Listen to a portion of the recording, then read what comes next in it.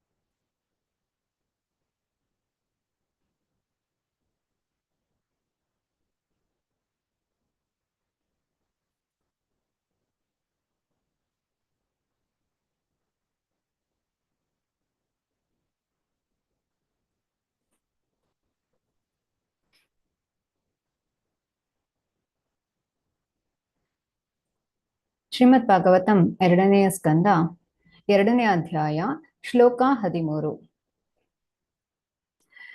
ಏಕೈಕಶೋ ಅಂಗಾನಿ ಧಿಯಾನುಭಾವಯೇತ್ ಪಾದಾದಿ ಯಾವದಸ್ಥಿತಂ ಗದಾವೃತಃ ಜಿತಂ ಜಿತಂ ಸ್ಥಾನಮಪೋಹ್ಯ ಧಾರಯೇತ್ ಪರಂ ಪರಂ ಶುದ್ಧ್ಯತಿ ಧೀರ್ಯತಾ ಯಥಾ.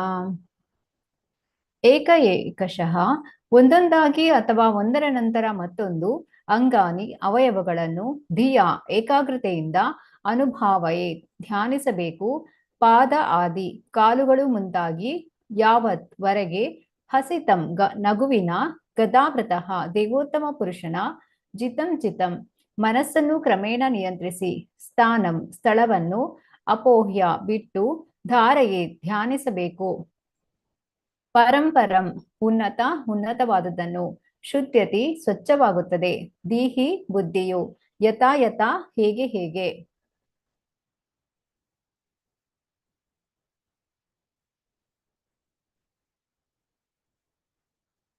ಅನುವಾದ: ಧ್ಯಾನದ ಪ್ರಕ್ರಿಯೆ ಭಗವಂತನ ಪಾದಕಮಲಗಳಿಂದ ಆರಂಭವಾಗಬೇಕು. ಭಗವಂತನ ನಗುಮುಗದವರೆಗೆ ಅಭಿವೃದ್ಧಿಗೊಳ್ಳಬೇಕು. ಧ್ಯಾನವನ್ನು ಪಾದಕಮಲಗಳಲ್ಲಿ ಏಕಾಗ್ರಗೊಳಿಸಬೇಕು. ಆ ಬಳಿಕ ಕಣಕಾಲುಗಳು, ಅನಂತರ ತೊಡೆಗಳು, ಈ ರೀತಿ ಮೇಲಕ್ಕೆ ಸಾಗಬೇಕು. ಮನಸ್ಸು ವಿವಿಧ ಅಂಗಾಂಗಗಳಲ್ಲಿ ಒಂದಾದ ಮೇಲೊಂದರಂತೆ ಹೆಚ್ಚು ನೆಲೆಸುತ್ತಿದ್ದಂತೆ ಬುದ್ಧಿಯು ಹೆಚ್ಚು ಪವಿತ್ರಗೊಳ್ಳುತ್ತದೆ. ಭಾವಾರ್ಥ: ಶಿಲಪ್ರಭುಪಾದರಿಂದ ಶಿಲಪ್ರಭುಪಾದರಿಗೆ ಜಯವಾಗಲಿ. ಶ್ರೀಮದ್ ಭಾಗವತದಲ್ಲಿ ಸೂಚಿತವಾದ ಧ್ಯಾನದ ಪ್ರಕ್ರಿಯೆಯು ಯಾವುದೋ ನಿರಾಕಾರ ಅಥವಾ ಶೂನ್ಯದ ಮೇಲೆ ಲಕ್ಷ್ಯವನ್ನು ಸ್ಥಿರೀಕರಿಸುವುದಾಗಿಲ್ಲ. ಧ್ಯಾನವನ್ನು ದೇವೋತ್ತಮ ಪರಮಪುರುಷನ ಮೂರ್ತ ಸ್ವರೂಪದಲ್ಲಿ ಏಕಾಗ್ರಗೊಳಿಸಬೇಕು. ಆ ಸ್ವರೂಪದ ಭಗವಂತನ ಬೃಹತ್ತಾದ ವಿಶ್ವಾತ್ಮಕ ರೂಪವಾದ ವಿರಾಟ್ ರೂಪವಾಗಬಹುದು, ಅಥವಾ ಧರ್ಮ ಗ್ರಂಥಗಳಲ್ಲಿ ವರ್ಣಿತವಾದಂತೆ ಭಗವಂತನ ಸಚ್ಚಿದಾನಂದ ವಿಗ್ರಹವೂ ಆಗಬಹುದು. ವಿಷ್ಣು ರೂಪದ ಅಧಿಕೃತವಾದ ವರ್ಣನೆಗಳಿವೆ. ದೇವಾಲಯಗಳಲ್ಲಿ ಅಧಿಕೃತ ಪ್ರತಿನಿಧಿಗಳಾದ ವಿಗ್ರಹಗಳಿವೆ. ಹೀಗೆ ಭಗವಂತನ ಪಾದಕಮಲಗಳಲ್ಲಿ ಮನಸ್ಸನ್ನು ಏಕಾಗ್ರಗೊಳಿಸಿ ಹಂತ ಹಂತವಾಗಿ ಮೇಲಕ್ಕೆ ಧ್ಯಾನವನ್ನು ಅಭ್ಯಾಸ ಮಾಡಬಹುದು. ಭಾಗವತ ಸಿದ್ಧಾಂತಕ್ಕೆ ಅನುಗುಣವಾಗಿ ಭಗವಂತನ ರಾಸನೃತ್ಯವು ಭಗವಂತನ ನಗುಮೊಗವಾಗಿದೆ. ಪಾದಕಮಲಗಳಿಂದ ನಗುಮೊಗದವರೆಗೆ ಹಂತ ಹಂತವಾಗಿ ಉನ್ನತಿಯನ್ನು ಸಾಧಿಸಬೇಕೆಂದು ಈ ಶ್ಲೋಕದಲ್ಲಿ ಸೂಚಿತವಾದ್ದರಿಂದ ರಾಸ ನೃತ್ಯದಲ್ಲಿ ಭಗವಂತನ ಲೀಲೆಗಳನ್ನು ಅರಿಯಲು ಒಮ್ಮೆಗೆ ನಾವು ಜಿಗಿಯಬಾರದು. ಭಗವಂತನ ಪಾದಕಮಲಗಳಿಗೆ ಹೂಗಳನ್ನು, ತುಳಸಿಯನ್ನು ಅರ್ಪಿಸುವುದರಿಂದ ನಮ್ಮ ಲಕ್ಷ್ಯವನ್ನು ಏಕಾಗ್ರಗೊಳಿಸಲು ಅಭ್ಯಾಸ ಮಾಡುವುದು ಒಳ್ಳೆಯದು. ಈ ರೀತಿ ಅರ್ಚನಾ ಪ್ರಕ್ರಿಯೆಯಿಂದ ನಾವು ಪವಿತ್ರರಾಗಬಹುದು. ನಾವು ಭಗವಂತನಿಗೆ ಅಲಂಕಾರ ಮಾಡುತ್ತೇವೆ, ಅಭಿಷೇಕ ಮಾಡುತ್ತೇವೆ ಇತ್ಯಾದಿ. ಈ ಎಲ್ಲಾ ದಿವ್ಯ ಕಾರ್ಯಗಳು ನಮ್ಮ ಅಸ್ತಿತ್ವವನ್ನು ಪವಿತ್ರಗೊಳಿಸಲು ನಮಗೆ ಸಹಾಯ ಮಾಡುತ್ತವೆ. ಪವಿತ್ರೀಕರಣದ ಉನ್ನತ ದರ್ಜೆಯನ್ನು ನಾವು ತಲುಪಿದಾಗ, ನಾವು ಭಗವಂತನ ನಗುಮೊಗವನ್ನು ಕಂಡರೆ ಅಥವಾ ರಾಸನೃತ್ಯ ಲೀಲೆಗಳನ್ನು ಶ್ರವಣ ಮಾಡಿದರೆ ಆಗ ನಾವು ಭಗವಂತನ ಕಾರ್ಯಗಳನ್ನು ಸವಿಯಬಹುದು. ಆದ್ದರಿಂದಲೇ ಶ್ರೀಮದ್ ಭಾಗವತದಲ್ಲಿ 10ನೇ ಸ್ಕಂದದಲ್ಲಿ ಅಧ್ಯಾಯ 29 ಮತ್ತು 34 29ರಿಂದ 34 ಅಧ್ಯಾಯದಲ್ಲಿ ರಾಸನೃತ್ಯ ಲೀಲೆಗಳನ್ನು ಚಿತ್ರಿಸಲಾಗಿದೆ. ಪಾದ ಕಮಲಗಳಲ್ಲಾಗಲಿ, ಕಣಕಾಲುಗಳಲ್ಲಾಗಲಿ, ತೊಡೆಗಳಲ್ಲಾಗಲಿ ಅಥವಾ ವಕ್ಷಸ್ಥಳದಲ್ಲಾಗಲಿ, ಒಟ್ಟಿನಲ್ಲಿ ಭಗವಂತನ ದಿವ್ಯ ರೂಪದಲ್ಲಿ ಲಕ್ಷ್ಯವನ್ನು ಹೆಚ್ಚು ಏಕಾಗ್ರಗೊಳಿಸುತ್ತಾ ಹೋದಂತೆ ಆತ ಹೆಚ್ಚು ಪವಿತ್ರಿತನಾಗುತ್ತಾನೆ. ಅದನ್ನು ಈ ಶ್ಲೋಕದಲ್ಲಿ ಸ್ಪಷ್ಟವಾಗಿ ಹೇಳಲಾಗಿದೆ. ಬುದ್ಧಿಯು ಹೆಚ್ಚು ಪವಿತ್ರಿತವಾಗುತ್ತದೆ, ಅಂದರೆ ಇಂದ್ರಿಯ ತೃಪ್ತಿಯ ಬಗೆಗೆ ಹೆಚ್ಚು ವಿರಕ್ತನಾಗುತ್ತಾನೆ ಎಂದು ಅರ್ಥ. ಇಂದ್ರಿಯ ತೃಪ್ತಿಯಲ್ಲಿ ತೊಡಗಿದ್ದರಿಂದಾಗಿ ಜೀವನದ ವರ್ತಮಾನದ ಬದ್ಧ ಸ್ಥಿತಿಯಲ್ಲಿ ನಮ್ಮ ಬುದ್ಧಿಯು ಅಪವಿತ್ರವಾಗಿರುತ್ತದೆ. ಭಗವಂತನ ದಿವ್ಯ ರೂಪದ ಧ್ಯಾನದ ಫಲವು ವ್ಯಕ್ತಿಯ ಇಂದ್ರಿಯ ತೃಪ್ತಿ ಕುರಿತ ವಿರಕ್ತಿಯಿಂದ ವ್ಯಕ್ತವಾಗುತ್ತದೆ. ಆದ್ದರಿಂದ ವ್ಯಕ್ತಿಯ ಬುದ್ಧಿಯ ಪವಿತ್ರೀಕರಣವೇ ಧ್ಯಾನದ ಅಂತಿಮ ಉದ್ದೇಶವಾಗಿದೆ.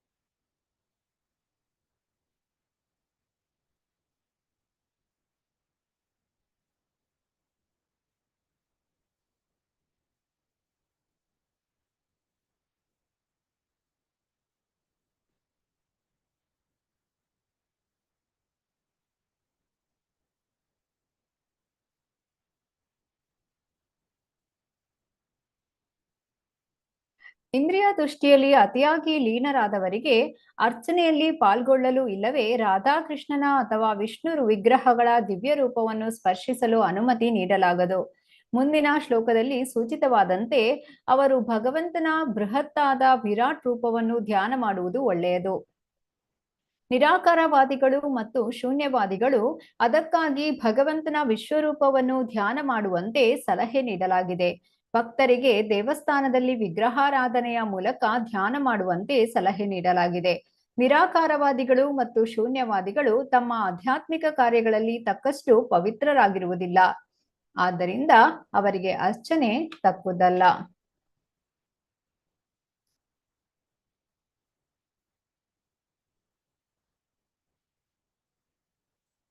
ಶ್ಲೋಕ 14. ಯಾವನ್ನ ಜಾಯೇತ ಪರಾವರೇಸ್ಮಿನ್ ವಿಶ್ವೇಶ್ವರೇ ದ್ರಷ್ಟರಿ ಭಕ್ತಿ ಯೋಗಃ ತಾವತ್ ಸ್ತವೀಯಃ ಪುರುಷಸ್ಯ ರೂಪಂ ಕ್ರಿಯಾವಸಾನೆ ಪ್ರಯತಾ ಸ್ಮರೇತ. ಯಾವತ್ ಎಲ್ಲಿಯವರೆಗೆ ನ ಜಾಯೇತ ಉಂಟಾಗುವುದಿಲ್ಲವೋ ಪರ ದಿವ್ಯವಾದ ಅವರೇ ಲೌಕಿಕವಾದ ಅಸ್ಮಿನ್ ಈ ರೂಪದಲ್ಲಿ ವಿಶ್ವ ಈಶ್ವರೇ ಸಕಲ ಜಗತ್ತುಗಳ ಪ್ರಭುವಾದ ದ್ರಷ್ಟರಿ ದಿವ್ಯ ದೃಷ್ಟಿಯುಳ್ಳವನಾದ ಭಕ್ತಿಯೋಗ ಭಕ್ತಿ ಸೇವೆಯು ತಾವತ್ ಅಲ್ಲಿಯವರೆಗೆ ಸ್ತವೀಯ ಜಡ ಐಹಿಕ ಭೋಗಾಸಕ್ತನು ಪುರುಷಸ್ಯ ವಿರಾಟ್ ಪುರುಷನ ರೂಪಂ ವಿಶ್ವರೂಪವನ್ನು ಕ್ರಿಯಾ ಅವಸಾನೆ ನಿರ್ದಿಷ್ಟ ಕರ್ತವ್ಯಗಳ ಕೊನೆಯಲ್ಲಿ ಪ್ರಯತಃ ಸಮಂಜಸ ಗಮನದೊಂದಿಗೆ ಸ್ಮರಿಸಬೇಕು.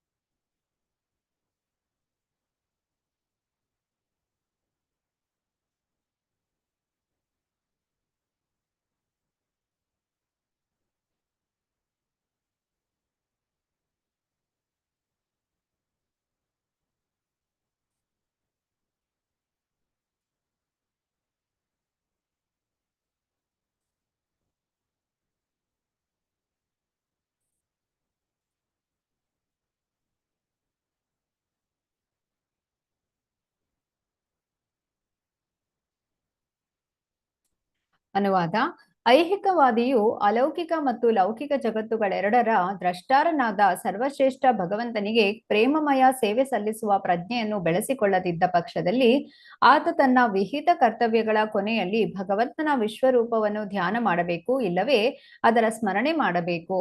ಭಾವಾರ್ಥ: ಶಿಲಪ್ರಭುಪಾದರಿಂದ ಶಿಲಪ್ರಭುಪಾದರಿಗೆ ಜಯವಾಗಲಿ. ಸರ್ವಶ್ರೇಷ್ಠ ಭಗವಂತನು ಲೌಕಿಕ ಮತ್ತು ಅಲೌಕಿಕ ಜಗತ್ತುಗಳೆರಡರ ದ್ರಷ್ಟಾರನಾಗಿದ್ದಾನೆ. ಬೇರೆ ಮಾತುಗಳಲ್ಲಿ ಹೇಳುವುದಾದರೆ ಸರ್ವಶ್ರೇಷ್ಠ ಭಗವಂತನು ಸಕಲ ಜಗತ್ತುಗಳ ಅಂತಿಮ ಫಲಾನುಭವಿಯೂ ಭೋಕ್ತಾರನೂ ಆಗಿರುತ್ತಾನೆ. ಇದನ್ನು ಭಗವದ್ಗೀತೆ ದೃಢೀಕರಿಸಿದೆ. 5ನೇ ಅಧ್ಯಾಯದ 29ನೇ ಶ್ಲೋಕದಲ್ಲಿ. ಆಧ್ಯಾತ್ಮಿಕ ಜಗತ್ತು ಭಗವಂತನ ಅಂತರಂಗ ಶಕ್ತಿಯ ಅಭಿವ್ಯಕ್ತಿಯಾಗಿದೆ. ಐಹಿಕ ಜಗತ್ತು ಅವನ ಬಹಿರಂಗ ಶಕ್ತಿಯ ಅಭಿವ್ಯಕ್ತಿಯಾಗಿದೆ. ಜೀವಿಗಳು ಕೂಡ ಭಗವಂತನ ತಟಸ್ಥ ಶಕ್ತಿಯಾಗಿವೆ. ತಮ್ಮದೇ ಆದ ಆಯ್ಕೆಯಿಂದಲೇ ಅವರು ಅಲೌಕಿಕ ಜಗತ್ತಿನಲ್ಲಾಗಲಿ ಅಥವಾ ಐಹಿಕ ಜಗತ್ತಿನಲ್ಲಾಗಲಿ ವಾಸಿಸಬಹುದು. ಐಹಿಕ ಜಗತ್ತು ಜೀವಿಗಳಿಗೆ ತಕ್ಕುದಾದ ಸ್ಥಳವಲ್ಲ, ಏಕೆಂದರೆ ಅವರು ಆಧ್ಯಾತ್ಮಿಕವಾಗಿ ಭಗವಂತನೊಂದಿಗೆ ಒಂದಾಗಿರುವವರು. ಐಹಿಕ ಜಗತ್ತಿನಲ್ಲಿ ಜೀವಿಗಳು ಐಹಿಕ ಜಗತ್ತಿನ ನಿಯಮಗಳಿಂದ ಬದ್ಧರಾಗಿರುತ್ತಾರೆ. ಭಗವಂತನು ತನ್ನ ವಿಭಿನ್ನಾಂಶಗಳಾದ ಜೀವಿಗಳು ತನ್ನೊಂದಿಗೆ ಅಲೌಕಿಕ ಜಗತ್ತಿನಲ್ಲಿ ವಾಸಿಸಲು ಬಯಸುತ್ತಾನೆ. ಐಹಿಕ ಜಗತ್ತಿನಲ್ಲಿ ಬದ್ಧಾತ್ಮರಿಗೆ ಜ್ಞಾನೋದಯವನ್ನುಂಟು ಮಾಡಲು, ಬದ್ಧಾತ್ಮರನ್ನು ಮರಳಿ ಭಗವದ್ಧಾಮಕ್ಕೆ ಶೀಘ್ರವಾಗಿ ಸೆಳೆಯಲು ಎಲ್ಲಾ ವೇದಗಳು ಮತ್ತು ಅಪೌರುಷೇಯ ಧರ್ಮ ಗ್ರಂಥಗಳು ಇವೆ. ದುರದೃಷ್ಟವೆಂದರೆ ಬದ್ಧರಾದ ಜೀವಿಗಳು ಬದ್ಧ ಜೀವನದ ತ್ರಿಗುಣಾತ್ಮಕ ದುಃಖಗಳನ್ನು ನಿರಂತರವಾಗಿ ಅನುಭವಿಸುತ್ತಿದ್ದರೂ ಕೂಡ ಭಗವದ್ಧಾಮಕ್ಕೆ ಹೋಗಲು ಗಂಭೀರ ಮನಸ್ಕರಾಗಿಲ್ಲ. ಪಾಪ ಮತ್ತು ಪುಣ್ಯಗಳಿಂದ ಸಂಕೀರ್ಣವಾದ ಜೀವನ ಕ್ರಮದ ದುರ್ಮಾರ್ಗ ದರ್ಶನದಿಂದಾಗಿ ಹೀಗಾಗಿದೆ. ಅವರಲ್ಲಿ ಕರ್ಮಗಳಿಂದ ಪುಣ್ಯವಂತರಾದ ಕೆಲವರು ನಶಿಸಿ ಹೋದ ಭಗವತ್ ಸಂಬಂಧವನ್ನು ಪುನಃ ಸ್ಥಾಪಿಸಲು ಆರಂಭಿಸುತ್ತಾರೆ. ಆದರೆ ಅವರು ಭಗವಂತನ ವ್ಯಕ್ತಿ ರೂಪವನ್ನು ಅರಿಯಲು ಅಸಮರ್ಥರಾಗಿರುತ್ತಾರೆ. ಜೀವನದ ನಿಜವಾದ ಉದ್ದೇಶ ಭಗವಂತನೊಂದಿಗೆ ಸಂಪರ್ಕವನ್ನು ಪಡೆಯುವುದು ಮತ್ತು ಅವನ ಸೇವೆಯಲ್ಲಿ ತೊಡಗುವುದೇ ಆಗಿದೆ. ಅದು ಜೀವಿಗಳ ಸಹಜ ಸ್ಥಿತಿಯಾಗಿದೆ.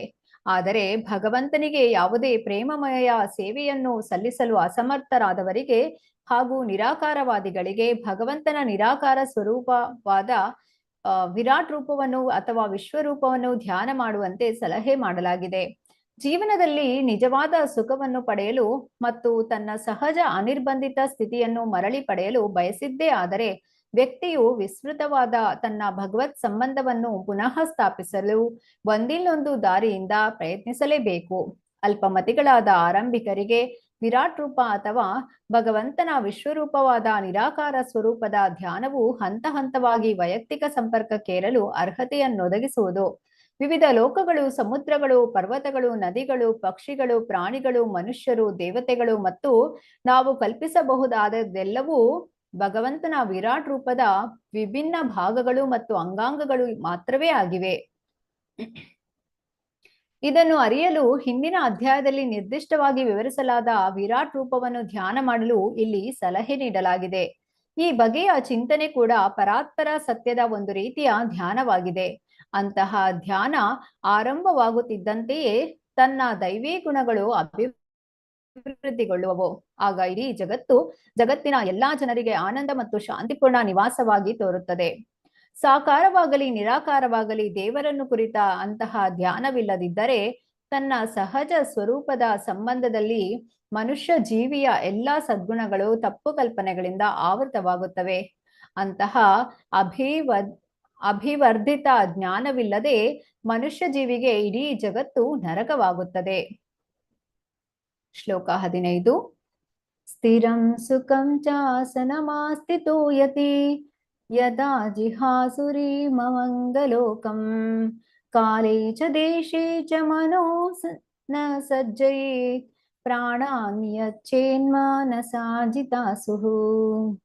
ಸ್ಥಿರಂ ಗೊಂದಲಗೊಳ್ಳದೆ ನಿಶ್ಚಲವಾಗಿ, ಸುಖಂ ಸುಖಕರವಾದ, ಚ ಕೂಡ, ಆಸನಂ ಆಸನದಲ್ಲಿ, ಆಸ್ಥಿತಃ ಕುಳಿತುಕೊಂಡು, ಯತಿಹಿ ಋಷಿಯು, ಯದಾ ಯಾವಾಗ, ಜಿಹಾಸುಹು ತ್ಯಜಿಸಲು ಅಪೇಕ್ಷಿಸಿದಾಗ, ಇಮಂ ಈ ಅಂಗ ರಾಜನೇ, ಲೋಕಂ ಈ ದೇಹವನ್ನು, ಕಾಲೇ ಕಾಲದಲ್ಲಿ, ಚ ಮತ್ತು, ದೇಶೇ ಸರಿಯಾದ ಸ್ಥಳದಲ್ಲಿ, ಚ ಮತ್ತು, ಮನಃ ಮನಸ್ಸು, ನ ಸಜ್ಜೆಯೇ ಕಳವಳದಿಂದ ಇರಿಸಬಾರದು, ಪ್ರಾಣಾನ್ ಇಂದ್ರಿಯಗಳನ್ನು ನಿಯಚ್ಚೇತ್ ನಿಯಂತ್ರಿಸಬೇಕು. ಮನಸ್ಸಿನಿಂದ ಜಿತ ಅಸುಹು ಪ್ರಾಣವಾಯುವನ್ನು ಗೆದ್ದು. ಅನುವಾದ: ಓ ರಾಜನೇ, ಯೋಗಿಯು ಈ ಮಾನುಷ ಲೋಕವನ್ನು ತ್ಯಜಿಸಲು ಬಯಸಿದಾಗೆಲ್ಲ ಅವನು ತಕ್ಕ ಕಾಲ ದೇಶಗಳ ಬಗ್ಗೆ ಕಳವಳಗೊಳ್ಳಬಾರದು. ಸುಖಾಸೀನನಾಗಿ ವಿಚಲಿತನಾಗದೆ ಕುಳಿತುಕೊಳ್ಳಬೇಕು ಮತ್ತು ಜೀವ ಪ್ರಾಣವನ್ನು ನಿಯಂತ್ರಿಸುತ್ತಾ ಮನಸ್ಸಿನಿಂದ ಇಂದ್ರಿಯಗಳನ್ನು ನಿಗ್ರಹಿಸಬೇಕು. ಭಾವಾರ್ಥ: ಶ್ರೀಲ ಪ್ರಭುಪಾದರಿಂದ ಶ್ರೀಲ ಪ್ರಭುಪಾದರಿಗೆ ಜಯವಾಗಲಿ. ಭಗವಂತನ ಅಲೌಕಿಕ ಪ್ರೇಮಮಯ ಸೇವೆಯಲ್ಲಿ ಸಂಪೂರ್ಣವಾಗಿ ತೊಡಗಿದ ಮತ್ತು ಪ್ರತಿ ಹೆಜ್ಜೆಯಲ್ಲೂ ಅವನನ್ನು ನಿರಂತರವಾಗಿ ಸ್ಮರಿಸುವ ವ್ಯಕ್ತಿಯು ಭಗವಂತನ ವೈಯಕ್ತಿಕ ಸಂಪರ್ಕಕ್ಕೆ ಪ್ರವೇಶಿಸುವ ಮೂಲಕ ಅವನ ಕೃಪೆಯನ್ನು ಸುಲಭವಾಗಿ ಪಡೆಯುತ್ತಾನೆ. ಇದನ್ನು ಭಗವದ್ಗೀತೆ 8ನೇ ಅಧ್ಯಾಯದ 14ನೇ ಶ್ಲೋಕದಲ್ಲಿ ಸ್ಪಷ್ಟವಾಗಿ ಹೇಳಿದೆ. ಅಂತಹ ಭಕ್ತನು ಸದ್ಯದ ದೇಹವನ್ನು ಬಿಡಲು ಉಚಿತ ಕ್ಷಣವನ್ನು ಅರಸಬೇಕಾಗಿಲ್ಲ. ಆದರೆ ಕಾಮ್ಯ ಕರ್ಮಗಳಿಂದ ಅಥವಾ ಅನುಭವಗಮ್ಯ ತತ್ವಜ್ಞಾನದ ಊಹಾತ್ಮಕ ಚಿಂತನೆಗಳಿಂದ ಅಶುದ್ಧರಾದ ಮಿಶ್ರ ಭಕ್ತರಿಗೆ ಈ ದೇಹವನ್ನು ತ್ಯಜಿಸುವುದಕ್ಕಾಗಿ ಉಚಿತ ಕ್ಷಣದ ಅಗತ್ಯವಿರುತ್ತದೆ. ಅವರಿಗೆ ಉಚಿತ ಕ್ಷಣಗಳನ್ನು ಭಗವದ್ಗೀತೆ 8ನೇ ಅಧ್ಯಾಯದ 23ರಿಂದ 26ನೇ ಶ್ಲೋಕದಲ್ಲಿ ಹೇಳಿದೆ. ತನ್ನ ಇಚ್ಛೆಯಂತೆ ದೇಹವನ್ನು ತ್ಯಜಿಸಲು ಸಮರ್ಥನಾದ ಯಶಸ್ವಿ ಯೋಗಿಯಾಗುವುದು ಹೆಚ್ಚು ಮುಖ್ಯ. ಈ ಉಚಿತ ಕ್ಷಣಗಳು ಅಷ್ಟೊಂದು ಮುಖ್ಯವಲ್ಲ. ಅಂತಹ ಯೋಗಿಯು ಮನಸ್ಸಿನಿಂದ ಇಂದ್ರಿಯಗಳನ್ನು ನಿಯಂತ್ರಿಸುವುದಕ್ಕೆ ಸಮರ್ಥನಾಗಿರಬೇಕು. ಭಗವಂತನ ಪಾದ ಕಮಲಗಳಲ್ಲಿ ಮನಸ್ಸನ್ನು ತೊಡಗಿಸುವುದರಿಂದಲೇ ಮನಸ್ಸನ್ನು ಸುಲಭವಾಗಿ ಗೆಲ್ಲಬಹುದು. ಹಂತ ಹಂತವಾಗಿ ಅಂತಹ ಸೇವೆಯಿಂದ ಈ ಎಲ್ಲಾ ಇಂದ್ರಿಯಗಳು ತಾವಾಗಿ ಭಗವಂತನ ಸೇವೆಯಲ್ಲಿ ನಿರತವಾಗುತ್ತವೆ. ಅದೇ ಪರಮ ಪರಾತ್ಪರದಲ್ಲಿ ಲೀನವಾಗುವ ಮಾರ್ಗವಾಗಿದೆ. ಶ್ಲೋಕ 16. ಮನಸ್ವಬುದ್ಧ್ಯ ಮಲಯಾ ನಿಯಮ್ಯ ಕ್ಷೇತ್ರಜ್ಞಯೇತಾಂ ನಿನಯೇತ್ ತಮಾತ್ಮನಿ ಆತ್ಮಾನಮಾತ್ಮನ್ಯವರುದ್ಧ್ಯ ಧೀರೋ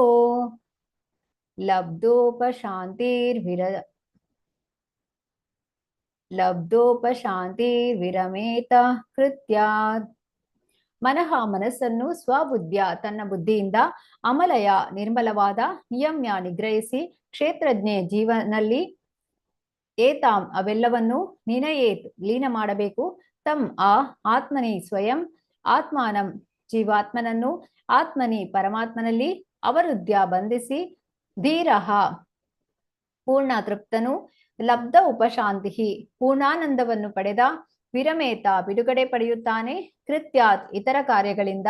ಅನುವಾದ: ಆ ಬಳಿಕ ಯೋಗಿಯು ತನ್ನ ಶುದ್ಧ ಬುದ್ಧಿಯಿಂದ ಮನಸ್ಸನ್ನು ಜೀವಾತ್ಮನಲ್ಲಿ ಲೀನ ಮಾಡಬೇಕು. ಅನಂತರ ಜೀವಾತ್ಮನನ್ನು ಪರಮಾತ್ಮನಲ್ಲಿ ಲೀನ ಮಾಡಬೇಕು. ಹೀಗೆ ಮಾಡುವುದರಿಂದ ಪೂರ್ಣ ತೃಪ್ತನಾದ ಜೀವಾತ್ಮನು ತೃಪ್ತಿಯ ಅತ್ಯುನ್ನತ ಹಂತದಲ್ಲಿ ನೆಲೆಸುತ್ತಾನೆ.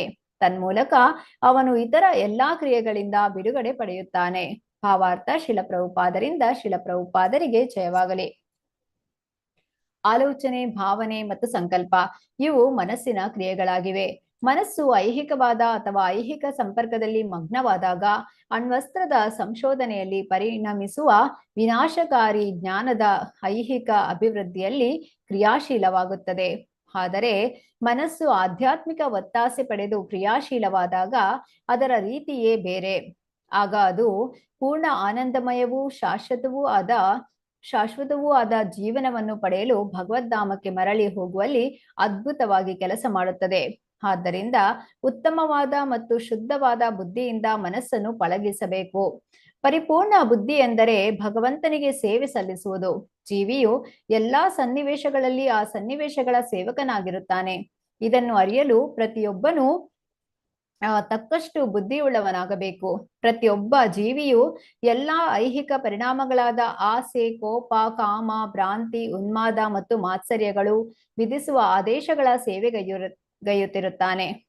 ಹೀಗೆ ವಿವಿಧ ಪ್ರಕೃತಿ ಸ್ವಭಾವಗಳ ಆದೇಶಗಳನ್ನು ನಿರ್ವಹಿಸುತ್ತಿದ್ದಾಗ ಕೂಡ ಆತ ನಿರಂತರವಾಗಿ ಅಸುಖಿಯಾಗುತ್ತಾನೆ.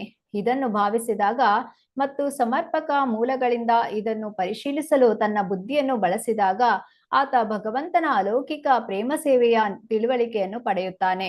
ಮೇಲೆ ಉಲ್ಲೇಖಿಸಲಾದ ದೇಹದ ವಿವಿಧ ಭಾವಗಳಿಗೆ ಲೌಕಿಕವಾಗಿ ಸೇವೆ ಸಲ್ಲಿಸುವುದರ ಬದಲಾಗಿ ಜೀವಿಗಳ ಬುದ್ಧಿಯು ಅಸಂತುಷ್ಟವಾದ ಐಹಿಕ ಪ್ರಕೃತಿ ಸ್ವಭಾವಗಳ ಮಾಯೆಯಿಂದ ಮುಕ್ತವಾಗುತ್ತದೆ. ತನ್ಮೂಲಕ ಮನಸ್ಸು ಶುದ್ಧ ಬುದ್ಧಿಯಿಂದ ಭಗವಂತನ ಸೇವೆಯಲ್ಲಿ ಮಗ್ನವಾಗುತ್ತದೆ. ಪರಾತ್ಪರ ನೆಲೆಯಲ್ಲಿರುವ ಭಗವಂತ ಮತ್ತು ಭಗವತ್ ಸೇವೆಗಳು ಅಭಿನ್ನವಾಗಿವೆ. ಆದ್ದರಿಂದ ಶುದ್ಧ ಬುದ್ಧಿ ಮತ್ತು ಮನಸ್ಸು ಭಗವಂತನಲ್ಲಿ ಲೀನವಾಗುತ್ತವೆ. ಹಾಗಾದಾಗ ಜೀವಿಯು ತಾನೇ ದ್ರಷ್ಟಾರನಾಗಿ ಉಳಿಯುವುದಿಲ್ಲ, ಆದರೆ ಭಗವಂತನೇ ಅಲೌಕಿಕವಾಗಿ ಅವನನ್ನು ಕಾಣುತ್ತಾನೆ. ಭಗವಂತನೇ ಜೀವಿಯನ್ನು ನೇರವಾಗಿ ಕಾಣುವಂತಾದಾಗ ತನ್ನ ಬಯಕೆಗನುಗುಣವಾಗಿ ಅವನು ವರ್ತಿಸುವಂತೆ ಭಗವಂತನು ಆದೇಶಿಸುತ್ತಾನೆ. ಭಗವಂತನನ್ನು ಪೂರ್ಣವಾಗಿ ಅನುಸರಿಸಿದಾಗ ಜೀವಿಯು ತನ್ನ ಭ್ರಮಾತ್ಮಕ ತೃಪ್ತಿಗಾಗಿ ಯಾವುದೇ ಇತರ ಕರ್ತವ್ಯ ನಿರ್ವಹಣೆಯನ್ನು ಸ್ಥಗಿತಗೊಳಿಸುತ್ತಾನೆ. ತನ್ನ ಪವಿತ್ರ ಶುದ್ಧ ಸ್ಥಿತಿಯಲ್ಲಿ ಜೀವಿಯು ಆನಂದಪೂರ್ಣವಾದ ಲಬ್ಧೋಪಶಾಂತಿಯ ಹಂತವನ್ನು ಪಡೆಯುತ್ತಾನೆ ಮತ್ತು ಎಲ್ಲಾ ಲೌಕಿಕ ಕಾತರತೆಗಳನ್ನು ಕೊನೆಗಾಣಿಸುತ್ತಾನೆ. ಶ್ಲೋಕ 17. ನ ಯತ್ರ ಕಾಲೋ ಅನಿಮಿಷಾಂ ಪರ ಪ್ರಭು ಕುತೋನು ದೇವಾ ಜಗತಾಂ ಯ ಈಶಿರೇ ನ ಯತ್ರ ಸತ್ವಂ ನ ರಜಸ್ತಮಶ್ಚ ನ ವೈ ವಿಕಾರೋ ನ ಮಹಾನ್ ಪ್ರಧಾನಂ.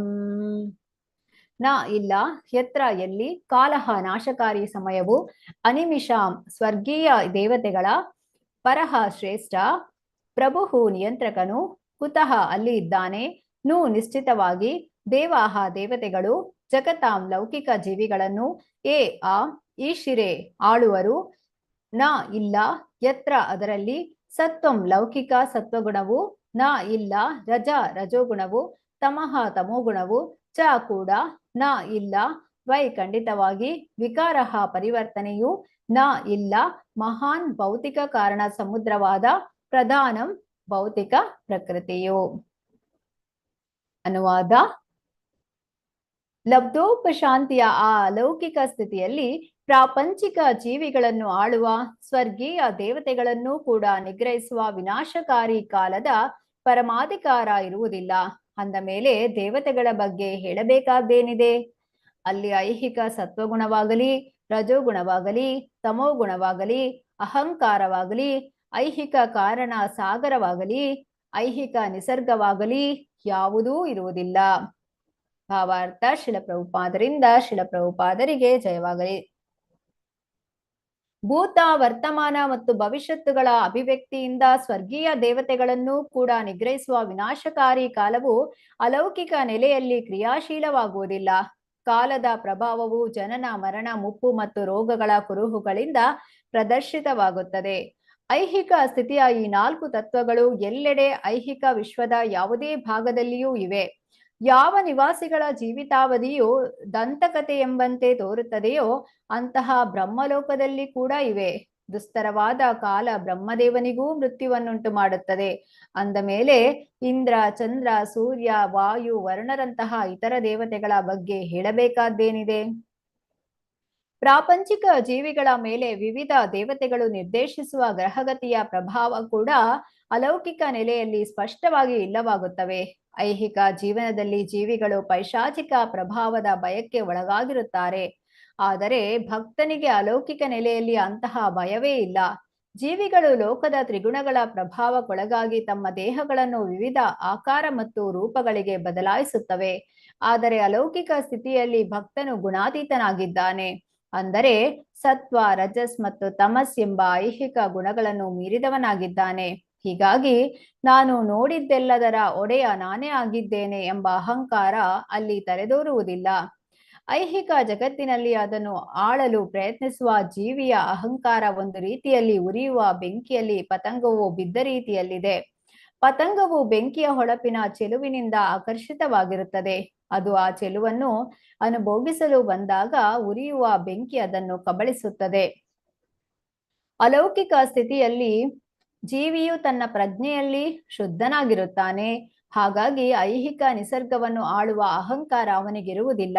ನಿಜ ಹೇಳುವುದಾದರೆ ವಾಸುದೇವ ಸರ್ವಂ ಇತೀಸ ಮಹಾತ್ಮ ಸುದುರ್ಲಭ ಎಂದು ಭಗವದ್ಗೀತೆಯಲ್ಲಿ 7ನೇ ಅಧ್ಯಾಯದ 19ನೇ ಶ್ಲೋಕದಲ್ಲಿ ಹೇಳಿದಂತೆ ಭಕ್ತನ ಶುದ್ಧ ಪ್ರಜ್ಞೆ ಸರ್ವಶ್ರೇಷ್ಠ ಭಗವಂತನಿಗೆ ಶರಣಾಗಲು ಅವನನ್ನು ನಿರ್ದೇಶಿಸುತ್ತದೆ.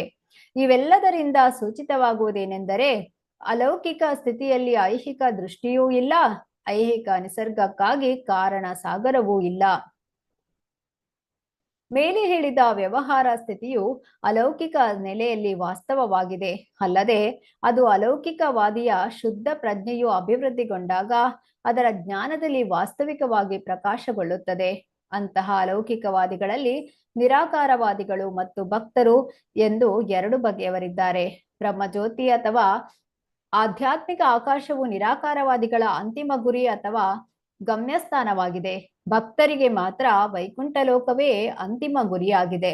ಭಗವಂತನ ಅಲೌಕಿಕ ಪ್ರೇಮಮಯ ಸೇವೆಯಲ್ಲಿ ಕಾರ್ಯವೆಸಗುವುದಕ್ಕೆ ಆಧ್ಯಾತ್ಮಿಕ ರೂಪಗಳನ್ನು ಪಡೆಯುವುದರಿಂದ ಮೇಲೆ ಉಲ್ಲೇಖಿಸಿದ ವ್ಯವಹಾರ ಸ್ಥಿತಿಯನ್ನು ಭಕ್ತರು ಅನುಭವಿಸುತ್ತಾರೆ.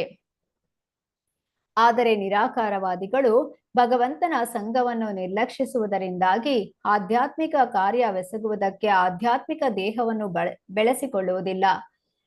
ಅದಕ್ಕೆ ಬದಲಾಗಿ ದೇವೋತ್ತಮ ಪರಮಪುರುಷನ ಪ್ರಕಾಶಮಯವಾದ ಆಧ್ಯಾತ್ಮಿಕ ಕಿರಣಗಳಲ್ಲಿ ಲೀನರಾಗಿ ಆಧ್ಯಾತ್ಮಿಕ ಕಿಡಿಯಾಗಿ ಮಾತ್ರ ಉಳಿಯುತ್ತಾರೆ. ಭಗವಂತನು ನಿತ್ಯತೆ, ಆನಂದ, ಜ್ಞಾನಗಳ ಸುಸಂಪೂರ್ಣ ರೂಪನಾಗಿದ್ದಾನೆ. ಆದರೆ ರೂಪರಹಿತ ಬ್ರಹ್ಮಜ್ಯೋತಿಯು ನಿತ್ಯತೆ ಮತ್ತು ಜ್ಞಾನ ಮಾತ್ರವೇ ಆಗಿದೆ. ವೈಕುಂಠ ಲೋಕಗಳು ಕೂಡ ನಿತ್ಯತೆ, ಆನಂದ ಮತ್ತು ಜ್ಞಾನಗಳ ರೂಪಗಳೇ ಆಗಿವೆ. ಆದ್ದರಿಂದ ಭಗವಂತನ ಧಾಮವನ್ನು ಸೇರಿದ ಭಕ್ತರು ಕೂಡ ನಿತ್ಯತೆ, ಆನಂದ ಮತ್ತು ಜ್ಞಾನಗಳ ದೇಹಗಳನ್ನು ಪಡೆಯುತ್ತಾರೆ. ಹೀಗಿರುತ್ತಾ ಅಲ್ಲಿ ಒಬ್ಬ ಮತ್ತೊಬ್ಬನ ಮಧ್ಯೆ ಭೇದವಿಲ್ಲ. ಭಗವಂತನ ಧಾಮ, ನಾಮ, ಮಹಿಮೆ, ಪರಿಕರ ಮುಂತಾದವುಗಳು ಅದೇ ಅಲೌಕಿಕ ಗುಣಗಳನ್ನು ಪಡೆದಿವೆ. ಈ ಶ್ಲೋಕದಲ್ಲಿ ಅಲೌಕಿಕ ಗುಣವು ಐಹಿಕ ಜಗತ್ತಿನಿಂದ ಹೇಗೆ ಬೇರೆಯಾಗಿದೆ ಎಂಬುದನ್ನು ವಿವರಿಸಲಾಗಿದೆ. ಭಗವದ್ಗೀತೆಯಲ್ಲಿ ಭಗವಾನ್ ಶ್ರೀಕೃಷ್ಣನು ಕರ್ಮಯೋಗ, ಜ್ಞಾನಯೋಗ, ಭಕ್ತಿಯೋಗಗಳೆಂಬ 3 ಪ್ರಧಾನ ವಿಷಯಗಳನ್ನು ವಿವರಿಸಿದ್ದಾನೆ. ಆದರೆ ಭಕ್ತಿಯೋಗದ ಅಭ್ಯಾಸದಿಂದ ಮಾತ್ರವೇ ವೈಕುಂಠ ಲೋಕಗಳನ್ನು ಸೇರಬಹುದಾಗಿದೆ. ಉಳಿದೆರಡು ಮೇಲೆ ತಿಳಿಸಿರುವಂತೆ ಪ್ರಕಾಶಮಯ ಬ್ರಹ್ಮಜ್ಯೋತಿಗೆ ಅನುಕೂಲಕರವಾಗಿ ಕರೆದೊಯ್ಯುತ್ತವೆ. ಆದರೆ ವೈಕುಂಠ ಲೋಕಗಳನ್ನು ಸೇರುವುದರಲ್ಲಿ ಸಹಾಯ ಮಾಡಲು ಅವು ಅಸಮರ್ಥವಾಗಿವೆ. ಶ್ಲೋಕ 18. ಪರಂ ಪದಂ ವೈಷ್ಣವ ಮಾಮನಂತಿ ತತ್ ಯನ್ನೇತಿ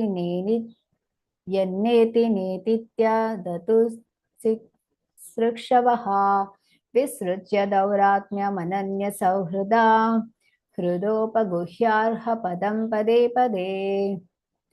ಪರಂ ಶ್ರೇಷ್ಠವಾದ, ಪದಂ ಸನ್ನಿವೇಶವನ್ನು, ವೈಷ್ಣವಂ ದೇವೋತ್ತಮ ಪುರುಷನೊಂದಿಗೆ ಇರುವ ಸಂಬಂಧದಲ್ಲಿ, ಆಮನಂತಿ ತಿಳಿಯುತ್ತಾರೆ, ತತ್ ಆ, ಯತ್ ಯಾವುದು, ನ ಇತಿ ಅದು ಅಲ್ಲ, ನ ಇತಿ ಇದು ಅಲ್ಲ, ಇತಿ ಹೀಗೆ, ಅತತ್ ದೇವರಿಲ್ಲದುದನ್ನು, ಉತ್ಸಿಕ್ಷವಃ ನಿರಾಕರಿಸಲು ಅಪೇಕ್ಷಿಸುವವರು, ವಿಸೃಜ್ಯ ಪೂರ್ಣವಾಗಿ ತ್ಯಜಿಸಿ, ದೌರಾತ್ಮ್ಯಂ ದಿಗ್ಭ್ರಮೆಯನ್ನು, ಅನನ್ಯ ಸಂಪೂರ್ಣವಾಗಿ, ಸೌಹೃದಾಹ ಉತ್ತಮ ಭಾವನೆಯಲ್ಲಿ, ಹೃದಯ ಉಪಗುಹ್ಯ ಹೃದಯದಲ್ಲಿ ಸ್ವೀಕರಿಸಿ, ಅರ್ಹ ಅರ್ಚನೆಗೆ ಯೋಗ್ಯವಾದ, ಪದಂ ಏಕೈಕ ಪಾದಕಮಲಗಳನ್ನು ಪದೇ ಪದೇ ಪ್ರತಿಕ್ಷಣದಲ್ಲಿಯೂ. ಅನುವಾದ: ದಿವ್ಯವಾದಿಗಳು ದೈವಹೀನವಾದದೆಲ್ಲವನ್ನು ನಿರಾಕರಿಸ ಬಯಸುತ್ತಾರೆ, ಏಕೆಂದರೆ ಪರಮ ಸ್ಥಿತಿಯಲ್ಲಿ ಎಲ್ಲವೂ ಸರ್ವಶ್ರೇಷ್ಠ ಭಗವಂತನಾದ ವಿಷ್ಣುವಿಗೆ ಸಂಬಂಧಿಸಿವೆ ಎನ್ನುವುದು ಅವರಿಗೆ ಗೊತ್ತು. ಆದ್ದರಿಂದ ಭಗವಂತನೊಂದಿಗೆ ಪೂರ್ಣ ಸಾಮರಸ್ಯ ಹೊಂದಿದ ಶುದ್ಧ ಭಕ್ತನು ಗೊಂದಲಗಳನ್ನು ಸೃಷ್ಟಿಸಿಕೊಳ್ಳುವುದಿಲ್ಲ. ಅದಕ್ಕೆ ಬದಲಾಗಿ ಭಗವಂತನ ಪಾದಕಮಲಗಳನ್ನು ತನ್ನ ಹೃದಯದಲ್ಲಿ ಆವಾಹಿಸಿಕೊಂಡು ಪ್ರತಿ ಕ್ಷಣದಲ್ಲೂ ಆರಾಧಿಸುತ್ತಾನೆ. ಭಾವಾರ್ಥ: ಶಿಲಪ್ರಭುಪಾದರಿಂದ ಶಿಲಪ್ರಭುಪಾದರಿಗೆ ಜಯವಾಗಲಿ. ಭಗವದ್ಗೀತೆಯಲ್ಲಿ ಮದ್ಧಾಮ, ನನ್ನ ನಿವಾಸ ಎಂಬ ಮಾತು ಹಲವು ಬಾರಿ ಬಂದಿದೆ. ದೇವೋತ್ತಮ ಪರಮಪುರುಷ ಶ್ರೀಕೃಷ್ಣನ ವಚನದ ಪ್ರಕಾರ ಅನಂತ ಆಧ್ಯಾತ್ಮಿಕ ಆಕಾಶವಿದೆ. ಅಲ್ಲಿ ದೇವೋತ್ತಮ ಪುರುಷನ ನಿವಾಸವಾದ ವೈಕುಂಠಗಳೆಂಬ ಲೋಕಗಳಿವೆ. ಐಹಿಕ ಆಕಾಶದ ಮತ್ತು ಅದರ ಸಪ್ತಾವರಣದ ಆಚೆ ಅತಿ ದೂರದಲ್ಲಿರುವ ಆ ವ್ಯೋಮದಲ್ಲಿ ಸೂರ್ಯ ಅಥವಾ ಚಂದ್ರರ ಅಗತ್ಯವಿರುವುದಿಲ್ಲ. ಅಲ್ಲಿ ಬೆಳಕಿಗಾಗಿ ವಿದ್ಯುತ್ತಿನ ಅಗತ್ಯವೂ ಇಲ್ಲ, ಏಕೆಂದರೆ ಆ ಲೋಕಗಳು ಸ್ವಯಂ ಪ್ರಕಾಶವುಳ್ಳವು ಮತ್ತು ಐಹಿಕ ಸೂರ್ಯರಿಗಿಂತ ಹೆಚ್ಚು ಪ್ರಖರವಾದವು. ಭಗವಂತನ ಶುದ್ಧ ಭಕ್ತರು ದೇವೋತ್ತಮ ಪುರುಷರೊಂದಿಗೆ ಪೂರ್ಣ ಸಾಮರಸ್ಯ ಉಳ್ಳವರಾಗಿದ್ದಾರೆ. ಬೇರೆ ಮಾತುಗಳಲ್ಲಿ ಹೇಳುವುದಾದರೆ, ಅವರು ಭಗವಂತನೊಬ್ಬನೇ ತಮ್ಮ ಅವಲಂಬನಾರ್ಹ ಮಿತ್ರ ಮತ್ತು ಹಿತೈಷಿ ಎಂದು ಸದಾ ಪರಿಭಾವಿಸುತ್ತಾರೆ. ಅವರು ವಿಶ್ವದ ಅಧಿಪತಿಯಾದ ಬ್ರಹ್ಮದೇವನ ಪದವಿಯವರೆಗಿನ ಯಾವುದೇ ಪ್ರಾಪಂಚಿಕ ಜೀವಿಯ ಬಗ್ಗೆ ಲಕ್ಷ್ಯ ಕೊಡುವುದಿಲ್ಲ. ಅವರು ಮಾತ್ರ ವೈಕುಂಠ ಲೋಕಗಳ ಸ್ಪಷ್ಟ ದರ್ಶನವನ್ನು ನಿಶ್ಚಿತವಾಗಿ ಹೊಂದಬಲ್ಲರು. ಸರ್ವಶ್ರೇಷ್ಠ ಭಗವಂತನಿಂದ ಪರಿಪೂರ್ಣವಾಗಿ ನಿರ್ದೇಶಿತರಾದ ಅಂತಹ ಶುದ್ಧ ಭಕ್ತರು ಅಲೌಕಿಕ ಅರಿವಿನ ವಿಷಯದಲ್ಲಿ ಯಾವುದೇ ಕೃತಕ ಗೊಂದಲವನ್ನು ಸೃಷ್ಟಿಸುವುದಿಲ್ಲ. ಯಾವುದು ಬ್ರಹ್ಮ, ಯಾವುದು ಅಬ್ರಹ್ಮ ಅಥವಾ ಮಾಯೆ ಎಂದು ಚರ್ಚಿಸುವುದರಲ್ಲಿ ಕಾಲಹರಣ ಮಾಡುವುದಿಲ್ಲ. ಭಗವಂತನೊಂದಿಗೆ ತಾವು ಒಂದಾಗಿದ್ದೇವೆಂದು ತಪ್ಪಾಗಿ ತಿಳಿಯುವುದಿಲ್ಲ. ಭಗವಂತನ ಅಸ್ತಿತ್ವ ಪ್ರತ್ಯೇಕವಾಗಿಲ್ಲವೆಂದು ಅಥವಾ ದೇವರೇ ಇಲ್ಲವೆಂದು ಅಥವಾ ಜೀವಿಗಳೇ ಸ್ವಯಂ ದೇವರೆಂದು ಅಥವಾ ದೇವರು ಅವತರಿಸಿದಾಗ ಐಹಿಕ ದೇಹವನ್ನು ತಳೆಯುತ್ತಾನೆ ಎಂದು ಅವರು ವಾದ ಮಾಡುವುದಿಲ್ಲ. ವಾಸ್ತವಿಕವಾಗಿ ಅಲೌಕಿಕ ಅರಿವಿನ ದಾರಿಯಲ್ಲಿ ಮುಗ್ಗರಿಸುವ ಅನೇಕ ಅಸ್ಪಷ್ಟ ಊಹಾತ್ಮಕ ಸಿದ್ಧಾಂತಗಳೊಡನೆ ಅವರು ಸ್ವತಃ ಸಂಬಂಧವಿಟ್ಟುಕೊಳ್ಳುವುದಿಲ್ಲ. ನಿರಾಕಾರವಾದಿಗಳು ಅಥವಾ ಅಭಕ್ತರ ವರ್ಗವಲ್ಲದೆ ಭಗವಂತನ ಭಕ್ತರಂತೆ ಕಾಣಿಸಿಕೊಳ್ಳುತ್ತಾ ನಿರಾಕಾರ ಬ್ರಹ್ಮದೊಂದಿಗೆ ಒಂದಾಗಿ ಮೋಕ್ಷ ಪಡೆಯುವ ವಿಚಾರವನ್ನು ಹೃದಯದಲ್ಲಿಟ್ಟುಕೊಂಡ ವರ್ಗಗಳೂ ಇವೆ. ಅವರು ಮುಕ್ತ ವ್ಯಭಿಚಾರದಿಂದ ತಮ್ಮದೇ ಆದ ಭಕ್ತಿ ಸೇವೆಯ ಮಾರ್ಗವನ್ನು ತಪ್ಪಾಗಿ ನಿರ್ಮಿಸಿಕೊಳ್ಳುತ್ತಾರೆ ಮತ್ತು ತಮ್ಮಂತೆಯೇ ತಿಳಿಗೇಡಿಗಳೋ ವ್ಯಭಿಚಾರಿಗಳೋ ಆದ ಇತರರನ್ನು ತಪ್ಪು ದಾರಿಗೆಳೆಯುತ್ತಾರೆ. ವಿಶ್ವನಾಥ ಚಕ್ರವರ್ತಿಯವರ ಪ್ರಕಾರ ಈ ಎಲ್ಲಾ ಅಭಕ್ತರು ಮತ್ತು ವ್ಯಭಿಚಾರಿಗಳು ಮಹಾತ್ಮರ ವೇಷದಲ್ಲಿರುವ ದುರಾತ್ಮರಾಗಿರುತ್ತಾರೆ. ಶುಕಮುನಿಗಳ ಈ ಶ್ಲೋಕದ ಮಂಡನೆಯಿಂದಾಗಿ ಅಂತಹ ಅಭಕ್ತರು ಮತ್ತು ವ್ಯಭಿಚಾರಿಗಳು ಅಲೌಕಿಕವಾದಿಗಳ ಪಟ್ಟಿಯಿಂದ ಸಂಪೂರ್ಣವಾಗಿ ಹೊರಗಿದ್ದಾರೆ. ಆದ್ದರಿಂದ ವೈಕುಂಠ ಲೋಕಗಳು ವಾಸ್ತವಿಕವಾಗಿ ಪರಂಪದಂ ಎಂದು ಕರೆಯಲಾದ ಅತ್ಯುಚ್ಚ ನಿವಾಸ ಸ್ಥಾನಗಳಾಗಿವೆ. ಬಿಸಿಲು ಸಹ ಸೂರ್ಯನ ಕಿರಣಗಳೇ ಆಗಿರುವಂತೆ ನಿರಾಕಾರ ಬ್ರಹ್ಮಜ್ಯೋತಿಯು ವೈಕುಂಠ ಲೋಕಗಳ ಕಿರಣಗಳೇ ಆಗಿರುವುದರಿಂದ ಅದನ್ನು ಪರಂಪದಂ ಎಂದೇ ಕರೆಯಲಾಗಿದೆ. ನಿರಾಕಾರ ಬ್ರಹ್ಮಜ್ಯೋತಿಯು ಭಗವಂತನ ವ್ಯಕ್ತಿತ್ವವನ್ನು ಆಶ್ರಯಿಸಿದೆ ಎಂದು ಭಗವದ್ಗೀತೆ 14ನೇ ಅಧ್ಯಾಯದ 27ನೇ ಶ್ಲೋಕದಲ್ಲಿ ಸ್ಪಷ್ಟವಾಗಿ ಹೇಳಿದೆ. ಎಲ್ಲವೂ ನೇರವಾಗಿಯೋ ಪರ್ಯಾಯವಾಗಿಯೋ ಬ್ರಹ್ಮಜ್ಯೋತಿಯನ್ನು ಆಶ್ರಯಿಸಿದ್ದರಿಂದ ಎಲ್ಲವೂ ಭಗವಂತನಿಂದಲೇ ಸೃಷ್ಟಿಯಾಗಿವೆ. ಎಲ್ಲವೂ ಭಗವಂತನನ್ನೇ ಆಶ್ರಯಿಸಿವೆ. ಪ್ರಳಯದ ಅನಂತರ ಎಲ್ಲವೂ ಭಗವಂತನಲ್ಲೇ ಲೀನವಾಗುತ್ತವೆ. ಆದ್ದರಿಂದ ಭಗವಂತನನ್ನು ಅವಲಂಬಿಸದೆ ಇರುವುದು ಯಾವುದೂ ಇಲ್ಲ. ಆದ್ದರಿಂದ ಭಗವಂತನನ್ನು ಅವಲಂಬಿಸದೇ ಇರುವುದು ಯಾವುದೂ ಇಲ್ಲ. ಭಗವಂತನ ಶುದ್ಧ ಭಕ್ತನು ಆ ಬ್ರಹ್ಮದಿಂದ ಬ್ರಹ್ಮವನ್ನು ಬೇರ್ಪಡಿಸುತ್ತಾ ಅಮೂಲ್ಯವಾದ ಸಮಯವನ್ನು ಎಂದೆಂದೂ ವ್ಯರ್ಥವಾಗಿ ಕಳೆಯುವುದಿಲ್ಲ. ಏಕೆಂದರೆ ಭಗವಾನ್ ಪರಬ್ರಹ್ಮನು ತನ್ನ ಬ್ರಹ್ಮಶಕ್ತಿಯಿಂದ ಎಲ್ಲದರಲ್ಲೂ ಹಾಸುಹೊಕ್ಕಾಗಿದ್ದಾನೆ ಎಂದು ಅವನು ಚೆನ್ನಾಗಿ ತಿಳಿದಿರುತ್ತಾನೆ. ತನ್ಮೂಲಕ ಭಕ್ತನು ಸರ್ವಸ್ವವು ಭಗವಂತನ ಸ್ವತ್ತೆಂದು ಕಾಣುತ್ತಾನೆ. ಭಕ್ತನು ಸರ್ವಸ್ವವನ್ನು ಭಗವಂತನ ಸೇವೆಯಲ್ಲಿ ತೊಡಗಿಸಲು ಪ್ರಯತ್ನಿಸುತ್ತಾನೆ. ಭಗವಂತನ ಸೃಷ್ಟಿಯ ಮೇಲೆ ಹುಸಿ ಪ್ರಭುತ್ವವನ್ನು ಸ್ಥಾಪಿಸುವ ಮೂಲಕ ಗೊಂದಲಗಳನ್ನು ಸೃಷ್ಟಿಸುವುದಿಲ್ಲ. ಅವನು ಎಷ್ಟು ವಿಶ್ವಾಸಪೂರ್ಣನಾಗಿರುತ್ತಾನೆಂದರೆ ಭಗವಂತನ ಅಲೌಕಿಕ ಪ್ರೇಮಮಯ ಸೇವೆಯಲ್ಲಿ ತನ್ನನ್ನು ಹಾಗೆಯೇ ತನ್ನ ಸರ್ವಸ್ವವನ್ನೂ ತೊಡಗಿಸುತ್ತಾನೆ. ಭಕ್ತನು ಎಲ್ಲದರಲ್ಲೂ ಭಗವಂತನನ್ನು ಕಾಣುತ್ತಾನೆ, ಎಲ್ಲವನ್ನೂ ಭಗವಂತನಲ್ಲಿ ಕಾಣುತ್ತಾನೆ. ದುರಾತ್ಮನು ಗೊಂದಲವನ್ನು ಸೃಷ್ಟಿಸುವುದಕ್ಕೆ ಭಗವಂತನ ಅಲೌಕಿಕ ರೂಪವು ಐಹಿಕವಾದುದು ಎಂಬ ಅವನ ನಿಲುವೇ ಕಾರಣವಾಗಿದೆ. ಶ್ಲೋಕ 19. ಇತ್ತಂ ಮುನಿಸ್ತು ಪರಾಮೇದ್ ವ್ಯವಸ್ಥಿತೋ ವಿಜ್ಞಾನ ದೃಗ್ವೀರ್ಯ ಸುರಂದಿತಾಶಯಃ ಸ್ವಪಾರ್ಷ್ಣಿ ನಾಪೀಡ್ಯ ಗುದಂ ತತೋ ಅನಿಲಂ ಸ್ಥಾನೇಷು ಷಟ್ಸೂನ್ನಮಯೇ ಚಿತಕ್ಲಮಃ. ಇತ್ತಂ ಹೀಗೆ ಬ್ರಹ್ಮ ಸಾಕ್ಷಾತ್ಕಾರದಿಂದ ಮುನಿಹಿ ತತ್ವಜ್ಞಾನಿಯು ತು ಆದರೆ ಉಪರಮೇತ್ ನಿವೃತ್ತನಾಗಬೇಕು, ವ್ಯವಸ್ಥಿತ ಚೆನ್ನಾಗಿ ನೆಲೆಸಿದವನಾಗಿ, ವಿಜ್ಞಾನ ದೃಕ್ ವೈಜ್ಞಾನಿಕ ಜ್ಞಾನ, ವೀರ್ಯ ಬಲಗಳಿಂದ, ಸುರಂದಿತ ಸರಿಯಾಗಿ ನಿಯಂತ್ರಿತವಾದ, ಆಶಯ ಜೀವನದ ಗುರಿಯುಳ್ಳವನಾಗಿ, ಸ್ವಪಾರ್ಷ್ಣಿನ ತನ್ನ ಹಿಮ್ಮಡಿಯಿಂದ, ಆಪೀಡ್ಯ ತಡೆಗಟ್ಟಿ, ಗುದಂ ಗುದದ ರಂಧ್ರವನ್ನು, ತತಃ ಅನಂತರ, ಅನಿಲಂ ಪ್ರಾಣವಾಯುವನ್ನು, ಸ್ಥಾನೇಶು ಸ್ಥಳಗಳಲ್ಲಿ, ಷಟ್ಸು 6 ಪ್ರಾಥಮಿಕ, ಉನ್ನಮಯೇ ಮೇಲಕ್ಕೇರಿಸಬೇಕು, ಚಿತಕ್ಲಮಃ ಭೌತಿಕ ಅಪೇಕ್ಷೆಗಳನ್ನು ಅಡಗಿಸುವುದರಿಂದ. ಅನುವಾದ ಶಿಲ ಪ್ರಭುಪಾದರಿಂದ ಶಿಲ ಪ್ರಭುಪಾದರಿಗೆ ಜಯವಾಗಲಿ. ವೈಜ್ಞಾನಿಕ ಜ್ಞಾನದ ಬಲದಿಂದ ಪರಾತ್ಪರ ಸಾಕ್ಷಾತ್ಕಾರದಲ್ಲಿ ಆಸೀನನಾಗಬೇಕು. ತನ್ಮೂಲಕ ಸಕಲ ಐಹಿಕ ಕಾಮನೆಗಳನ್ನು ಅಡಗಿಸಲು ಸಮರ್ಥನಾಗಬೇಕು. ತನ್ನ ಹಿಮ್ಮಡಿಯಿಂದ ವಾಯುರಂಧ್ರವನ್ನು ಯಾವುದರ ಮೂಲಕ ಮಲವನ್ನು ಹೊರಹಾಕಲಾಗುವುದೋ ಅದನ್ನು ಮುಚ್ಚಿ ಪ್ರಾಣವಾಯುವನ್ನು 6 ಮೂಲ ಸ್ಥಾನಗಳಲ್ಲಿ ಒಂದರಿಂದ ಮತ್ತೊಂದಕ್ಕೆ ಮೇಲೇರಿಸಬೇಕು. ಹಾಗೆ ಮಾಡುವುದರಿಂದ ಐಹಿಕ ದೇಹವನ್ನು ತ್ಯಜಿಸಬೇಕು. ಭಾವಾರ್ಥ ಶಿಲಪ್ರಭುಪಾದರಿಂದ ಶಿಲಪ್ರಭುಪಾದರಿಗೆ ಜಯವಾಗಲಿ. ಐಹಿಕ ಕಾಮನೆಗಳನ್ನು ಜಯಿಸಲಿಕ್ಕೆ ಸಮರ್ಥರಾಗಿದ್ದರೂ ತಾವು ಬ್ರಹ್ಮವನ್ನು ಸಾಕ್ಷಾತ್ಕರಿಸಿಕೊಂಡಿದ್ದೇವೆಂದು ಪ್ರತಿಪಾದಿಸುವ ದುರಾತ್ಮರು ಹಲವರಿದ್ದಾರೆ. ಪರಿಪೂರ್ಣ ಆತ್ಮ ಸಾಕ್ಷಾತ್ಕಾರ ಪಡೆದವನು ಐಹಿಕ ಕಾಮನೆಗಳಿಂದ ನಿರ್ಲಿಪ್ತನಾಗುವನೆಂದು ಭಗವದ್ಗೀತೆ 18ನೇ ಅಧ್ಯಾಯದ 54ನೇ ಶ್ಲೋಕದಲ್ಲಿ ಸ್ಪಷ್ಟವಾಗಿ ವಿವರಿಸಿದೆ. ಐಹಿಕ ಕಾಮನೆಗಳು ಜೀವಿಯ ಹುಸಿ ಅಹಂಭಾವವನ್ನು ಆಧರಿಸಿವೆ. ಐಹಿಕ ನಿಸರ್ಗದ ನಿಯಮಗಳನ್ನು ಜಯಿಸುವ ಹುಡುಗಾಟದಿಂದ ಆ ಸಂಬಂಧವಾದ ವ್ಯರ್ಥ ಕ್ರಿಯೆಗಳಿಂದ ಹಾಗೂ ಪಂಚಭೂತಗಳ ಸಂಪನ್ಮೂಲಗಳ ಮೇಲೆ ತನ್ನ ಪ್ರಭುತ್ವವನ್ನು ಸ್ಥಾಪಿಸುವ ಬಯಕೆಯಿಂದ ಅವು ಪ್ರದರ್ಶಿತವಾಗುತ್ತವೆ. ಅಂತಹ ಮನೋಧರ್ಮದಿಂದಾಗಿ ಅಣುಶಕ್ತಿಯ ಶೋಧನೆ ಮತ್ತು ಯಾಂತ್ರಿಕ ವಾಹನಗಳ ಮೂಲಕ ಆಕಾಶಯಾನ ಇವುಗಳಿಂದ ಕೂಡಿದ ಐಹಿಕ ವಿಜ್ಞಾನದ ಬಲದಲ್ಲಿ ನಂಬಿಕೆ ಉಂಟಾಗುತ್ತದೆ.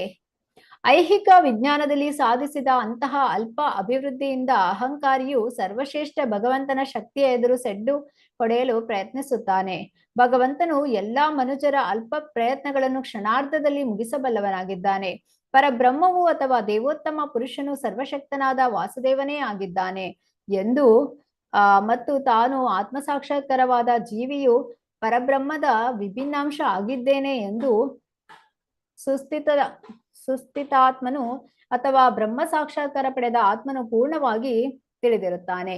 ಹಾಗಾಗಿ ಆತನ ಸ್ವರೂಪ ಸ್ಥಿತಿಯು ಭಗವಂತನೊಡನೆ ಎಲ್ಲಾ ರೀತಿಯಲ್ಲಿ ಸೇವಕರ ಅಲೌಕಿಕ ಸಂಬಂಧದಲ್ಲಿ ಸಹಕರಿಸುವುದೇ ಆಗಿದೆ.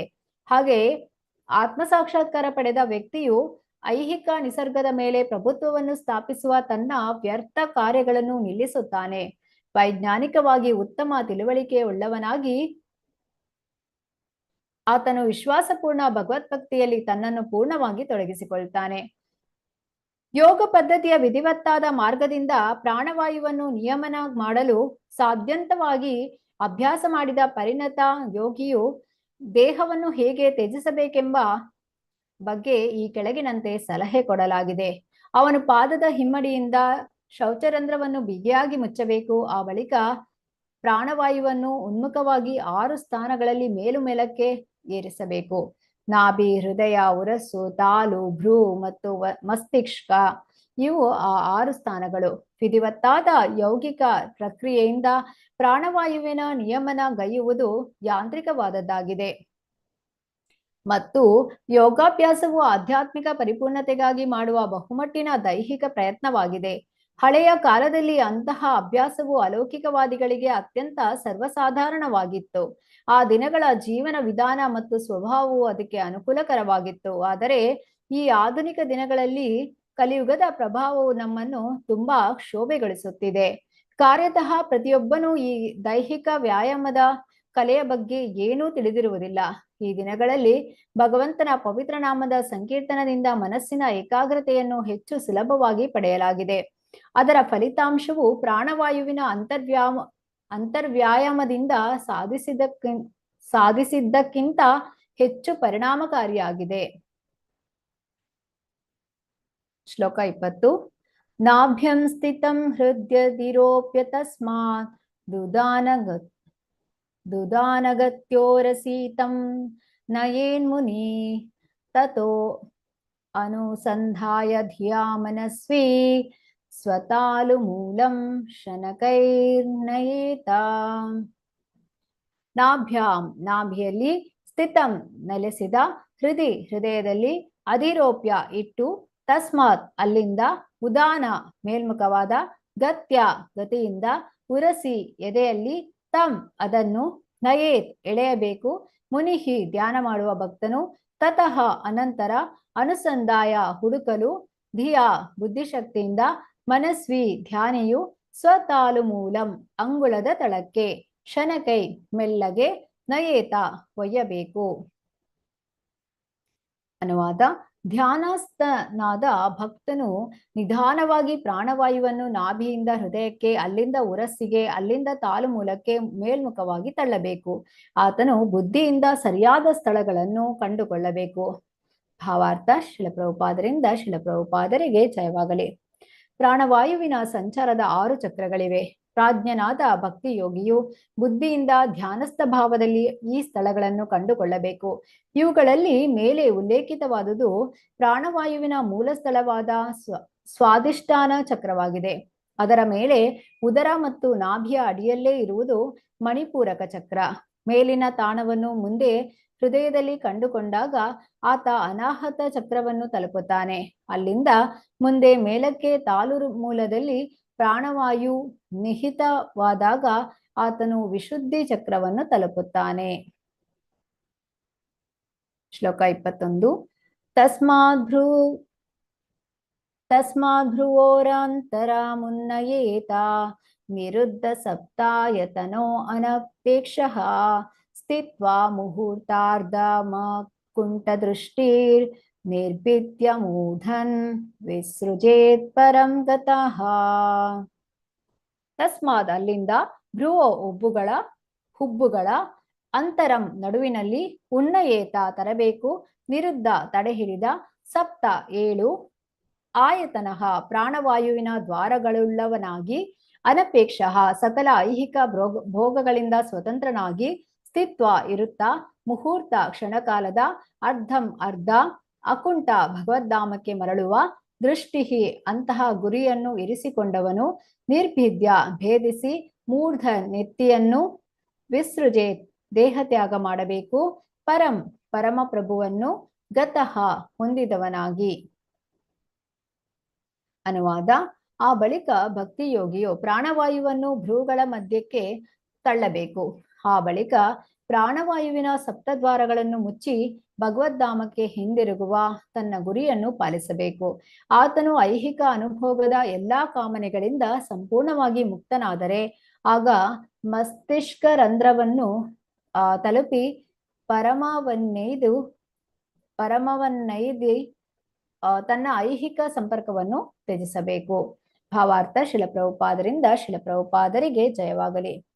ಐಹಿಕ ಸಂಪರ್ಕವನ್ನು ತ್ಯಜಿಸುವ ಮತ್ತು ಧಾಮಕ್ಕೆ ಹಿಂದಿರುಗುವ ಪ್ರಕ್ರಿಯೆಯು ಇಲ್ಲಿ ಸೂಚಿತವಾಗಿದೆ. ಐಹಿಕ ಅನುಭೋಗದ ಕಾಮನೆಯಿಂದ ಸಂಪೂರ್ಣವಾಗಿ ಮುಕ್ತನಾಗಬೇಕೆಂಬ ನಿಬಂಧನೆ ಇದೆ. ಜೀವಿತಾವಧಿ ಮತ್ತು ಇಂದ್ರಿಯ ತುಷ್ಟಿಗಳಿಗನುಗುಣವಾಗಿ ಐಹಿಕ ಅನುಭೋಗದಲ್ಲಿ ವಿವಿಧ ಶ್ರೇಣಿಗಳಿವೆ. ಅತಿ ದೀರ್ಘ ಜೀವಿತಾವಧಿಗೆ ಐಂದ್ರಿಕ ಅನುಭೋಗದ ಅತ್ಯುನ್ನತ ನೆಲೆಯನ್ನು ಭಗವದ್ಗೀತೆ 9ನೇ ಅಧ್ಯಾಯದ 20ನೇ ಶ್ಲೋಕದಲ್ಲಿ ಉಲ್ಲೇಖಿಸಿದೆ. ಆದರೆ ಅವೆಲ್ಲವೂ ಐಹಿಕ ಅನುಭೋಗಗಳೇ ಆಗಿವೆ. ಬ್ರಹ್ಮಲೋಕದಲ್ಲಿ ಕೂಡ ಅಂತಹ ದೀರ್ಘ ಜೀವಿತಾವಧಿಯ ಅಗತ್ಯವಿಲ್ಲವೆಂಬುದನ್ನು ಪ್ರತಿಯೊಬ್ಬನೂ ಸಂಪೂರ್ಣವಾಗಿ ಮನಗಾಣಬೇಕಾಗಿದೆ.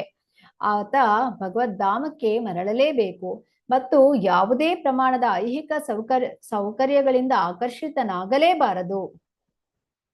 ಈ ಬಗೆಯ ಲೌಕಿಕ ಅನಾಸಕ್ತಿಯನ್ನು ಆತ ಜೀವನದ ಪರಮ ಸಂಘದಿಂದ ಪರಿಚಿತನಾದಾಗ ಮಾತ್ರ ಪಡೆಯಲು ಸಾಧ್ಯವಾಗುತ್ತದೆ.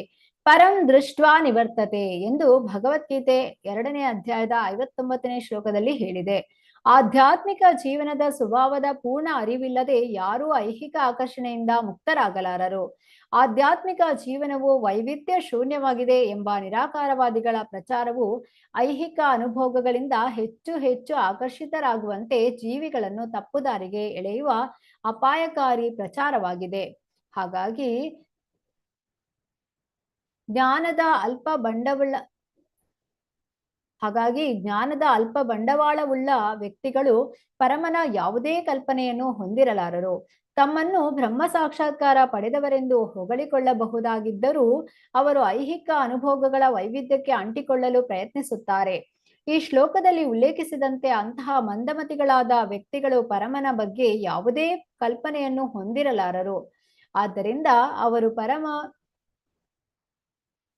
ಅವರು ಪರಮನನ್ನು ತಲುಪಲಾರರು.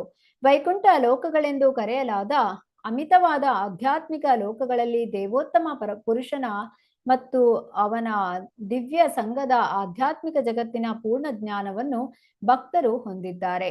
ಇಲ್ಲಿ ಅಕುಂಠ ದೃಷ್ಟಿ ಉಲ್ಲೇಖಿತವಾಗಿದೆ. ಅಕುಂಠ ಮತ್ತು ವೈಕುಂಠಗಳು ಒಂದೇ ಅರ್ಥವನ್ನು ಕೊಡುತ್ತವೆ. ಆ ಆಧ್ಯಾತ್ಮಿಕ ಜಗತ್ತು ಮತ್ತು ದೇವೋತ್ತಮನ ವೈಯಕ್ತಿಕ ಸಂಘದಲ್ಲಿ ತನ್ನ ಲಕ್ಷ್ಯವನ್ನು ಸ್ಥಿರವಾಗಿಸಿಕೊಂಡವನು ಮಾತ್ರ ಐಹಿಕ ಜಗತ್ತಿನಲ್ಲಿ ಬದುಕಿರುವಾಗ ಕೂಡ ಐಹಿಕ ಸಂಪರ್ಕವನ್ನು ತ್ಯಜಿಸಬಹುದಾಗಿದೆ. ಭಗವದ್ಗೀತೆಯ ಅನೇಕ ಕಡೆಗಳಲ್ಲಿ ಉಲ್ಲೇಖಿಸಲಾದ ಈ ಪರಂ ಮತ್ತು ಪರಂಧಾಮಗಳು ಒಂದೇ ಆಗಿವೆ. ಪರಂಧಾಮಕ್ಕೆ ಹೋದವನು ಐಹಿಕ ಜಗತ್ತಿಗೆ ಮರಳುವುದಿಲ್ಲ. ಐಹಿಕ ಜಗತ್ತಿನ ಅತ್ಯಂತ ಮೇಲಿನ ಲೋಕಗಳನ್ನು ತಲುಪುವುದರಿಂದಲೂ ಈ ಸ್ವಾತಂತ್ರ್ಯ ಸಾಧ್ಯವಿಲ್ಲ. ಪ್ರಾಣವಾಯುವು ಸಪ್ತದ್ವಾರಗಳ ಮೂಲಕ ಹೊರಹೋಗುತ್ತದೆ. ಅವುಗಳೆಂದರೆ 2 ಕಣ್ಣುಗಳು, 2 ಮೂಗಿನ ಹೊರಳೆಗಳು, 2 ಕಿವಿಗಳು ಮತ್ತು 1 ಬಾಯಿ. ಸಾಮಾನ್ಯವಾಗಿ ಇದು ಸಾಧಾರಣ ಮನುಷ್ಯನ ಸಾವಿನ ಸಮಯದಲ್ಲಿ ಬಾಯಿಯ ಮೂಲಕ ಹೊರಹೋಗುತ್ತದೆ. ಆದರೆ ಮೇಲೆ ಹೇಳಿದಂತೆ ಪ್ರಾಣವಾಯುವನ್ನು ತನ್ನದೇ ದಾರಿಯಲ್ಲಿ ನಿಯಮನ ಮಾಡುವವನು ಸಾಮಾನ್ಯವಾಗಿ ತಲೆಯಲ್ಲಿ ಬ್ರಹ್ಮರಂಧ್ರವನ್ನೊಡೆದು ಪ್ರಾಣವಾಯುವನ್ನು ಬಿಡುವನು. ಆದ್ದರಿಂದ ಯೋಗಿಯು ಮೇಲೆ ಹೇಳಲಾದ ಸಪ್ತದ್ವಾರಗಳನ್ನು ಮುಚ್ಚುವನು.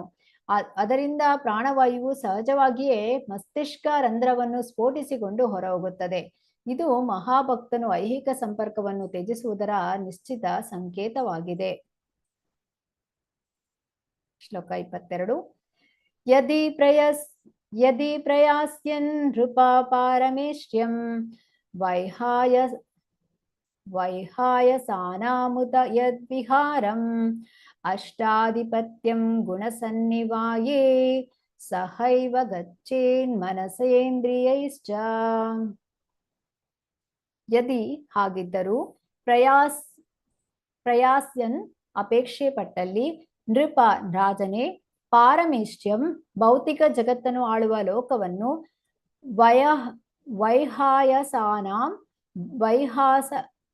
ವೈಹಾಯಸರನ್ನು ಉತ ಹೇಳಲಾಗಿದೆ ಯತ್ ಏನಿದೆ ವಿಹಾರಂ ಭೋಗದ ಸ್ಥಳವನ್ನು ಅಷ್ಟ ಆಧಿಪತ್ಯಂ ಅಷ್ಟವಿಧದ ಸಾಧನೆಗಳ ಮೇಲೆ ಪ್ರಭುತ್ವ ನಡೆಸುವವರನ್ನು ಗುಣ ಸನ್ನಿವಾಯೇ ತ್ರಿಗುಣಾತ್ಮಕ ಪ್ರಪಂಚದಲ್ಲಿ ಸಹ ಜೊತೆಗೆ ಏವ ನಿಶ್ಚಿತವಾಗಿ ಗಚ್ಚೇತ್ ಹೋಗಬೇಕು ಮನಸ್ಸಿನೊಂದಿಗೆ ಇಂದ್ರಿಯೈಹಿ ಮತ್ತು ಇಂದ್ರಿಯಗಳಿಂದ ಚ ಕೂಡ. ಅನುವಾದ. ಆದಾಗ್ಯೂ ಓ ರಾಜನೇ, ಅತ್ಯುರ್ಧ್ವ ಲೋಕವಾದ ಬ್ರಹ್ಮಲೋಕಕ್ಕೆ ಸ್ಥಾನಾಂತರಗೊಳ್ಳುವ ಅಷ್ಟ ಸಿದ್ಧಿಗಳನ್ನು ಸಾಧಿಸುವ ವೈಹಾಸಯರೊಂದಿಗೆ ಬಾಹ್ಯಾಂತರಿಕ್ಷದಲ್ಲಿ ಪ್ರಯಾಣ ಮಾಡುವ ಲಕ್ಷ ಲೋಕಗಳಲ್ಲೊಂದರಲ್ಲಿ ನೆಲೆಸುವ ಇಂತಹ ಐಹಿಕ ಅನುಭೋಗದ ಹೆಚ್ಚಿನ ಆಸೆಗಳನ್ನು ಯೋಗಿಯು ಇಟ್ಟುಕೊಳ್ಳುವುದಾದರೆ ಆತ ಐಹಿಕವಾಗಿ ರೂಪಿತವಾದ ಮನಸ್ಸು ಮತ್ತು ಇಂದ್ರಿಯಗಳನ್ನು ತನ್ನೊಂದಿಗೆ ಕೊಂಡೊಯ್ಯಬೇಕು.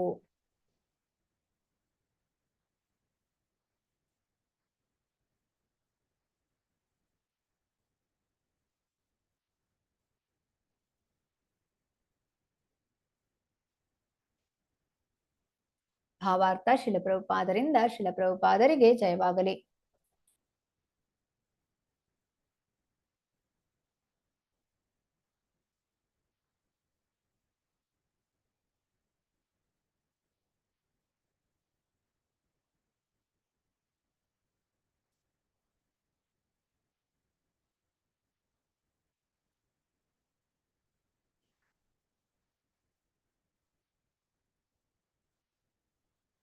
ಲೋಕ ವ್ಯವಸ್ಥೆಯ ಉನ್ನತ ಸ್ಥಿತಿಯಲ್ಲಿ ಅಧೋಲೋಕ ವ್ಯವಸ್ಥೆಗಳಿಗಿಂತ ಐಹಿಕ ಅನುಭೋಗಗಳಿಗಾಗಿ 1000 ಪಟ್ಟು ಹೆಚ್ಚು ಸೌಕರ್ಯಗಳಿವೆ.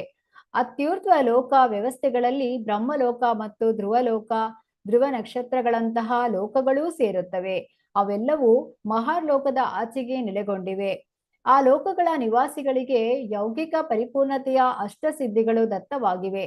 ಅವರು ಯೋಗ ಸಿದ್ಧಿಯ ಸಾಧನಾ ಪ್ರಕ್ರಿಯೆಯನ್ನು ಕಲಿಯದೆ ಅಭ್ಯಾಸ ಮಾಡದೆ ಹಾಗೆಯೇ ಕಣದಷ್ಟು ಸಣ್ಣದಾಗುವ ಅಣಿಮಾ ಸಿದ್ಧಿ ಅಥವಾ ಗರಿಯಂತೆ ಹಗುರವಾಗುವ ಲಗಿಮಾ ಸಿದ್ಧಿ ಶಕ್ತಿಯನ್ನು ಸಾಧಿಸುವರು.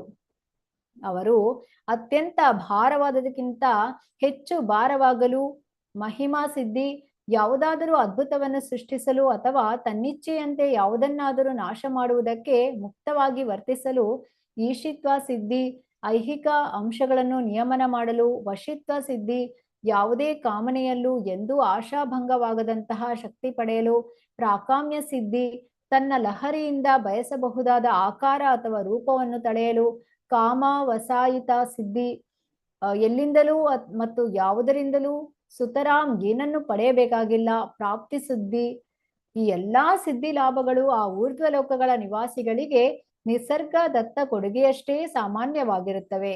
ಬಾಹ್ಯಾಂತರಿಕ್ಷದಲ್ಲಿ ಸಂಚರಿಸಲು ಅವರಿಗೆ ಯಾವುದೇ ಯಾಂತ್ರಿಕ ಸಹಾಯದ ಅಗತ್ಯವಿರುವುದಿಲ್ಲ. ಒಂದು ಲೋಕದಿಂದ ಇನ್ಯಾವುದೇ ಲೋಕಕ್ಕೆ ಅವರು ತಕ್ಷಣದಲ್ಲಿ ಸಂಚರಿಸಬಲ್ಲರು, ಇಲ್ಲವೇ ಸಾಗಬಲ್ಲರು. ಭೂಮಿಯ ನಿವಾಸಿಗಳು ಬಾಹ್ಯಾಕಾಶ ನೌಕೆಯಂತಹ ಯಾಂತ್ರಿಕ ವಾಹನಗಳಿಲ್ಲದೆ ಅತಿ ಹತ್ತಿರದ ಲೋಕಗಳಿಗೆ ಕೂಡ ಸಾಗಲಾರರು. ಆದರೆ ಊರ್ಧ್ವ ಲೋಕಗಳ ಅತ್ಯಂತ ಕುಶಲ ನಿವಾಸಿಗಳು ಏನನ್ನಾದರೂ ತುಂಬಾ ಸುಲಭವಾಗಿ ಮಾಡಬಲ್ಲರು. ಅಂತಹ ಲೋಕ ವ್ಯವಸ್ಥೆಗಳಲ್ಲಿ ವಾಸ್ತವಿಕವಾಗಿ ಏನಿದೆಯೋ ಅದನ್ನು ಅನುಭವಿಸುವಲ್ಲಿ ಐಹಿಕವಾದಿಯು ಸಾಮಾನ್ಯವಾಗಿ ಕುತೂಹಲಿಯಾಗಿರುವುದರಿಂದ ಅವನು ಎಲ್ಲವನ್ನೂ ವೈಯಕ್ತಿಕವಾಗಿ ನೋಡಬಯಸುತ್ತಾನೆ. ಕುತೂಹಲಿಯಾದ ವ್ಯಕ್ತಿಗಳು ಆಯಾ ಪ್ರದೇಶಗಳ ಅನುಭವವನ್ನು ನೇರವಾಗಿ ಪಡೆಯಲು ಜಗತ್ತಿನುದ್ದಕ್ಕೂ ಪ್ರವಾಸ ಮಾಡುವಂತೆ, ಮಂದಮತಿಯಾದ ಅಲೌಕಿಕವಾದಿಯೂ ಕೂಡ ತಾನು ಕೇಳಿದ ಅದೆಷ್ಟೋ ಅದ್ಭುತ ಸಂಗತಿಗಳಿಗಾಗಿ ಅಂತಹ ಲೋಕಗಳ ಕೆಲವು ಅನುಭವಗಳನ್ನು ಹೊಂದಲು ಬಯಸುತ್ತಾನೆ. ಆದರೂ ಯೋಗಿಯು ತನ್ನ ಸದ್ಯದ ಐಹಿಕ ಮನಸ್ಸು ಮತ್ತು ಇಂದ್ರಿಯಗಳೊಂದಿಗೆ ಅಲ್ಲಿಗೆ ಹೋಗುವುದರ ಮೂಲಕ ತನ್ನ ಆಸೆಯನ್ನು ಸುಲಭವಾಗಿ ಈಡೇರಿಸಿಕೊಳ್ಳಬಲ್ಲ. ಐಹಿಕ ಜಗತ್ತಿನ ಮೇಲೆ ಸ್ವಾಮ್ಯವನ್ನು ಸಾಧಿಸುವುದೇ ಐಹಿಕ ಮನಸ್ಸಿನ ಪ್ರಧಾನ ಹಂಬಲವಾಗಿದೆ. ಮೇಲೆ ಉಲ್ಲೇಖಿಸಿದ ಎಲ್ಲಾ ಸಿದ್ಧಿಗಳು ಜಗತ್ತಿನ ಮೇಲೆ ಸ್ವಾಮ್ಯ ಸಾಧಿಸುವ ಲಕ್ಷಣಗಳಾಗಿವೆ. ಭಗವದ್ಭಕ್ತರು ಮಿಥ್ಯೆಯೂ ಕ್ಷಣಿಕವೂ ಆದ ಅಂತಹ ವೈಭವ ಸಾಮಗ್ರಿಗಳ ಮೇಲೆ ಸ್ವಾಮ್ಯ ಸಾಧಿಸುವ ಮಹತ್ವಾಕಾಂಕ್ಷೆಯನ್ನು ಹೊಂದುವುದಿಲ್ಲ. ಇದಕ್ಕೆ ವಿರುದ್ಧವಾಗಿ ಭಕ್ತನು ಪರಮಪ್ರಭುವಾದ ಭಗವಂತನ ಸರ್ವಸ್ವಾಮ್ಯವನ್ನು ಬಯಸುತ್ತಾನೆ. ಸರ್ವೇಶನಾದ ಭಗವಂತನಿಗೆ ಸೇವೆ ಸಲ್ಲಿಸುವ ಆಕಾಂಕ್ಷೆಯೇ ಆಧ್ಯಾತ್ಮಿಕ ಅಥವಾ ಅಲೌಕಿಕವಾದದ್ದಾಗಿದೆ. ಆಧ್ಯಾತ್ಮಿಕ ಸಾಮ್ರಾಜ್ಯಕ್ಕೆ ಪ್ರವೇಶ ಪಡೆಯಲು ಮನಸ್ಸು ಮತ್ತು ಇಂದ್ರಿಯಗಳ ಈ ಪಾವಿತ್ರ್ಯವನ್ನು ಹೊಂದಿರಬೇಕಾಗುತ್ತದೆ. ಐಹಿಕ ಮನಸ್ಸಿನೊಂದಿಗೆ ಈ ಬ್ರಹ್ಮಾಂಡದ ಅತ್ಯುತ್ತಮ ಲೋಕವನ್ನು ತಲುಪಬಹುದು, ಆದರೆ ಅವರಾರು ಭಗವತ್ ಸಾಮ್ರಾಜ್ಯವನ್ನು ಪ್ರವೇಶಿಸಲಾರರು. ಇಂದ್ರಿಯಗಳು ಇಂದ್ರಿಯ ತುಷ್ಟಿಯಲ್ಲಿ ಮಗ್ನವಾಗದಿದ್ದಾಗಲೇ ಅವುಗಳನ್ನು ಆಧ್ಯಾತ್ಮಿಕವಾಗಿ ಪವಿತ್ರಿತವಾದವುಗಳೆಂದು ಕರೆಯಲಾಗಿದೆ. ಇಂದ್ರಿಯಗಳು ಮಗ್ನತೆಯನ್ನು ಅಪೇಕ್ಷಿಸುತ್ತವೆ. ಆ ಇಂದ್ರಿಯಗಳನ್ನು ಭಗವಂತನ ಅಲೌಕಿಕ ಪ್ರೇಮಮಯ ಸೇವೆಯಲ್ಲಿ ಸಂಪೂರ್ಣವಾಗಿ ತೊಡಗಿಸಿದಾಗ ಐಹಿಕ ಸಂಸರ್ಗಗಳಿಂದ ಕಲುಷಿತವಾಗಲು ಅವಕ್ಕೆ ಅವಕಾಶವಿರುವುದಿಲ್ಲ. ಶ್ಲೋಕ 23. ಯೋಗೇಶ್ವರಾಣಾಂ ಗತಿಮಾಹುರಂತರ್ ಬಹಿಸ್ತ್ರಿಲೋಕ್ಯಾ ಪವನಾಂತರಾತ್ಮನಾಂ ನ ಕರ್ಮಭಿಸ್ತಾಂ ಗತಿಮಾಪ್ನುವಂತಿ ವಿದ್ಯಾ ತಪೋಯೋಗ ಸಮಾಧಿಭಾಜಾಂ. ಯೋಗ ಈಶ್ವರನ ಮಹಾಯೋಗಿಗಳ ಮತ್ತು ಭಕ್ತರ ಗತಿಂ ಗುರಿಯನ್ನು ಆಹು ಹೇಳಲಾಗಿದೆ. ಅಂತಹ ಒಳಗೆ, ಬಹಿ ಹೊರಗೆ, ತ್ರಿಲೋಕ್ಯಾಹ ಮೂರು ಲೋಕಗಳ, ಪವನ ಅಂತಹ ಗಾಳಿಯೊಳಗೆ, ಆತ್ಮಾನಾಂ ಸೂಕ್ಷ್ಮ ಶರೀರದ, ನ ಎಂದಿಗೂ ಇಲ್ಲ, ಕರ್ಮಭಿಹಿ ಕಾಮ್ಯಕರ್ಮಗಳಿಂದ, ತಾಂ ಆ ಗತಿಂ ವೇಗವನ್ನು, ಆಪ್ನುವಂತಿ ಹೊಂದುತ್ತಾರೆ, ವಿದ್ಯಾ ಭಕ್ತಿ ಸೇವೆ, ತಪಃ ತಪಸ್ಸು, ಯೋಗ ಯೋಗದ ಶಕ್ತಿ, ಸಮಾಧಿ ಜ್ಞಾನವನ್ನು, ಭಾಜಾಂ ಹೊಂದಿರುವವರು. ಅನುವಾದ: ಅಲೌಕಿಕವಾದಿಗಳು ಆಧ್ಯಾತ್ಮಿಕ ದೇಹದೊಂದಿಗೆ ಸಂಬಂಧ ಹೊಂದಿರುತ್ತಾರೆ. ಹೀಗಿರುವಾಗ ಅವರ ಭಕ್ತಿ ಸೇವೆಯ, ತಪಸ್ಸಿನ, ಯೋಗಶಕ್ತಿಯ ಮತ್ತು ದಿವ್ಯಜ್ಞಾನದ ಬಲದಿಂದ ಈ ಐಹಿಕ ಜಗತ್ತುಗಳ ಒಳಗಾಗಲಿ ಆಚೆಗಾಗಲಿ ಅವರ ಸಂಚಾರವು ಅನಿರ್ಬಂಧಿತವಾಗಿರುತ್ತದೆ. ಕಾಮ್ಯಕರ್ಮಿಗಳು ಮತ್ತು ಐಹಿಕವಾದಿಗಳು ಅಂತಹ ಅನಿರ್ಬಂಧಿತ ರೀತಿಯಲ್ಲಿ ಎಂದೂ ಸಂಚರಿಸಲಾರರು. ಭಾವಾರ್ಥ: ಶಿಲಪ್ರಭುಪಾದರಿಂದ ಶಿಲಪ್ರಭುಪಾದರಿಗೆ ಜಯವಾಗಲಿ. ಯಾಂತ್ರಿಕ ವಾಹನಗಳಿಂದ ಇತರ ಲೋಕಗಳನ್ನು ತಲುಪುವ ಐಹಿಕ ವಿಜ್ಞಾನಿಗಳ ಪ್ರಯತ್ನವು ಕೇವಲ ವ್ಯರ್ಥ ಸಾಹಸವಾಗಿದೆ. ಆದರೂ ಪುಣ್ಯಕರ್ಮಗಳಿಂದ ಸ್ವರ್ಗೀಯ ಲೋಕಗಳನ್ನು ಸೇರಬಹುದಾಗಿದೆ. ಆದರೆ ಅಂತಹ ಯಾಂತ್ರಿಕ ಅಥವಾ ಐಹಿಕವಾದ ಸ್ಥೂಲ ಇಲ್ಲವೇ ಸೂಕ್ಷ್ಮ ಕರ್ಮಗಳಿಂದ ಸ್ವರ್ಗ ಅಥವಾ ಜನಲೋಕದ ಆಚೆಗೆ ಹೋಗಲು ಯಾರೂ ಎಂದೂ ನಿರೀಕ್ಷಿಸಲಾಗದು. ಸ್ಥೂಲ ಐಹಿಕ ದೇಹದೊಂದಿಗೆ ಯಾವ ಸಂಬಂಧವೂ ಇರದ ಅಲೌಕಿಕವಾದಿಗಳು ಐಹಿಕ ಜಗತ್ತುಗಳ ಒಳಗೆ ಅಥವಾ ಆಚೆಗೆ ಯಾವ ಕಡೆಯಾದರೂ ಸಂಚರಿಸಬಹುದು. ಐಹಿಕ ಜಗತ್ತುಗಳ ಒಳಗೆ ಮಹಜನಸ್, ತಪಸ್, ಸತ್ಯಲೋಕಗಳ ಲೋಕ ವ್ಯವಸ್ಥೆಗಳಲ್ಲಿ ಅವರು ಸಂಚರಿಸುತ್ತಾರೆ ಮತ್ತು ಐಹಿಕ ಜಗತ್ತುಗಳ ಆಚೆಗೆ ವೈಕುಂಠಗಳಲ್ಲಿ ಅನಿರ್ಬಂಧಿತ ಅಂತರಿಕ್ಷಗಾಮಿಗಳಾಗಿ ಅವರು ಸಂಚರಿಸಬಲ್ಲರು. ನಾರದ ಮುನಿಗಳು ಅಂತಹ ಅಂತರಿಕ್ಷಗಾಮಿಗಳ ನಿದರ್ಶನಗಳಲ್ಲಿ ಒಬ್ಬರಾಗಿದ್ದಾರೆ ಮತ್ತು ದೂರ್ವಾಸ ಮುನಿಗಳು ಅಂತಹ ಅನುಭಾವಿಗಳಲ್ಲೊಬ್ಬರಾಗಿದ್ದಾರೆ. ಭಕ್ತಿ ಸೇವೆ, ತಪಸ್ಸು, ಯೋಗಶಕ್ತಿ ಮತ್ತು ದಿವ್ಯ ಜ್ಞಾನಗಳ ಬಲದಿಂದ ಪ್ರತಿಯೊಬ್ಬನೂ ನಾರದ ಮುನಿ ಅಥವಾ ದೂರ್ವಾಸ ಮುನಿಗಳಂತೆ ಸಂಚರಿಸಬಹುದು. ದೂರ್ವಾಸ ಮುನಿಗಳು ಐಹಿಕ ಆಕಾಶದ ಪೂರ್ಣ ವ್ಯಾಪ್ತಿಯ ಉದ್ದಕ್ಕೂ ಮತ್ತು ಆಧ್ಯಾತ್ಮಿಕ ಆಕಾಶದ ಭಾಗದಲ್ಲೂ ಒಂದೇ ವರ್ಷದಲ್ಲಿ ಸಂಚರಿಸಿದರೆಂದು ಹೇಳಲಾಗಿದೆ. ದಿವ್ಯವಾದಿಗಳ ವೇಗವನ್ನು ಸ್ಥೂಲ ಅಥವಾ ಸೂಕ್ಷ್ಮ ಐಹಿಕವಾದಿಗಳು ಎಂದೂ ಪಡೆಯಲಾರರು. ಶ್ಲೋಕ 24. ವೈಶ್ವಾನರಂ ಯಾತಿ ವಿಹಾಯ ಸಾಗತ ಸುಷುಮ್ನಯಾ ಬ್ರಹ್ಮ ಪತೇನ ಶೋಚಿಷಾ ವಿದೂತ ಕಲ್ಕೋಥ ಹರೇರುದಸ್ತಾತ್ ಪ್ರಯಾತಿ ಚಕ್ರಂ ನೃಪ ಶೈಶುಮಾರಂ. ವೈಶ್ವಾನರಂ ಅಗ್ನಿ ನಿಯಂತ್ರಕ ದೇವತೆಯನ್ನು ಯಾತಿ ಹೋಗುತ್ತಾನೆ, ವಿಹಾಯಸ ಆಕಾಶಗಂಗೆಯ ಮೂಲಕ, ಗತಃ ಹಾದು, ಸುಷುಮ್ನದಿಂದ, ಬ್ರಹ್ಮಲೋಕದ, ಪತೇನ ಮಾರ್ಗದಿಂದ, ಶೋಚಿಷ ತೇಜೋಮಯವಾದ, ವಿದೂತ ತೊಳೆಯಲ್ಪಟ್ಟ, ಕಲ್ಕಃ ಕೊಳೆಯುಳ್ಳವನಾಗಿ, ಅಥ ಅನಂತರ, ಹರೇ ಪ್ರಭುಹರಿಯ, ಉದಸ್ತಾದ್ ಮೇಲ್ಗಡೆಗೆ, ಪ್ರಯಾತಿ ತಲುಪುತ್ತಾನೆ, ಚಕ್ರಂ ವೃತ್ತವನ್ನು, ನೃಪ ರಾಜನೇ, ಶೈಶುಮಾರಂ ಶಿಶುಮಾರ ಎಂಬ. ಅನುವಾದ: ಓ ರಾಜನೇ, ಅಂತಹ ಯೋಗಿಯು ಅತ್ಯೂರ್ಧ್ವ ಲೋಕವಾದ ಬ್ರಹ್ಮಲೋಕವನ್ನು ಸೇರಲು ಶುಭ್ರ ಕಾಂತಿಯ ಸುಷುಮ್ನಾದಿಂದ ಆಕಾಶಗಂಗೆಯನ್ನು ದಾಟಿ ಹೋದಾಗ ಅವನು ಮೊದಲಿಗೆ ಅಗ್ನಿದೇವತೆಯ ಲೋಕವಾದ ವೈಶ್ವಾನರಕ್ಕೆ ಹೋಗುತ್ತಾನೆ. ಅಲ್ಲಿ ಎಲ್ಲಾ ಕಲ್ಮಶಗಳಿಂದ ಪೂರ್ಣವಾಗಿ ಶುಚಿಯಾಗುತ್ತಾನೆ. ಅಲ್ಲಿಂದ ಮುಂದಕ್ಕೆ ದೇವೋತ್ತಮ ಪುರುಷನಾದ ಭಗವಾನ್ ಹರಿಯೊಂದಿಗೆ ಸಂಬಂಧ ಹೊಂದಲು ಶಿಶುಮಾರ ವೃತ್ತದವರೆಗೆ ಊರ್ಧ್ವ ಮುಖವಾಗಿ ಅವನು ಹೋಗುತ್ತಲೇ ಇರುತ್ತಾನೆ. ಭಾವಾರ್ಥ: ಶಿಲಪ್ರಭುಪಾದರಿಗೆ ಜಯವಾಗಲಿ. ಈ ವಿಶ್ವದ ಧ್ರುವ ನಕ್ಷತ್ರ ಮತ್ತು ಅಲ್ಲಿನ ವೃತ್ತವನ್ನು ಶಿಶುಮಾರ ವೃತ್ತವೆಂದು ಕರೆಯಲಾಗಿದೆ ಮತ್ತು ಅದರೊಳಗೆ ದೇವೋತ್ತಮ ಪುರುಷನ ಕ್ಷೀರೋದಕಶಾಯಿ ವಿಷ್ಣುವಿನ ಸ್ಥಾನೀಯ ನಿವಾಸವಿದೆ. ಅಲ್ಲಿಗೆ ತಲುಪುವುದಕ್ಕೆ ಮೊದಲು ಯೋಗಿಯು ಬ್ರಹ್ಮಲೋಕವನ್ನು ತಲುಪಲು ಆಕಾಶಗಂಗೆಯನ್ನು ದಾಟಿ ಹೋಗುತ್ತಾನೆ. ಹಾಗೆ ಅಲ್ಲಿಗೆ ಹೋಗುವಾಗ ಅವನು ಮೊದಲು ಅಗ್ನಿ ನಿಯಂತ್ರಕ ದೇವತೆಯ ವೈಶ್ವಾನರ ಲೋಕವನ್ನು ಸೇರುತ್ತಾನೆ. ವೈಶ್ವಾನರ ಲೋಕದಲ್ಲಿ ಯೋಗಿಯು ಐಹಿಕ ಜಗತ್ತಿನ ಸಂಪರ್ಕದಲ್ಲಿದ್ದಾಗ ಗಳಿಸಿದ ಕಲುಷಿತ ಪಾಪಗಳನ್ನು ಕಳೆದುಕೊಂಡು ಸಂಪೂರ್ಣವಾಗಿ ಶುಚಿಯಾಗುತ್ತಾನೆ. ಆಕಾಶದಲ್ಲಿರುವ ಆಕಾಶಗಂಗೆಯನ್ನು ಇಲ್ಲಿ ಈ ವಿಶ್ವದ ಅತ್ಯೂರ್ಧ್ವ ಲೋಕವಾದ ಬ್ರಹ್ಮಲೋಕಕ್ಕೆ ಮುನ್ನಡೆಸುವ ಮಾರ್ಗವೆಂದು ಸೂಚಿಸಲಾಗಿದೆ. ಶ್ಲೋಕ 25. ತದ್ವಿಶ್ವನಾಭಿಂ ಪ್ರತಿವರ್ತ್ಯ ವಿಷ್ಣೋ ರಣೀಯಸ ವಿರಜೇನಾತ್ಮನೈಕಃ ನಮಸ್ಕೃತಂ ಬ್ರಹ್ಮವಿದಾಮುಪೈತಿ ಕಲ್ಪಾಯುಷೋ ಯತ್ ವಿಬುಧಾರಮಂತೆ. ತತ್ ಆ ವಿಶ್ವನಾಭಿಂ ವಿಶ್ವರೂಪದ ನಾಭಿಯನ್ನು, ತು ಆದರೆ, ಅತಿವರ್ತ್ಯ ದಾಟಿ, ವಿಷ್ಣೋಹೋ ದೇವೋತ್ತಮ ಪುರುಷನಾದ ವಿಷ್ಣುವಿನ, ಅಣೀಯಸ ಯೋಗ ಸಿದ್ಧಿಯಿಂದ, ವಿರಜೇನ ಶುದ್ಧನಾದ, ಆತ್ಮನ ಜೀವಿಯಿಂದ, ಏಕಃ ಒಬ್ಬನೇ, ನಮಸ್ಕೃತಂ ಪೂಜಾರ್ಹವಾದದ್ದನ್ನು, ಬ್ರಹ್ಮವಿದಾಂ ದಿವ್ಯ ನೆಲೆಯಲ್ಲಿರುವವರಿಂದ, ಉಪೈತಿ ಹೊಂದುತ್ತಾನೆ, ಕಲ್ಪ ಆಯುಷಃ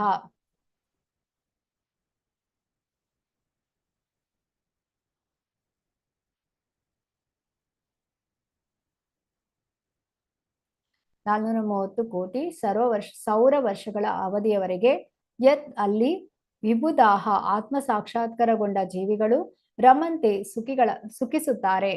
ಅನುವಾದ: ಈ ಶಿಶುಮಾರವು ಸಕಲ ವಿಶ್ವದ ಭ್ರಮಣಕ್ಕೆ ಕೇಂದ್ರ ಸ್ಥಾನವಾಗಿದೆ. ಇದನ್ನು ವಿಷ್ಣು ಕರ್ಬೋದಕಶಾಯಿ ವಿಷ್ಣುವಿನ ನಾಭಿ ಎಂದು ಕರೆಯಲಾಗಿದೆ. ಯೋಗಿಯೊಬ್ಬನೇ ಈ ಶಿಶುಮಾರ ವೃತ್ತದ ಆಚೆಗೆ ಹೋಗುತ್ತಾನೆ ಮತ್ತು ಭೃಗುವಿನಂತಹ ಪವಿತ್ರಿತ ಸಾಧುಗಳು 430 ಕೋಟಿ ಸೌರ ವರ್ಷಗಳ ಆಯುಷ್ಯವನ್ನು ಎಲ್ಲಿ ಅನುಭೋಗಿಸುವರೋ ಆ ಲೋಕ ಮಹರ್ಲೋಕವನ್ನು ಪಡೆಯುತ್ತಾರೆ. ಅಲೌಕಿಕವಾದ ನೆಲೆಯಲ್ಲಿರುವ ಸಾಧುಗಳಿಗೂ ಕೂಡ ಈ ಲೋಕ ಪೂಜನೀಯವಾಗಿದೆ. ಶ್ಲೋಕ 26. अथो अनन्तस्य मुखानलेन दन्दह्यमानं स निरीक्ष्य विश्वं निर्याति सिद्धेश्वरयुष्टधिष्ण्यं यद्वैपरार्ध्यं तदुपारमेष्ट्यं यद्वैपरा यद्वैपरार्ध्यं तदुपारमेष्ट्यಂ ಅಥೋ ಅನಂತರ ಅನಂತಸ್ಯ ದೇವೋತ್ತಮನ ಆಶ್ರಯಾವತಾರವಾದ ಅನಂತನ ಮುಖ ಅನಲೇನ ಬಾಯಿಯಿಂದ ವ್ಯಕ್ತವಾಗುವ ಬೆಂಕಿಯಿಂದ ದಂದಹ್ಯಮಾನಂ ಉರಿದು ಬೂದಿಯಾಗುವ ಸಹ ಅವನು ನಿರೀಕ್ಷ್ಯ ನೋಡಿ ವಿಶ್ವಂ ಜಗತ್ತನ್ನು ನಿರ್ಯಾತಿ ಹೊರಟು ಹೋಗುತ್ತಾನೆ ಸಿದ್ದೇಶ್ವರ ಯುಷ್ಟ ದಿಷ್ಣ್ಯಂ ಮಹಾಸಿದ್ಧಾತ್ಮರಿಂದ ಬಳಸಲಾದ ವಿಮಾನಗಳಿಂದ ಯತ್ ಆ ಸ್ಥಳವನ್ನು ದ್ವೈಪರಾರ್ಧ್ಯಂ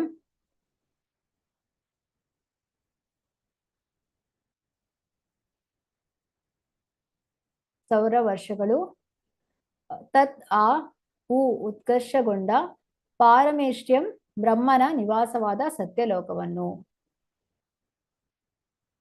ಅನುವಾದ: ಪೂರ್ಣ ವಿಶ್ವದ ಅಂತಿಮ ಪ್ರಳಯದ ಸಮಯದಲ್ಲಿ ಬ್ರಹ್ಮದೇವನ ಆಯುಷ್ಯದ ಕೊನೆಯಲ್ಲಿ ಅನಂತನ ಬಾಯಿಯಿಂದ ಅಗ್ನಿಜ್ವಾಲೆಯು ಹೊರಹೊಮ್ಮುತ್ತದೆ ವಿಶ್ವದ ತಳದಿಂದ. ವಿಶ್ವದ ಲೋಕಗಳೆಲ್ಲ ಬೂದಿಯಾಗಿ ಉರಿದು ಹೋಗುವುದನ್ನು ಯೋಗಿಯು ಕಾಣುತ್ತಾನೆ. ತನ್ಮೂಲಕ ಅವನು ಮಹಾನ್ ಪವಿತ್ರಿತಾತ್ಮರು ಬಳಸಿದ ವಿಮಾನದ ಮೂಲಕ ಸತ್ಯಲೋಕಕ್ಕೆ ಹೊರಡುತ್ತಾನೆ. ಸತ್ಯಲೋಕದಲ್ಲಿ ಜೀವಿತಾವಧಿಯು ವರ್ಷಗಳೆಂದು ಲೆಕ್ಕ ಹಾಕಲಾಗಿದೆ. ಭಾವಾರ್ಥ: ಶ್ರೀಲ ಪ್ರಭುಪಾದ್ ಕಿ ಜೈ. 4,300,00,000 ಸೌರ ವರ್ಷಗಳೆಂದು ಎನಿಸಲಾದ ಆಯುಷ್ಯವನ್ನು ಹೊಂದಿರುವ ಪವಿತ್ರ ಜೀವಿಗಳು ಅಥವಾ ದೇವತೆಗಳು ಇರುವ ಮಹರ್ ಲೋಕದ ನಿವಾಸಿಗಳು ವಿಶ್ವದ ಅತ್ಯುರ್ಧ್ವ ಲೋಕವಾದ ಸತ್ಯಲೋಕವನ್ನು ತಲುಪಬಹುದಾದ ಆಕಾಶ ನೌಕೆಯನ್ನು ಹೊಂದಿದ್ದಾರೆ ಎಂದು ಇಲ್ಲಿ ಸೂಚಿಸಲಾಗಿದೆ.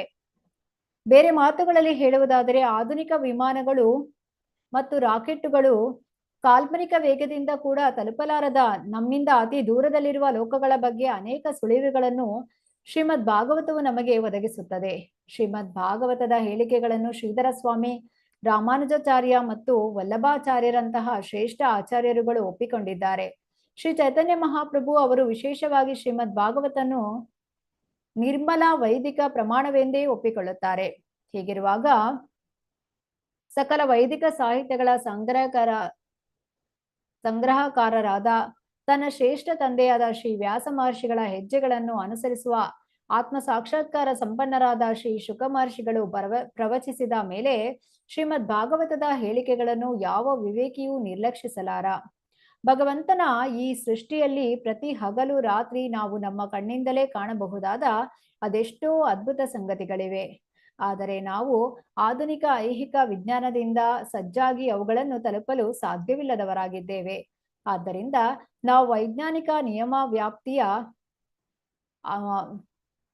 ವ್ಯಾಪ್ತಿಯ ಮಿತಿಯ ಆಚೆಗಿನ ವಸ್ತುಗಳನ್ನು ತಿಳಿಯುವುದಕ್ಕಾಗಿ ಐಹಿಕ ವಿಜ್ಞಾನದ ಅಪೂರ್ಣ ಪ್ರಮಾಣವನ್ನು ಅವಲಂಬಿಸಲೇಬಾರದು. ಸಾಮಾನ್ಯ ಮನುಷ್ಯನಿಗೆ ಆಧುನಿಕ ವಿಜ್ಞಾನ ಮತ್ತು ವೈದಿಕ ಜ್ಞಾನಗಳೆರಡೂ ಸುಮ್ಮನೆ ಒಪ್ಪಿಕೊಳ್ಳಬೇಕಾದಂತಹದ್ದಾಗಿದೆ. ಏಕೆಂದರೆ ಆಧುನಿಕ ವಿಜ್ಞಾನದ ಇಲ್ಲವೇ ವೈದಿಕ ಸಾಹಿತ್ಯದ ಯಾವ ಹೇಳಿಕೆಗಳನ್ನು ಪ್ರಮಾಣೀಕರಿಸಲು ಅವರಿಂದಾಗದು. ಅದಕ್ಕೆ ಪರ್ಯಾಯವೆಂದರೆ ಸಾಮಾನ್ಯ ಮನುಷ್ಯನು ಅವುಗಳನ್ನೊಂದನ್ನು ಇಲ್ಲವೇ ಅವುಗಳೆರಡನ್ನೂ ನಂಬುವುದೇ ಆಗಿದೆ. ಆದಾಗ್ಯೂ ಅರಿವಿನ ವೈದಿಕ ಮಾರ್ಗ ಹೆಚ್ಚು ಅಧಿಕೃತವಾದದ್ದಾಗಿದೆ. ಏಕೆಂದರೆ ಇದನ್ನು ಆಚಾರ್ಯರುಗಳು ಒಪ್ಪಿಕೊಂಡಿದ್ದಾರೆ. ಆಚಾರ್ಯರುಗಳು ವಿಶ್ವಾಸಪೂರ್ಣರು ಮತ್ತು ವಿದ್ವಾಂಸರು ಮಾತ್ರವಲ್ಲ, ಬದ್ಧಾತ್ಮರ ಯಾವುದೇ ದೋಷಗಳಿಲ್ಲದ ಮುಕ್ತಾತ್ಮರೂ ಆಗಿದ್ದಾರೆ. ಅದೇ ಆಧುನಿಕ ವಿಜ್ಞಾನಿಗಳಾದರೂ ಅನೇಕ ದೋಷ ಮತ್ತು ಅಪರಾಧಗಳಿಗೆ ಒಳಗಾಗಬಲ್ಲ ಬದ್ಧಾತ್ಮರಾಗಿರುತ್ತಾರೆ. ಆದ್ದರಿಂದ ಮಹಾನ್ ಆಚಾರ್ಯರುಗಳು ಸರ್ವಾನುಮತಿಯಿಂದ ಒಪ್ಪಿ ಸ್ವೀಕರಿಸಿದ ಶ್ರೀಮದ್ ಭಾಗವತದಂತಹ ವೈದಿಕ ಸಾಹಿತ್ಯಗಳ ಅಧಿಕೃತ ಅಭಿಪ್ರಾಯವನ್ನು ಒಪ್ಪಿಕೊಳ್ಳುವುದು ಸುರಕ್ಷಿತ ಪಕ್ಷವಾಗಿದೆ. ಶ್ಲೋಕ 27.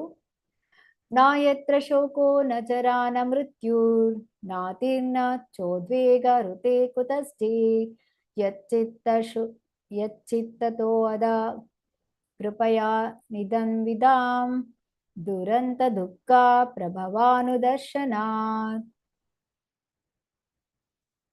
ನ ಎಂದಿಗೂ ಇಲ್ಲ.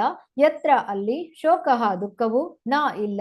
ಜರ ಮುಪ್ಪು ನ ಇಲ್ಲ. ಮೃತ್ಯು ಸಾವು ನ ಇಲ್ಲ. ಅರ್ತಿಹಿ ನೋವುಗಳು ನ ಇಲ್ಲ. ಚ ಕೂಡ ಉದ್ವೇಗ ಆತಂಕಗಳು ವೃತ್ತಿ ಅದನ್ನುಳಿದು ಕುತಶ್ಚಿತ್ ಕೆಲವು ಸಲ ಯಚ್ಚಿತ್ ಪ್ರಜ್ಞೆಯಿಂದಾಗಿ ತತಃ ಆದ್ದರಿಂದ ಅದಹ ಅನುಕಂಪವು ಕೃಪಯ ಹೃದಯಾನುಭವದ ಕರುಣೆಯಿಂದ ಅನ್ ಇದಂ ವಿಧಾಂ ಭಕ್ತಿ ಸೇವೆಯ ಪ್ರಕ್ರಿಯೆಯನ್ನು ಅರಿಯದವರ ದುರಂತ ಅಪಾರವಾದ ದುಃಖ ಶೋಕದ ಪ್ರಭವ ಪುನರಾವರ್ತಿತ ಜನನ ಮತ್ತು ಮರಣಗಳ ಅನುದರ್ಶನ ಎಡೆಬಿಡದ ಅನುಭವದಿಂದ. ಅನುವಾದ: ಆ ಸತ್ಯಲೋಕದಲ್ಲಿ ಶೋಕವಿಲ್ಲ, ಮುಪ್ಪೂ ಇಲ್ಲ, ಸಾವು ಇಲ್ಲ, ಅಲ್ಲಿ ಯಾವ ರೀತಿಯ ಸಂಕಟವೂ ಇಲ್ಲ. ಆದ್ದರಿಂದಲೇ ಅಲ್ಲಿ ಉದ್ವಿಗ್ನತೆಗಳೂ ಇಲ್ಲ. ಆದರೆ ಕೆಲವೊಮ್ಮೆ ಪ್ರಜ್ಞೆಯಿಂದಾಗಿ ಐಹಿಕ ಜಗತ್ತಿನಲ್ಲಿ ದುಸ್ತರವಾದ ದುಃಖಗಳಿಗೆ ಒಳಗಾದವರ ಬಗ್ಗೆ ಮತ್ತು ಭಕ್ತಿ ಸೇವೆಯ ಪ್ರಕ್ರಿಯೆಯ ತಿಳುವಳಿಕೆ ಇಲ್ಲದವರ ಬಗ್ಗೆ ಕರುಣಾಭಾವವಿದೆ. ಭಾವಾರ್ಥ: ಶಿಲಪ್ರಭುಪಾದರಿಂದ ಶಿಲಪ್ರಭುಪಾದರಿಗೆ ಜಯವಾಗಲಿ. ಐಹಿಕ ಮನೋಧರ್ಮವುಳ್ಳ ಮೂರ್ಖ ಮನುಜರು ಪರಂಪರಾಗತ ಅಧಿಕೃತ ಜ್ಞಾನದ ಲಾಭವನ್ನು ಪಡೆಯುವುದಿಲ್ಲ. ವೈದಿಕ ಜ್ಞಾನವು ಅಧಿಕೃತವಾದದ್ದು, ಪ್ರಾಯೋಗಿಕವಾಗಿ ಗಳಿಸಿದ್ದಲ್ಲ. ಆದರೆ ಇದು ಪರಂಪರಾಗತ ಅಧಿಕೃತರಿಂದ ವಿವರಿಸಲಾದ ವೈದಿಕ ಸಾಹಿತ್ಯಗಳ ಅಧಿಕೃತ ಹೇಳಿಕೆಗಳಿಂದ ಬಂದದ್ದಾಗಿದೆ. ಕೇವಲ ವಿದ್ಯಾಭ್ಯಾಸ ಮಾಡಿ ಪಂಡಿತನಾಗುವುದರಿಂದ ವೈದಿಕ ವಾಕ್ಯಗಳನ್ನು ಯಾರೂ ಅರಿಯಲಾಗದು. ಭಗವದ್ಗೀತೆಯಲ್ಲಿ 4ನೇ ಅಧ್ಯಾಯದ 2ನೇ ಶ್ಲೋಕದಲ್ಲಿ ಸ್ಪಷ್ಟವಾಗಿ ವಿವರಿಸಲಾದಂತೆ ಶಿಷ್ಯ ಪರಂಪರೆಯಿಂದ ವೈದಿಕ ಜ್ಞಾನವನ್ನು ಸ್ವೀಕರಿಸಿದ ನೈಜ ಅಧಿಕೃತರನ್ನು ಸಂಪರ್ಕಿಸಬೇಕು. ಭಗವದ್ಗೀತೆಯಲ್ಲಿ ವಿವರಿಸಲಾದ ಜ್ಞಾನ ವ್ಯವಸ್ಥೆಯನ್ನು ಮೊದಲು ಸೂರ್ಯದೇವರಿಗೆ ಬೋಧಿಸಲಾಯಿತೆಂದು ಭಗವಾನ್ ಶ್ರೀಕೃಷ್ಣನು ದೃಢೀಕರಿಸಿದ್ದಾನೆ. ಶಿಷ್ಯ ಪರಂಪರೆಯಲ್ಲಿ ಅವತರಣವಾದ ಜ್ಞಾನವು ಸೂರ್ಯದೇವರಿಂದ ಅವನ ಮಗ ಮನುವಿಗೂ, ಮನುವಿನಿಂದ ಶ್ರೀರಾಮಚಂದ್ರನ ಪೂರ್ವಜನಾದ ಇಕ್ಷ್ವಾಕು ರಾಜನಿಗೂ ಪ್ರಾಪ್ತವಾಯಿತು. ಅಲ್ಲಿಂದ ಹೀಗೆ ಜ್ಞಾನ ಪದ್ಧತಿಯು ಮಹರ್ಷಿಗಳ ಸಾಲಿನಲ್ಲಿ ಒಬ್ಬರಿಂದ ಇನ್ನೊಬ್ಬರಿಗೆ ವರ್ಣಿತವಾಗಿ ಮುಂದುವರಿಯಿತು. ಆದರೆ ಕಾಲಾಂತರದಲ್ಲಿ ಅಧಿಕೃತ ಶಿಷ್ಯ ಪರಂಪರೆ ಭಗ್ನವಾಯಿತು. ಆದ್ದರಿಂದ ಜ್ಞಾನದ ನಿಜವಾದ ಸ್ವರೂಪವನ್ನು ಪುನಃ ಸ್ಥಾಪಿಸಲಿಕ್ಕಾಗಿಯೇ ಭಗವಂತನು ಅರ್ಜುನನಿಗೆ ಅದೇ ಜ್ಞಾನವನ್ನು ಮತ್ತೆ ವಿವರಿಸಿದನು. ಅರ್ಜುನನು ಭಗವಂತನ ಶುದ್ಧ ಭಕ್ತನಾಗಿದ್ದ ಕಾರಣ ಅದನ್ನರಿಯಲು ಅರ್ಹ ಶಿಷ್ಯನಾಗಿದ್ದನು. ಭಗವದ್ಗೀತೆಯನ್ನು ಅರ್ಜುನನು ಅರಿತುಕೊಂಡಂತೆಯೇ ವಿವರಣೆಯನ್ನು ಕೂಡ ಮಾಡಲಾಗಿದೆ. ಭಗವದ್ಗೀತೆ 10ನೇ ಅಧ್ಯಾಯದ 12ರಿಂದ 13ನೇ ಶ್ಲೋಕದಲ್ಲಿ. ಆದರೆ ಭಗವದ್ಗೀತೆಯ ಮೂಲ ಭಾವವನ್ನು ಅರಿಯುವಲ್ಲಿ ಅರ್ಜುನನ ಹೆಜ್ಜೆಗಳನ್ನು ಅನುಸರಿಸದ ಅದೆಷ್ಟೋ ಮೂರ್ಖ ಮನುಜರಿದ್ದಾರೆ. ಅವರು ಮೂಲದ ಬದಲು ತಮ್ಮದೇ ಆದ ವ್ಯಾಖ್ಯೆಯನ್ನು ಸೃಷ್ಟಿಸುತ್ತಾರೆ. ಅದು ಅವರಷ್ಟೇ ಮೂರ್ಖತನದದ್ದಾಗಿರುತ್ತದೆ. ಅದರಿಂದ ಮಂದಮತಿಗಳಾದ ಅಥವಾ ಶೂದ್ರರಾದ ಮುಗ್ಧ ಅನುಯಾಯಿಗಳಿಗೆ ದುರ್ಮಾರ್ಗದರ್ಶನ ಮಾಡುತ್ತಾ ನೈಜ ಅರಿವಿನ ದಾರಿಯಲ್ಲಿ ಅಡೆತಡೆಗಳನ್ನಿಡುತ್ತಿದ್ದಾರೆ ಅಷ್ಟೇ. ಆದ್ದರಿಂದ ವೈದಿಕ ವಾಣಿಯನ್ನು ಅರಿಯುವುದಕ್ಕೆ ಮೊದಲು ಬ್ರಾಹ್ಮಣನಾಗಲೇಬೇಕೆಂದು ಹೇಳಲಾಗಿದೆ. ಸ್ವತಃ ಪದವೀಧರರಾಗದೆ ಯಾರೂ ವಕೀಲರಾಗಲಾರರು ಎಂಬ ನಿರ್ಬಂಧದಷ್ಟೇ ಈ ನಿರ್ಬಂಧವು ಮಹತ್ವದ್ದಾಗಿದೆ. ಇಂತಹ ನಿರ್ಬಂಧವು ಯಾರಿಗೂ ಉನ್ನತಿಯ ಹಾದಿಯಲ್ಲಿ ಒಡ್ಡಿದ ವಿಘ್ನವಲ್ಲ. ಆದರೆ ಅದು ನಿರ್ದಿಷ್ಟ ವಿಜ್ಞಾನದ ಅರಿವಿಗೆ ಅನರ್ಹನಾದವನಿಗೆ ಅತ್ಯವಶ್ಯಕವಾದದ್ದು. ಅರ್ಹರಲ್ಲದ ಬ್ರಾಹ್ಮಣರಿಂದ ವೈದಿಕ ಜ್ಞಾನವು ದುರ್ವ್ಯಾಖ್ಯೆಗೆ ಒಳಗಾಗಿದೆ. ಸದ್ಗುರುವಿನ ಮಾರ್ಗದರ್ಶನದಲ್ಲಿ ನಿಷ್ಠುರವಾದ ತರಬೇತಿಗೆ ಒಳಗಾದವನೇ ಅರ್ಹ ಬ್ರಾಹ್ಮಣನಾಗಿರುತ್ತಾನೆ. ಸರ್ವೋತ್ತಮನೂ ಭಗವಂತನೂ ಆದ ಶ್ರೀಕೃಷ್ಣನೊಂದಿಗೆ ನಮ್ಮ ಸಂಬಂಧವನ್ನು ಅರಿಯಲು ಮತ್ತು ಭಗವದ್ಧಾಮಕ್ಕೆ ಮರಳುವ ಅಪೇಕ್ಷಿತ ಫಲವನ್ನು ಸಾಧಿಸುವುದಕ್ಕೆ ಅನುಗುಣವಾಗಿ ವರ್ತಿಸಲು ವೈದಿಕ ಜ್ಞಾನ ನಮಗೆ ನಿರ್ದೇಶನ ನೀಡುತ್ತದೆ. ಆದರೆ ಐಹಿಕವಾದಿಗಳಾದ ಮನುಜರು ಇದನ್ನು ಅರ್ಥ ಮಾಡಿಕೊಳ್ಳುವುದಿಲ್ಲ. ಅವರು ಸುಖವಿಲ್ಲದ ತಾಣದಲ್ಲಿ ಸುಖಿಗಳಾಗಲು ಯೋಜನೆ ಹಾಕ ಬಯಸುತ್ತಾರೆ. ಹುಸಿ ಸುಖಕ್ಕಾಗಿ ಅವರು ವೈದಿಕ ಕರ್ಮಗಳಿಂದಲೋ ಅಥವಾ ರಾಕೆಟ್ಟುಗಳಿಂದಲೋ ಇತರ ಲೋಕಗಳನ್ನು ತಲುಪಲು ಪ್ರಯತ್ನಿಸುತ್ತಾರೆ. ಆದರೆ ಅವರು ಇಷ್ಟನ್ನಾದರೂ ತಿಳಿದಿರಬೇಕು. ಅದೆಂದರೆ ಸಂಕಟದ ಉದ್ದೇಶಕ್ಕಾಗಿ ಇರುವ ತಾಣದಲ್ಲಿ ಸುಖಿಯಾಗಲಿಕ್ಕಾಗಿ ಯಾವುದೇ ಪ್ರಮಾಣದ ಐಹಿಕ ಹೊಂದಾಣಿಕೆಯು ದುರ್ಮಾರ್ಗದರ್ಶಿತ ಮನುಜನಿಗೆ ಲಾಭದಾಯಕವಾಗಲಾರದು. ಏಕೆಂದರೆ ಇಡೀ ವಿಶ್ವವು ತನ್ನೆಲ್ಲ ಪರಿಕರಗಳೊಂದಿಗೆ ನಿರ್ದಿಷ್ಟ ಅವಧಿಯ ನಂತರ ಕೊನೆಗೊಳ್ಳುವುದಷ್ಟೇ. ಅಂದ ಮೇಲೆ ಐಹಿಕ ಸುಖದ ಯೋಜನೆಗಳೆಲ್ಲ ತಾವಾಗಿಯೇ ಕೊನೆಗೊಳ್ಳುವವು. ಪ್ರಾಜ್ಞನಾದ ವ್ಯಕ್ತಿಯು ಭಗವದ್ಧಾಮಕ್ಕೆ ಮರಳಲು ಯೋಜನೆ ಹಾಕುತ್ತಾನೆ. ಅಂತಹ ಧೀಮಂತ ವ್ಯಕ್ತಿಯು ಜನನ, ಮರಣ, ರೋಗ ಮತ್ತು ಮುಪ್ಪುಗಳಂತಹ ಐಹಿಕ ಅಸ್ತಿತ್ವದ ಎಲ್ಲಾ ತೀವ್ರ ವೇದನೆಗಳನ್ನು ದಾಟುತ್ತಾನೆ. ಅವನು ವಾಸ್ತವಿಕವಾಗಿ ಸುಖಿಯಾಗಿರುತ್ತಾನೆ, ಏಕೆಂದರೆ ಅವನಿಗೆ ಐಹಿಕ ಅಸ್ತಿತ್ವದ ಉದ್ವೇಗಗಳಿಲ್ಲ.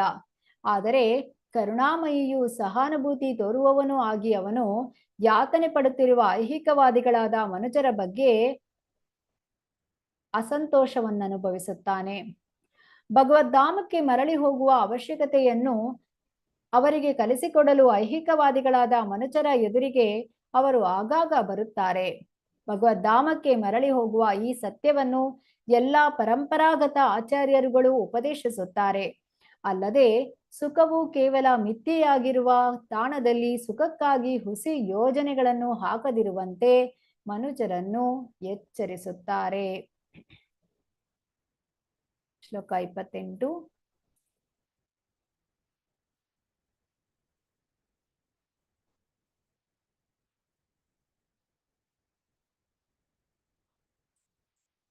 ತತೋ ವಿಶೇಷಂ ಪ್ರತಿಪದ್ಯ ನಿರ್ಭಯಾ ಸ್ಥೇನಾತ್ಮನಾಪೋ ಅನಲಾ ಮೂರ್ತಿರತ್ವರನ್ ಜ್ಯೋತಿರ್ಮಯೋ ವಾಯುಮುಪೇತ್ಯ ಕಾಲೇ ವಾಯ್ವಾತ್ಮನ ಕಂ ಬೃಹದಾತ್ಮಲಿಂಗಂ.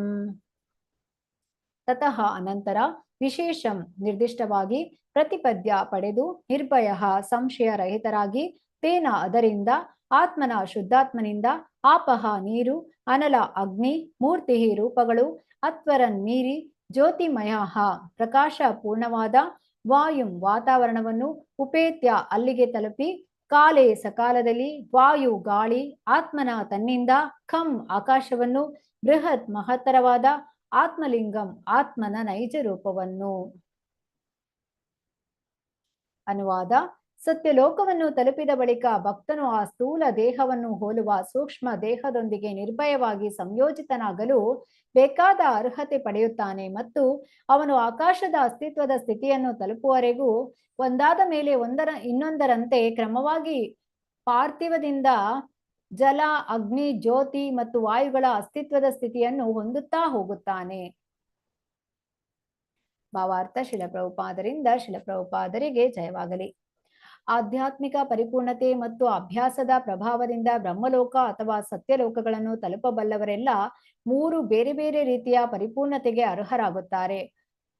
ಪುಣ್ಯಕರ್ಮದ ಪ್ರಭಾವದಿಂದ ನಿರ್ದಿಷ್ಟ ಲೋಕವನ್ನು ಪಡೆದವನು ತನ್ನ ಪುಣ್ಯಕರ್ಮಕ್ಕೆ ಸದೃಶವಾದ ಸ್ಥಾನವನ್ನು ಪಡೆಯುತ್ತಾನೆ. ವಿರಾಟ್ ಅಥವಾ ಹಿರಣ್ಯಗರ್ಭ ಪೂಜೆಯ ಪ್ರಭಾವದಿಂದ ಸ್ಥಾನ ಪಡೆದವನು ಬ್ರಹ್ಮದೇವನ ಮುಕ್ತಿಯೊಂದಿಗೆ ಮುಕ್ತನಾಗುತ್ತಾನೆ. ಆದರೆ ಭಕ್ತಿ ಸೇವೆಯ ಪ್ರಭಾವದಿಂದ ಸ್ಥಾನ ಪಡೆದವನು ವಿಶ್ವದ ವಿಭಿನ್ನ ಆವರಣಗಳನ್ನು ಹೇಗೆ ಭೇದಿಸಿಕೊಂಡು ಹೋಗುತ್ತಾನೆ, ತನ್ಮೂಲಕ ಪರಮ ಅಸ್ತಿತ್ವದ ಪರಾತ್ಪರ ಮಂಡಲದಲ್ಲಿ ತನ್ನ ಆಧ್ಯಾತ್ಮಿಕ ಸ್ವರೂಪವನ್ನು ಹೇಗೆ ತೆರೆದುಕೊಳ್ಳುತ್ತಾನೆ ಎಂಬ ವಿಷಯವಾಗಿ ಇಲ್ಲಿ ನಿರ್ದಿಷ್ಟವಾಗಿ ಉಲ್ಲೇಖಿಸಲಾಗಿದೆ. ಶ್ರೀಲಾ ಜೀವ ಗೋಸ್ವಾಮಿಯವರ ಪ್ರಕಾರ ಎಲ್ಲಾ ವಿಶ್ವಗಳು ಮೇಲೆ ಕೆಳಗೆ ಗೊಂಚಲು ಗಟ್ಟಿವೆ. ಅವುಗಳಲ್ಲಿ ಪ್ರತಿಯೊಂದು ಪ್ರತ್ಯೇಕವಾಗಿ ಸಪ್ತಾವರಣಗಳಿಂದ ಆಚ್ಛಾದಿತವಾಗಿವೆ. ಸಪ್ತಾವರಣಗಳ ಆಚೆಗೆ ಜಲಮಯವಾದ ಭಾಗವಿದೆ. ಪ್ರತಿಯೊಂದು ಆವರಣವು ಮೊದಲಿನದಕ್ಕಿಂತ 10 ಪಟ್ಟು ಹೆಚ್ಚು ವಿಸ್ತೃತವಾಗಿದೆ. ತನ್ನ ನಿಶ್ವಾಸವಾದಿಯಿಂದ ಅಂತಹ ವಿಶ್ವಗಳನ್ನೆಲ್ಲ ಸೃಷ್ಟಿಸುವ ದೇವೋತ್ತಮ ಪುರುಷನು ಆ ವಿಶ್ವಗಳ ಗೊಂಚಲಿನ ಮೇಲ್ಭಾಗದಲ್ಲಿ ಪವಡಿಸುತ್ತಾನೆ. ಕಾರಣ ಸಾಗರದ ಜಲವು ವಿಶ್ವದ ಆವರಣ ಜಲಕ್ಕಿಂತ ಭಿನ್ನವಾದ ರೀತಿಯಲ್ಲಿದೆ. ವಿಶ್ವಕ್ಕೆ ಆವರಣವಾಗಿ ಸಲ್ಲುವ ಜಲ ಐಹಿಕವಾದದ್ದು, ಕಾರಣ ಸಮುದ್ರದ ಜಲವಾದರೂ ಆಧ್ಯಾತ್ಮಿಕವಾದದ್ದು. ಹೀಗಿರುವಾಗ ಇಲ್ಲಿ ಉಲ್ಲೇಖಿಸಲಾದ ಜಲಾವರಣವನ್ನು ಸಕಲ ಜೀವಿಗಳ ಹುಸಿ ಅಹಮಿಕೆಯ ಆವರಣವೆಂದು ಪರಿಗಣಿಸಲಾಗಿದೆ. ಒಂದಾದ ಮೇಲೊಂದರಂತೆ ಐಹಿಕ ಆವರಣಗಳಿಂದ ಮುಕ್ತನಾಗುವ ಅನುಕ್ರಮ ಪ್ರಕ್ರಿಯೆಯನ್ನು ಇಲ್ಲಿ ಉಲ್ಲೇಖಿಸಲಾಗಿದೆ. ಆ ಅನುಕ್ರಮ ಪ್ರಕ್ರಿಯೆಯು ಐಹಿಕ ಸ್ಥೂಲ ದೇಹದ ಹುಸಿ ಅಹಮಿಕೆಯ ಕಲ್ಪನೆಗಳಿಂದ ಬಿಡುಗಡೆ ಹೊಂದಿ ಭಗವಂತನ ಪರಾತ್ಪರ ಸಾಮ್ರಾಜ್ಯದಲ್ಲಿ ಶುದ್ಧ ಆಧ್ಯಾತ್ಮಿಕ ದೇಹವನ್ನು ಪಡೆಯುವವರೆಗೂ ಸೂಕ್ಷ್ಮ ದೇಹದ ಸ್ವರೂಪದಲ್ಲಿ ಮಗ್ನನಾಗಿರುವುದೇ ಆಗಿದೆ. ಭಗವಂತನಿಂದ ಉಪಕ್ರಮಗೊಂಡ ಬಳಿಕ ಐಹಿಕ ಪ್ರಕೃತಿಯ ಒಂದು ಭಾಗವನ್ನು ಮಹತ್ತತ್ವ ಎಂದು ತಿಳಿಯಲಾಗಿದೆ ಎಂಬುದನ್ನು ಶ್ರೀಧರ ಸ್ವಾಮಿಯವರು ದೃಢೀಕರಿಸಿದ್ದಾರೆ. ಮಹತ್ತತ್ವದ ಅತಿ ಸಣ್ಣದಾದ ಒಂದು ಭಾಗವನ್ನೇ ನಿತ್ಯಾಹಂಕಾರವೆಂದು ಕರೆಯಲಾಗಿದೆ. ಆ ಅಹಂಕಾರದ ಭಾಗವೇ ಧ್ವನಿ ತರಂಗವಾಗಿದೆ. ಧ್ವನಿಯ ಒಂದು ಭಾಗ ವಾತಾವರಣದ ವಾಯುವಾಗಿದೆ. ವಾಯುವಲಯದ ಭಾಗವು ರೂಪಗಳಲ್ಲಿ ಪರಿವರ್ತಿತವಾಗಿದೆ. ಈ ರೂಪಗಳು ವಿದ್ಯುತ್ ಅಥವಾ ಉಷ್ಣ ಶಕ್ತಿಯನ್ನು ನಿರ್ಮಿಸುತ್ತವೆ. ಉಷ್ಣವು ನೆಲದ ಗಂಧವನ್ನು ಉತ್ಪಾದಿಸುತ್ತದೆ. ಅಂತಹ ಗಂಧದಿಂದ ಸ್ಥೂಲ ಪೃಥ್ವಿಯೂ ಉತ್ಪಾದಿತವಾಗಿದೆ. ಇವೆಲ್ಲ ಒಟ್ಟಿಗೆ ಸೇರಿ ಇಂದ್ರಿಯ ಗೋಚರವಾದ ವಿಶ್ವವನ್ನು ನಿರ್ಮಿಸುತ್ತದೆ. ಇಂದ್ರಿಯ ಗೋಚರವಾದ ವಿಶ್ವಗಳ ಹರಹು ವ್ಯಾಸಾತ್ಮಕವಾಗಿ ಎರಡೂ ಕಡೆ ಎದುರು ಬದುರಾಗಿ 4 ಲಕ್ಷ ಕೋಟಿ ಮೈಲುಗಳೆಂದು ಲೆಕ್ಕ ಹಾಕಲಾಗಿದೆ. ಮುಂದೆ ವಿಶ್ವದ ಆವರಣಗಳು ಆರಂಭವಾಗುತ್ತವೆ. ಆವರಣದ ಮೊದಲ ಪದರು 8 ಕೋಟಿ ಮೈಲುಗಳಷ್ಟು ವಿಸ್ತರಿಸಿದೆ ಎಂದು ಲೆಕ್ಕ ಹಾಕಲಾಗಿದೆ.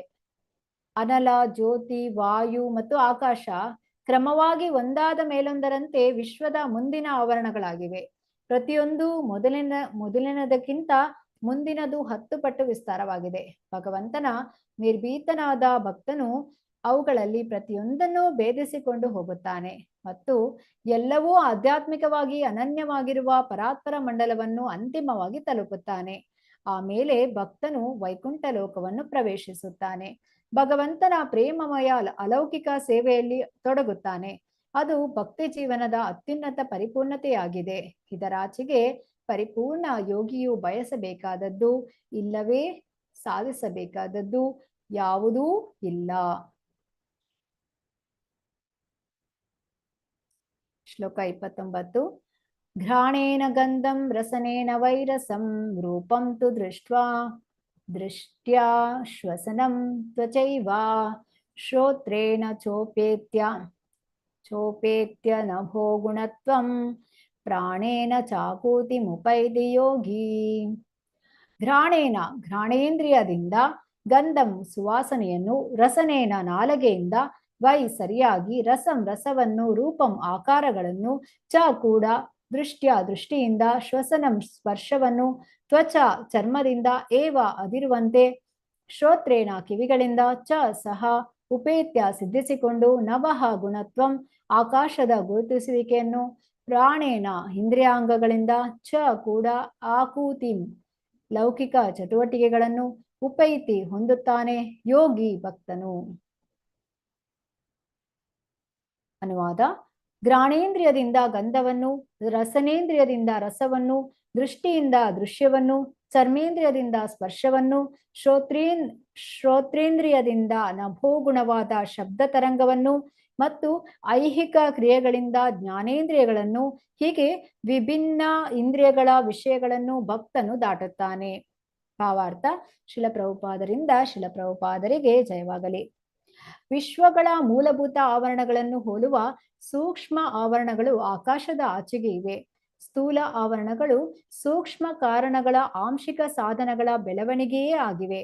ಆದ್ದರಿಂದ ಯೋಗಿ ಅಥವಾ ಭಕ್ತನು ಸ್ಥೂಲ ಅಂಶಗಳ ಋಣ ಮುಕ್ತಿಯೊಂದಿಗೆ ಘ್ರಾಣದಿಂದ ಗಂಧವನ್ನು ಸವಿದಂತೆ ಸೂಕ್ಷ್ಮ ಕಾರಣಗಳನ್ನು ಸವಿಯುತ್ತಾನೆ. ಶುದ್ಧ ಆಧ್ಯಾತ್ಮಿಕ ಕಿಡಿಯಾಗಿರುವ ಜೀವಿಯು ಐಹಿಕ ಕಶ್ಮಲಗಳನ್ನು ಕಳೆದುಕೊಂಡು ಪೂರ್ಣವಾಗಿ ಶುಚಿಯಾಗುತ್ತಾನೆ. ಆ ಮೂಲಕ ಭಗವತ್ ಸಾಮ್ರಾಜ್ಯದೊಳಗೆ ಪ್ರವೇಶಿಸಲು ಅರ್ಹನಾಗುತ್ತಾನೆ. ಶ್ಲೋಕ 30. ಸಭೂತ ಸೂಕ್ಷ್ಮೇಂದ್ರಿಯ ಸನ್ನಿಕರ್ಷಂ ಮನೋಮಯಂ ದೇವಮಯಂ ವಿಕಾರ್ಯಂ ಸಂಸಾದ್ಯಗತ್ಯ ಸಹತೇನ ಯಾತಿ ವಿಜ್ಞಾನ ತತ್ವಂ ಗುಣಸನ್ನಿರೋಧಂ.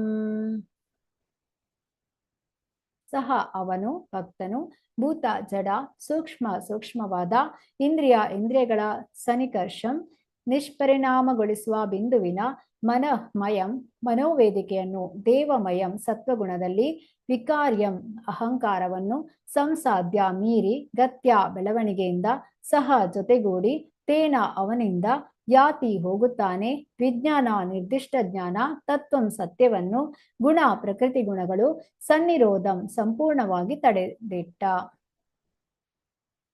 ಅನುವಾದ: ಭಕ್ತನು ಹೀಗೆ ಆವರಣಗಳ ಸ್ಥೂಲ ಅಥವಾ ಸೂಕ್ಷ್ಮ ರೂಪಗಳನ್ನು ದಾಟಿ ಅಹಂಕಾರ ತತ್ವದ ನೆಲೆಯನ್ನು ಪ್ರವೇಶಿಸುತ್ತಾನೆ. ಆ ಸ್ಥಿತಿಯಲ್ಲಿ ಅವನು ತಮಸ್ಸು ಮತ್ತು ರಜಸ್ಸು ಐಹಿಕ ಗುಣಗಳನ್ನು ಈ ತಟಸ್ಥ ಹಂತದಲ್ಲಿ ಲೀನಗೊಳಿಸುತ್ತಾನೆ.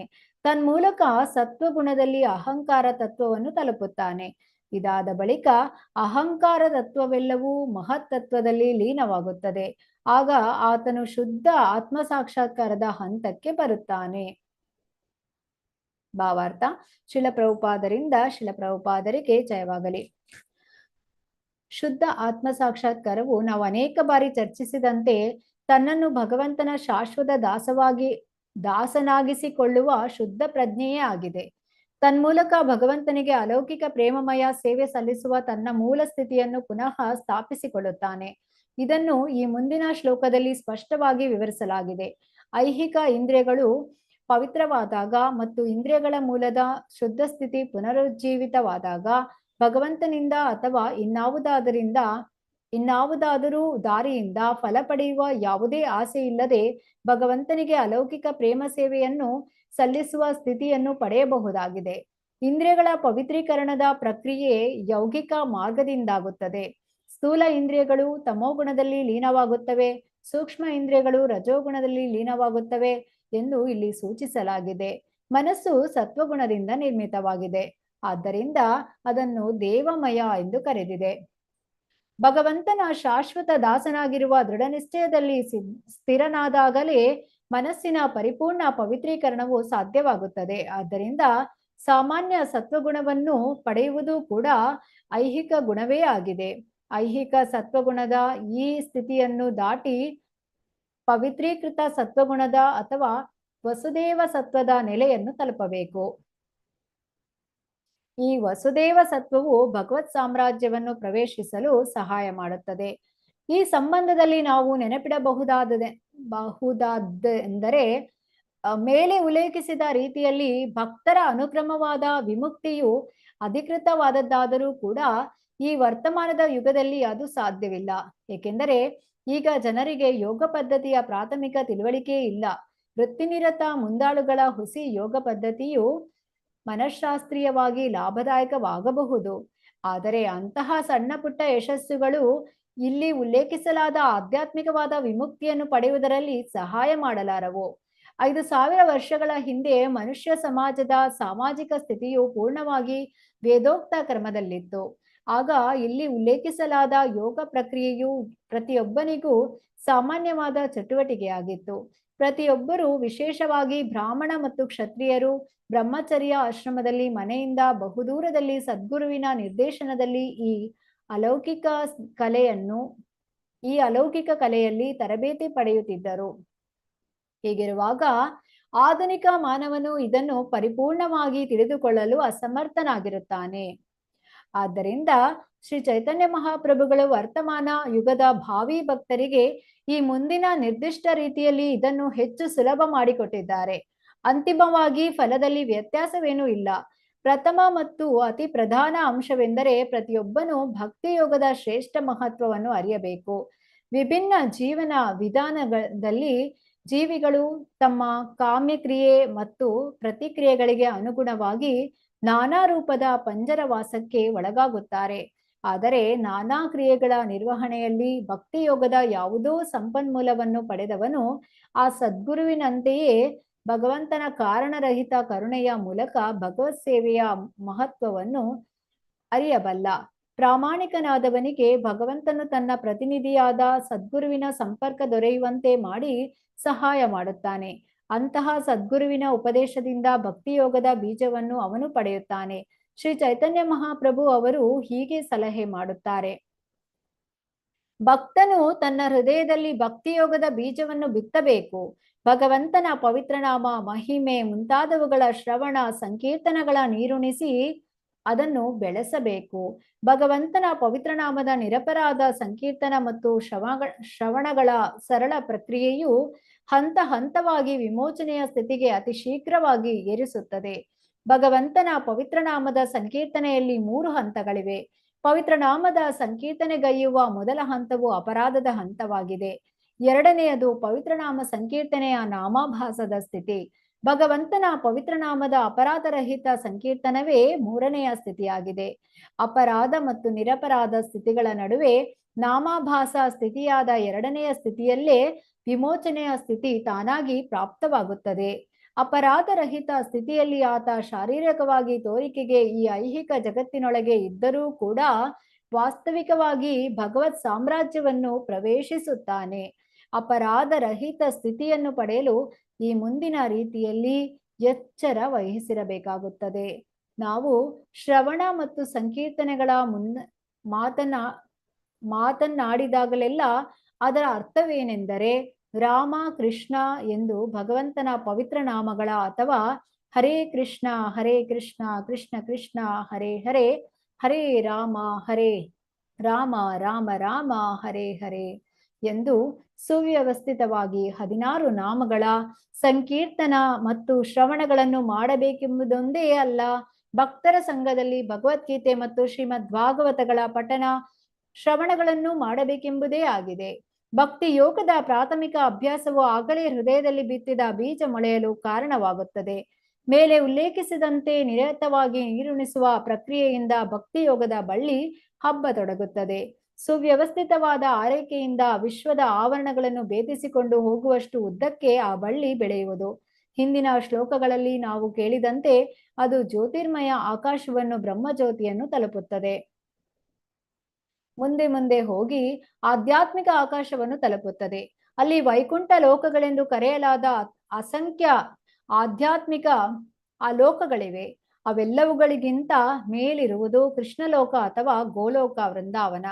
ಅಲ್ಲಿಗೆ ಆ ಬೆಳೆಯುತ್ತಿರುವ ಬಳ್ಳಿ ಪ್ರವೇಶಿಸುತ್ತದೆ. ಮೂಲ ದೇವೋತ್ತಮ ಪುರುಷನಾದ ಭಗವಾನ್ ಶ್ರೀಕೃಷ್ಣನ ಪಾದಕಮಲಗಳಲ್ಲಿ ವಿಶ್ರಾಂತವಾಗುತ್ತದೆ. ಗೋಕುಲ ವೃಂದಾವನದಲ್ಲಿ ಭಗವಾನ್ ಕೃಷ್ಣನ ಪಾದಕಮಲಗಳನ್ನು ಸೇರಿದಾಗ ಶುದ್ಧ ಭಕ್ತಿ ಸೇವೆಯಲ್ಲಿ ಶ್ರವಣ ಪಠನಗಳ ನೀರೆರೆಯುವ ಪ್ರಕ್ರಿಯೆಯು ಹಾಗೂ ಪವಿತ್ರ ನಾಮದ ಸಂಕೀರ್ತನೆಯು ಫಲ ನೀಡುತ್ತದೆ. ಭಗವತ್ ಪ್ರೇಮದ ರೂಪದಲ್ಲಿ ಅಲ್ಲಿ ಬೆಳೆದ ಹಣ್ಣನ್ನು ಭಕ್ತನು ಈ ಐಹಿಕ ಜಗತ್ತಿನಲ್ಲಿ ಇದ್ದರೂ ಕೂಡ ವಾಸ್ತವಿಕವಾಗಿ ಸವಿಯುತ್ತಾನೆ. ಮೇಲೆ ವರ್ಣಿಸಿದಂತೆ ನೀರೆರೆಯುವ ಪ್ರಕ್ರಿಯೆಯಲ್ಲಿ ನಿರಂತರವಾಗಿ ತೊಡಗಿದ ಭಕ್ತರು ಮಾತ್ರ ಭಗವತ್ ಪ್ರೇಮದ ಮಾಗಿದ ಹಣ್ಣನ್ನು ಸವಿಯುತ್ತಾರೆ.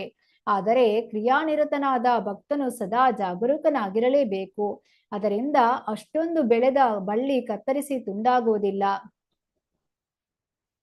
ಆದ್ದರಿಂದ ಆತನು ಈ ಮುಂದಿನ ಗಮನಾರ್ಹ ವಿಷಯಗಳ ಬಗ್ಗೆ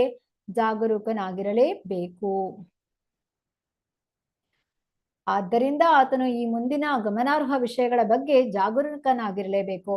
ಶುದ್ಧ ಭಕ್ತರ ಪಾದದಡಿಯಲ್ಲಿ ಅಪರಾಧ ಮಾಡುವುದು ಅತ್ಯುತ್ತಮ ತೋಟದಲ್ಲಿ ಒಳಹೊಕ್ಕ ಮದಿಸಿದ ಆನೆ ಧ್ವಂಸ ಮಾಡಿದಂತಾಯಿತು. ಅತ್ಯುತ್ತಮ ತೋಟದಲ್ಲಿ ಒಳಹೊಕ್ಕ ಮದಿಸಿದ ಆನೆ ಧ್ವಂಸ ಮಾಡಿದಂತಾದೀತು. ಎರಡನೇದು, ಬಳ್ಳಿಯ ಸುತ್ತ ಬೇಲಿ ಹಾಕಿ ಅದನ್ನು ರಕ್ಷಿಸುವನಂತಿರುವ ಶುದ್ಧ ಭಕ್ತರ ಪಾದದಡಿಯಲ್ಲಿ ಅಂತಹ ಅಪರಾಧಗಳು ಜರುಗದಂತೆ ತನ್ನನ್ನು ಕಾಯ್ದುಕೊಳ್ಳುವಲ್ಲಿ ಅತ್ಯಂತ ಜಾಗರೂಕನಾಗಿರಬೇಕು. ಮೂರನೆಯದು, ಕೆಲವೊಮ್ಮೆ ಹೀಗಾಗುತ್ತದೆ. ನೀರೆರೆಯುವ ಪ್ರಕ್ರಿಯೆಯಿಂದ ಕೆಲವು ಕಳೆಗಳು ಬೆಳೆಯುತ್ತವೆ. ಆ ಕಳೆಗಳನ್ನು ಕಿತ್ತೆಸೆಯದೆ ಇದ್ದಲ್ಲಿ ಮುಖ್ಯವಾದ ಬಳ್ಳಿಯ ಅಥವಾ ಭಕ್ತಿಯೋಗದ ಬಳ್ಳಿಯ ಆರೈಕೆಗೆ ಅಡ್ಡಿ ಉಂಟಾಗುತ್ತದೆ. ನಾಲ್ಕನೇದು, ಪ್ರತ್ಯೇಕ ಅನುಭೋಗ, ಪ್ರತ್ಯೇಕ ವೈಯಕ್ತಿಕತೆ ಇಲ್ಲದೆ ತನ್ನನ್ನು ಪರಾತ್ಪರದಲ್ಲಿ ಲೀನಗೊಳಿಸಿಕೊಳ್ಳುವುದು, ಧರ್ಮ ಅರ್ಥ ಕಾಮ ಮೋಕ್ಷಗಳ ಕ್ಷೇತ್ರದಲ್ಲಿ ಅನೇಕ ಇತರ ಆಸೆಗಳನ್ನಿಟ್ಟುಕೊಳ್ಳುವುದು ಇವು ವಾಸ್ತವಿಕವಾಗಿ ಕಳೆಗಳಾಗಿವೆ. ಐದನೇದು, ಪವಿತ್ರ ಗ್ರಂಥಗಳ ತತ್ವಗಳಿಗೆ ಅವಿಧೇಯನಾಗಿರುವುದು, ಅನಗತ್ಯ ಕಾರ್ಯಮಗ್ನತೆ, ಪ್ರಾಣಿವಧೆ, ಐಹಿಕ ಲಾಭ, ಪ್ರತಿಷ್ಠೆ, ಪೂಜೆಗಳ ಬೆನ್ನು ಹತ್ತಿ ಕಾತರ ಪಡುವಿಕೆಯಂತಹ ಇನ್ನೂ ಎಷ್ಟೋ ಇತರ ಕಳೆಗಳಿವೆ. ಆರನೇದು, ತಕ್ಕಷ್ಟು ಕಾಳಜಿ ವಹಿಸದಿದ್ದರೆ ಜಲಸೇಚನ ಪ್ರಕ್ರಿಯೆ ಕೇವಲ ಕಳೆ ಬೆಳೆಸಲಿಕ್ಕೆ ಸಹಾಯಕವಾದೀತು. ಮುಖ್ಯವಾದ ಲತೆಯ ಆರೋಗ್ಯಕರ ಬೆಳವಣಿಗೆಯನ್ನು ಕುಗ್ಗಿಸಿತು. ಅದರ ಫಲವಾಗಿ ಭಗವತ್ ಪ್ರೇಮವೆಂಬ ಅಂತಿಮ ಅಗತ್ಯ ಫಲಿಸದೆ ಹೋದೀತು. ಏಳನೇದು, ಆದ್ದರಿಂದ ಭಕ್ತನು ಮೊದಲಿನಿಂದಲೇ ನಾನಾ ಕಳೆಗಳನ್ನು ಕಿತ್ತೆಸೆಯುವಲ್ಲಿ ತುಂಬಾ ಜಾಗರೂಕನಾಗಿರಬೇಕು. ಆಗ ಮಾತ್ರ ಪ್ರಧಾನ ಲತೆಯ ಆರೋಗ್ಯಕರ ಬೆಳವಣಿಗೆಯು ಕುಂಠಿತವಾಗುವುದಿಲ್ಲ. ಹಾಗೆ ಮಾಡುವುದರಿಂದ ಭಕ್ತನು ಭಗವತ್ ಪ್ರೀತಿಯ ಫಲವನ್ನು ಸವಿಯಲು ಅರ್ಹನಾಗುತ್ತಾನೆ. ತನ್ಮೂಲಕ ಭಗವಾನ್ ಕೃಷ್ಣನೊಂದಿಗೆ ಈ ಜೀವನದಲ್ಲಿ ಕೂಡ ಕಾರ್ಯತಃ ವಾಸಿಸುತ್ತಾನೆ ಮತ್ತು ಪ್ರತಿ ಹೆಜ್ಜೆಯಲ್ಲೂ ಭಗವಂತನನ್ನು ಕಾಣಲು ಅರ್ಹನಾಗುತ್ತಾನೆ. ಭಗವಂತನ ಸಂಘದಲ್ಲಿ ನಿರಂತರವಾಗಿ ಜೀವನವನ್ನು ಅನುಭವಿಸುವುದೇ ಅತ್ಯುನ್ನತ ಪರಿಪೂರ್ಣತೆಯಾಗಿದೆ. ಇದನ್ನು ಸವಿಯಬಲ್ಲವನು ಇತರ ಮಾಧ್ಯಮಗಳ ಮೂಲಕ ಐಹಿಕ ಜಗತ್ತಿನ ಕ್ಷಣಿಕ ಅನುಭೋಗಕ್ಕಾಗಿ ಹಂಬಲಿಸುವುದಿಲ್ಲ.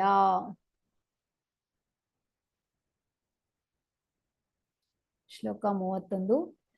ತೇನಾತ್ಮನಾತ್ಮಾನಮುಪೈತಿ ಶಾಂತ ಮಾನಂದಮಾನಂದಮಯೋ ಅವಸಾನೆ ಏತಾಂ ಗತಿಂ ಭಾಗವತೀಂ ಗತೋ ಯಃ ಸ ವೈ ಪುನರ್ನೇಹ ವಿಷಜ್ಯತೆ ಅಂಕಃ. ತೇನ ಆ ಪರಿಶುದ್ಧನಾದ ಆತ್ಮನ ತನ್ನಿಂದ ಆತ್ಮಾನಂ ಪರಮಾತ್ಮನನ್ನು ಉಪೈತಿ ಸಾಧಿಸುತ್ತಾನೆ, ಶಾಂತಂ ಶಾಂತಿಯನ್ನು, ಆನಂದಂ ತೃಪ್ತಿಯನ್ನು, ಆನಂದಮಯ ಸಹಜವಾಗಿಯೇ ಆನಂದಮಯನಾಗಿರುವವನು, ಅವಸಾನೆ ಭೌತಿಕ ಕಲ್ಮಶಗಳೆಲ್ಲವನ್ನೂ ಕಳಚಿ, ಏತಾಂ ಅಂತಹ, ಗತಿಂ ಗುರಿಯನ್ನು, ಭಾಗವತಿಂ ಭಕ್ತಿ ಸಂಬಂಧದ, ಗತಃ ಹೊಂದಿದನು, ಯಹ ಆ, ಸಹ ಅವನು, ವೈ ನಿಶ್ಚಿತವಾಗಿ, ಪುನಃ ಮತ್ತೆ, ನ ಎಂದಿಗೂ ಇಲ್ಲ, ಇಹ ಈ ಭೌತಿಕ ಜಗತ್ತಿನಲ್ಲಿ, ವಿಷಜ್ಜತೆ ಆಸಕ್ತನಾಗುತ್ತಾನೆ, ಅಂಗ ಮಹಾರಾಜನೇ. ಅನುವಾದ: ಪವಿತ್ರಿತ ಆತ್ಮನು ಮಾತ್ರ ತನ್ನ ಸ್ವರೂಪ ಸ್ಥಿತಿಯಲ್ಲಿ ಪೂರ್ಣ ಆನಂದ ಮತ್ತು ಸಂತೃಪ್ತಿಯಲ್ಲಿರುವ ದೇವೋತ್ತಮ ಪುರುಷನೊಂದಿಗೆ ಸಂಗ ಮಾಡುವ ಪಕ್ವತೆಯನ್ನು ಪಡೆಯಬಲ್ಲ. ಭಕ್ತಿ ಸಂಬಂಧವಾದ ಅಂತಹ ಪರಿಪೂರ್ಣತೆಯನ್ನು ನವೀಕರಿಸಿಕೊಳ್ಳಲು ಅರ್ಹರಾದ ಯಾರೇ ಆಗಲಿ ಮತ್ತೆ ಎಂದೂ ಈ ಐಹಿಕ ಜಗತ್ತಿನಿಂದ ಆಕರ್ಷಿತರಾಗುವುದಿಲ್ಲ ಮತ್ತು ಎಂದೂ ಅಲ್ಲಿಗೆ ಮರಳುವುದಿಲ್ಲ.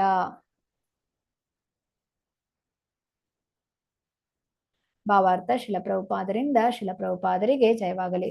ನಾವು ಈ ಶ್ಲೋಕದಲ್ಲಿರುವ ಗತಿಂ ಭಾಗವತೀಂ ಎಂಬ ವರ್ಣನೆಯನ್ನು ವಿಶೇಷವಾಗಿ ಗಮನಿಸಬೇಕು. ಬ್ರಹ್ಮವಾದಿ ಎನಿಸಿದ ನಿರಾಕಾರವಾದಿಯು ಬಯಸಿದಂತೆ ದೇವೋತ್ತಮ ಪರಮಪುರುಷನಾದ ಪರಬ್ರಹ್ಮನ ಕಿರಣಗಳಲ್ಲಿ ಲೀನವಾಗುವುದು ಭಾಗವತೀಂ ಎಂಬ ಪರಿಪೂರ್ಣತೆ ಅಲ್ಲ. ಭಗವಂತನ ನಿರಾಕಾರ ಕಿರಣಗಳಲ್ಲಿ ಲೀನವಾಗುವುದನ್ನು ಭಾಗವತರು ಎಂದೂ ಒಪ್ಪಿಕೊಳ್ಳುವುದಿಲ್ಲ. ಆದರೆ ಆಧ್ಯಾತ್ಮಿಕ ವ್ಯೋಮದಲ್ಲಿರುವ ವೈಕುಂಠವೆಂಬ ಆಧ್ಯಾತ್ಮಿಕ ಲೋಕಗಳೊಂದರಲ್ಲಿ ಸರ್ವೋತ್ತಮ ಭಗವಂತನೊಂದಿಗೆ ವೈಯಕ್ತಿಕ ಸಂಬಂಧಕ್ಕಾಗಿ ಸದಾ ಹಂಬಲಿಸುತ್ತಾರೆ. ಐಹಿಕ ಆಕಾಶಗಳ ಪೂರ್ಣ ರಾಶಿಯು ಕೇವಲ ಒಂದು ಕ್ಷುದ್ರ ಭಾಗವಾಗಿರುವ ಇಡೀ ಆಧ್ಯಾತ್ಮಿಕ ವ್ಯೋಮವು ಅಸಂಖ್ಯ ವೈಕುಂಠ ಲೋಕಗಳಿಂದ ತುಂಬಿದೆ. ಭಕ್ತ ಭಾಗವತನ ಗಮ್ಯಸ್ಥಾನವು ವೈಕುಂಠ ಲೋಕಗಳಲ್ಲಿ ಒಂದನ್ನು ಪ್ರವೇಶಿಸುವುದೇ ಆಗಿದೆ. ಅವುಗಳಲ್ಲಿ ಪ್ರತಿಯೊಂದರಲ್ಲೂ ದೇವೋತ್ತಮ ಪುರುಷನು ಸ್ವಾಂಶ ವಿಸ್ತೃತ ರೂಪದಲ್ಲಿ ಇದ್ದಾನೆ. ಆ ಲೋಕಗಳಲ್ಲಿ ತನ್ನ ಸಂಗಾತಿಗಳಾದ ಅಸಂಖ್ಯ ಶುದ್ಧ ಭಕ್ತರೊಡನೆ ಅವನು ಆನಂದಿಸುತ್ತಾನೆ. ಐಹಿಕ ಜಗತ್ತಿನಲ್ಲಿರುವ ಬದ್ಧಾತ್ಮರಿಗೆ ಭಕ್ತಿ ಸೇವೆಯಿಂದ ವಿಮೋಚನೆ ಲಭಿಸಿದ ಬಳಿಕ ಈ ಲೋಕಗಳಿಗೆ ಉನ್ನತಿ ದೊರೆಯುತ್ತದೆ. ಆದರೆ ಶಾಶ್ವತ ಮುಕ್ತಾತ್ಮರ ಸಂಖ್ಯೆ ಐಹಿಕ ಜಗತ್ತಿನಲ್ಲಿರುವ ಬದ್ಧಾತ್ಮರ ಸಂಖ್ಯೆಗಿಂತ ತೀರಾ ಹೆಚ್ಚಾಗಿದೆ.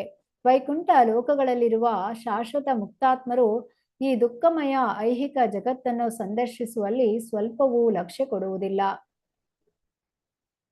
ಸರ್ವೋತ್ತಮನಾದ ಭಗವಂತನ ನಿರಾಕಾರ ಬ್ರಹ್ಮಜ್ಯೋತಿಯ ಕಾಂತಿಯಲ್ಲಿ ಲೀನವಾಗಲು ಹಂಬಲಿಸುವ, ಆದರೆ ಆಧ್ಯಾತ್ಮಿಕ ಅಭಿವ್ಯಕ್ತಿಯಲ್ಲಿ ಭಗವಂತನ ವೈಯಕ್ತಿಕ ರೂಪದಲ್ಲಿ ಅವನಿಗೆ ಪ್ರೇಮಮಯ ಸೇವೆ, ಭಕ್ತಿ ಸೇವೆ ಸಲ್ಲಿಸುವ ಕಲ್ಪನೆಯೇ ಇಲ್ಲದ ನಿರಾಕಾರವಾದಿಗಳನ್ನು ಒಂದು ನಿರ್ದಿಷ್ಟ ನಮೂನೆಯ ಮೀನಿಗೆ ಹೋಲಿಸಬಹುದು.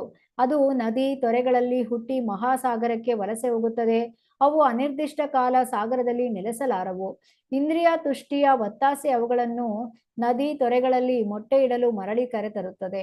ಹಾಗೆಯೇ ಐಹಿಕವಾದಿಯು ಈ ಮಿತವಾದ ಐಹಿಕ ಜಗತ್ತಿನಲ್ಲಿ ತಾನು ಸುಖವನ್ನನುಭವಿಸಲು ಮಾಡಿದ ಪ್ರಯತ್ನಗಳಲ್ಲಿ ಆಶಾಭಗ್ನನಾದಾಗ ಕಾರಣ ಸಮುದ್ರದೊಂದಿಗೆ ಅಥವಾ ನಿರಾಕಾರ ಬ್ರಹ್ಮಜ್ಯೋತಿಯ ಕಾಂತಿಯೊಂದಿಗೆ ಲೀನವಾಗುವುದರಿಂದ ನಿರಾಕಾರ ವಿಮೋಚನೆಯನ್ನು ಪಡೆಯಲು ಬಯಸುತ್ತಾನೆ. ಆದರೂ ಕಾರಣ ಸಮುದ್ರವಾಗಲಿ ನಿರಾಕಾರ ಬ್ರಹ್ಮಜ್ಯೋತಿಯ ಕಾಂತಿಯಾಗಲಿ ಇಂದ್ರಿಯಗಳ ವೃತ್ತಿಗೆ ಮತ್ತು ಒಡನಾಟಕ್ಕೆ ಮೊದಲಿನದಕ್ಕಿಂತ ಹೆಚ್ಚಿನದೇನನ್ನೂ ಕೊಡುವುದಿಲ್ಲ. ಆ ನಿರಾಕಾರವಾದಿಯು ಜನನ ಮರಣಗಳ ಚಕ್ರದಲ್ಲಿ ಮತ್ತೊಮ್ಮೆ ಸಿಲುಕಿಕೊಳ್ಳಲು ಇಂದ್ರಿಯ ಮಗ್ನತೆಯ ತಣಿಯದ ಕಾಮನೆಯಿಂದ ಆಕರ್ಷಿತನಾಗಿ ಈ ಮಿತವಾದ ಐಹಿಕ ಜಗತ್ತಿನಲ್ಲಿ ಮತ್ತೆ ಬೀಳುವನು. ಆದರೆ ಭಕ್ತಿ ಸೇವೆಯಲ್ಲಿ ತನ್ನ ಇಂದ್ರಿಯಗಳನ್ನು ಅಲೌಕಿಕವಾಗಿ ತೊಡಗಿಸಿಕೊಂಡು ಭಗವತ್ ಸಾಮ್ರಾಜ್ಯವನ್ನು ಪ್ರವೇಶಿಸಿದ ಮತ್ತು ಅಲ್ಲಿರುವ ಮುಕ್ತಾತ್ಮರೊಂದಿಗೆ ಹಾಗೂ ದೇವೋತ್ತಮ ಪುರುಷನೊಂದಿಗೆ ಸಂಗ ಮಾಡುವ ಯಾವುದೇ ಭಕ್ತನು ಐಹಿಕ ಜಗತ್ತಿನ ಮಿತವಾದ ಪರಿಸರದ ಆಕರ್ಷಣೆಗೆ ಎಂದೂ ಒಳಗಾಗುವುದಿಲ್ಲ. ಭಗವದ್ಗೀತೆ 8ನೇ ಅಧ್ಯಾಯದ 15ನೇ ಶ್ಲೋಕದಲ್ಲಿ ಕೂಡ ಇದನ್ನೇ ದೃಢಪಡಿಸಿದೆ. ಭಗವಂತನು ಹೇಳುವಂತೆ, ಶ್ರೇಷ್ಠ ಮಹಾತ್ಮರು ಅಥವಾ ಭಕ್ತಿ ಯೋಗಿಗಳು ನನ್ನ ಸಂಘವನ್ನು ಪಡೆದ ಬಳಿಕ ದುಃಖಮಯವೂ ಅಶಾಶ್ವತವೂ ಆದ ಐಹಿಕ ಜಗತ್ತಿಗೆ ಎಂದೂ ಮರಳುವುದಿಲ್ಲ. ಆದ್ದರಿಂದ ಜೀವನದ ಅತ್ಯುನ್ನತ ಪರಿಪೂರ್ಣತೆ ಭಗವಂತನ ಸಂಘವನ್ನು ಪಡೆಯುವುದೇ ಆಗಿದೆ, ಬೇರೆ ಯಾವುದೂ ಇಲ್ಲ. ಭಗವಂತನ ಸೇವೆಯಲ್ಲಿ ಸಂಪೂರ್ಣವಾಗಿ ತೊಡಗಿದ ಭಕ್ತಿ ಯೋಗಿಗೆ ಜ್ಞಾನ ಯೋಗಗಳಂತಹ ಇತರ ಯಾವುದೇ ಮುಕ್ತಿ ಪ್ರಕ್ರಿಯೆಯ ಆಕರ್ಷಣೆ ಇರುವುದಿಲ್ಲ. ಶುದ್ಧ ಭಕ್ತನು 100ಕ್ಕೆ 100ರಷ್ಟು ಭಗವಂತನ ಭಕ್ತನಾಗಿರುತ್ತಾನೆ, ಅದಕ್ಕೆ ಹೆಚ್ಚಿನವಾದದ್ದು ಇಲ್ಲ. ಮುಂದೆ ಈ ಶ್ಲೋಕದಲ್ಲಿ ಶಾಂತಂ ಮತ್ತು ಆನಂದಂ ಎಂಬ 2 ಪದಗಳನ್ನು ನಾವು ಗಮನಿಸಬೇಕು. ಅವು ಭಗವಂತನ ಭಕ್ತಿ ಸೇವೆ ನಿಜವಾಗಿಯೂ ಶಾಂತಿ ಮತ್ತು ತೃಪ್ತಿಗಳೆಂಬ ಅತಿ ಮಹತ್ವದ ಶ್ರೇಯಸ್ಸನ್ನು ಭಕ್ತನಿಗೆ ಕರುಣಿಸುತ್ತವೆ ಎಂಬುದನ್ನು ಸೂಚಿಸುತ್ತವೆ. ನಿರಾಕಾರವಾದಿಯು ಪರಬ್ರಹ್ಮದೊಂದಿಗೆ ಒಂದಾಗಲು ಬಯಸುತ್ತಾನೆ, ಅಥವಾ ಬೇರೆ ಮಾತುಗಳಲ್ಲಿ ಹೇಳುವುದಾದರೆ ಆತ ಪರಬ್ರಹ್ಮವೇ ಆಗ ಬಯಸುತ್ತಾನೆ. ಇದು ಕೇವಲ ಮಿಥ್ಯೆ ಅಷ್ಟೇ. ಯೋಗಿಗಳು ನಾನಾ ಪ್ರಕಾರದ ಯೋಗ ಶಕ್ತಿಗಳ ಹೊರೆ ಹೊತ್ತಿರುತ್ತಾರೆ, ಆದ್ದರಿಂದ ಅವರಿಗೆ ಶಾಂತಿಯೂ ಇಲ್ಲ, ತೃಪ್ತಿಯೂ ಇಲ್ಲ. ಹಾಗಾಗಿ ನಿರಾಕಾರವಾದಿಗಾಗಲಿ ಯೋಗಿಗಾಗಲಿ ನಿಜವಾದ ಶಾಂತಿ ಮತ್ತು ತೃಪ್ತಿಗಳಿಲ್ಲ. ಆದರೆ ಭಕ್ತನು ಸ್ವಯಂ ಪರಿಪೂರ್ಣನ ಜೊತೆ ಸಂಗ ಮಾಡುವುದರಿಂದ ಸಂಪೂರ್ಣ ಶಾಂತನು ತೃಪ್ತನೂ ಆಗಬಲ್ಲ. ಆದ್ದರಿಂದ ಪರಾತ್ಪರದಲ್ಲಿ ಲೀನವಾಗುವುದರಲ್ಲಾಗಲಿ ಯಾವುದೋ ಯೌಗಿಕ ಶಕ್ತಿಯನ್ನು ಪಡೆಯುವುದರಲ್ಲಾಗಲಿ ಭಕ್ತನಿಗೆ ಆಕರ್ಷಣೆ ಇರುವುದಿಲ್ಲ. ದೇವೋತ್ತಮನ ಪ್ರೇಮವನ್ನು ಪಡೆಯುವುದೆಂದರೆ ಇತರ ಎಲ್ಲಾ ಆಕರ್ಷಣೆಗಳಿಂದ ಸಂಪೂರ್ಣ ಬಿಡುಗಡೆ ಹೊಂದುವುದೆಂದು ಅರ್ಥ. ಬದ್ಧಾತ್ಮನು ಧಾರ್ಮಿಕ ವ್ಯಕ್ತಿಯೋ, ಶ್ರೀಮಂತನೋ, ಪ್ರಥಮ ಶ್ರೇಣಿಯ ಅನುಭೋಗಿಯೋ ಆಗುವ, ಅಥವಾ ಸ್ವಯಂ ಭಗವಂತನೇ ಆಗುವ, ಇಲ್ಲವೇ ಯೋಗಿಯಂತಹ ಶಕ್ತಿ ಸಂಪನ್ನನು ಇನ್ನೂ ಏನನ್ನಾದರೂ ಪಡೆಯುವುದರಿಂದ, ಏನನ್ನಾದರೂ ಮಾಡುವುದರಿಂದ, ಅತ್ಯದ್ಭುತ ಕ್ರಿಯೆಯನ್ನು ತೋರುವುದೇ ಮುಂತಾದ ಅದೆಷ್ಟೋ ಹೆಬ್ಬಯಕೆಗಳನ್ನು ಹೊಂದಿರುತ್ತಾನೆ. ಆದರೆ ತನ್ನಲ್ಲಿ ಸುಪ್ತವಾದ ಭಗವತ್ ಪ್ರೇಮವನ್ನು ವಾಸ್ತವಿಕವಾಗಿ ಪುನರುಜ್ಜೀವಗೊಳಿಸಬಯಸುವ ಭವಿಷ್ಯದರ್ಶಿ ಭಕ್ತನು ಈ ಎಲ್ಲಾ ಹೆಬ್ಬಯಕೆಗಳನ್ನು ತಿರಸ್ಕರಿಸಲೇಬೇಕು. ಅಶುದ್ಧ ಭಕ್ತನು ಭಕ್ತಿಯ ಪರಿಪೂರ್ಣತೆಯಿಂದ ಮೇಲೆ ಉಲ್ಲೇಖಿಸಿದ ಎಲ್ಲಾ ಐಹಿಕ ಸಂಗತಿಗಳನ್ನು ಬೆನ್ನಟ್ಟಲು ಹಂಬಲಿಸುತ್ತಾನೆ. ಆದರೆ ಶುದ್ಧ ಭಕ್ತನು ಐಹಿಕ ಕಾಮನೆಗಳ ಪ್ರಭಾವವಾದ ನಿರಾಕಾರವಾದಿಗಳ ಕಪೋಲ ಕಲ್ಪನೆಯಾದ ಯೌಗಿಕ ಶಕ್ತಿಯ ಸಿದ್ಧಿಯಾದ ಈ ಮೇಲಿನ ಕಾಲುಷ್ಯಗಳ ಯಾವುದೇ ಛಾಯೆಯನ್ನೂ ಕೂಡ ಹೊಂದಿರುವುದಿಲ್ಲ. ಭಕ್ತನ ಪ್ರೇಮ ವಿಷಯಕ ವಸ್ತುವಾದ ದೇವೋತ್ತಮ ಪುರುಷನಿಗಾಗಿ ಪ್ರೇಮದ ವಿದ್ವತ್ಪೂರ್ಣ ಶ್ರಮದಿಂದ ಅಥವಾ ಶುದ್ಧ ಭಕ್ತಿ ಸೇವೆಯಿಂದ ಭಗವತ್ ಪ್ರೇಮದ ಸ್ಥಿತಿಯನ್ನು ಪಡೆಯಬಹುದು. ಇನ್ನಷ್ಟು ತಿಳಿಯಾಗಿ ಹೇಳಬೇಕೆಂದರೆ, ಭಗವಂತನ ಪ್ರೇಮದ ಸ್ಥಿತಿಯನ್ನು ಪಡೆಯಲು ಬಯಸುವುದಾದರೆ ಆತ ಐಹಿಕ ಅನುಭೋಗದ ಕಾಮನೆಗಳೆಲ್ಲವನ್ನೂ ತ್ಯಜಿಸಬೇಕು. ಯಾವುದೇ ದೇವತೆಗಳನ್ನು ಪೂಜಿಸುವ ಗೊಡವೆಗೆ ಹೋಗಬಾರದು. ದೇವೋತ್ತಮ ಪರಮಪುರುಷನ ಪೂಜೆ ಮಾಡುವುದಕ್ಕಾಗಿ ಮಾತ್ರ ತನ್ನನ್ನು ಮುಡಿಪಾಗಿಡಬೇಕು. ಆತ ಭಗವಂತನೊಂದಿಗೆ ಒಂದಾಗುವ ಮೂರ್ಖ ಯೋಚನೆಯನ್ನು ತ್ಯಜಿಸಬೇಕು. ಕೇವಲ ಜಗತ್ತಿನ ಕ್ಷಣಿಕ ಮನ್ನಣೆಯನ್ನು ಪಡೆಯಲು ಯಾವುದೋ ಅದ್ಭುತ ಶಕ್ತಿಯನ್ನು ಹೊಂದುವ ಆಸೆಯನ್ನು ತ್ಯಜಿಸಬೇಕು. ಶುದ್ಧ ಭಕ್ತನು ಯಾವುದೇ ಪ್ರತಿಫಲದ ಆಸೆ ಇಲ್ಲದೆ ಭಗವಂತನ ಸೇವೆಯಲ್ಲಿ ಸಾನುಕೂಲವಾಗಿ ತೊಡಗಿಕೊಳ್ಳುತ್ತಾನೆ. ಅದು ದೇವೋತ್ತಮನ ಪ್ರೇಮವನ್ನು, ಅಥವಾ ಈ ಶ್ಲೋಕದಲ್ಲಿ ಹೇಳಲಾದಂತೆ ಶಾಂತಂ ಮತ್ತು ಆನಂದಂ ಸ್ಥಿತಿಯನ್ನು ಸಂಪಾದಿಸಿಕೊಡುತ್ತದೆ. ಶ್ಲೋಕ 32. ಏತೆ ಶ್ರುತಿ ತೇ ನೃಪವೇದಗೀತೆ ತ್ವಯಾಭಿಪ್ರಷ್ಟೇ ಚ ಸನಾತನೆ ಚ ಏ ವೈ ಪುರಾ ಬ್ರಹ್ಮಣ ಆಹತುಷ್ಟ ಆರಾಧಿತೋ ಭಗವಾನ್ ವಾಸುದೇವಃ.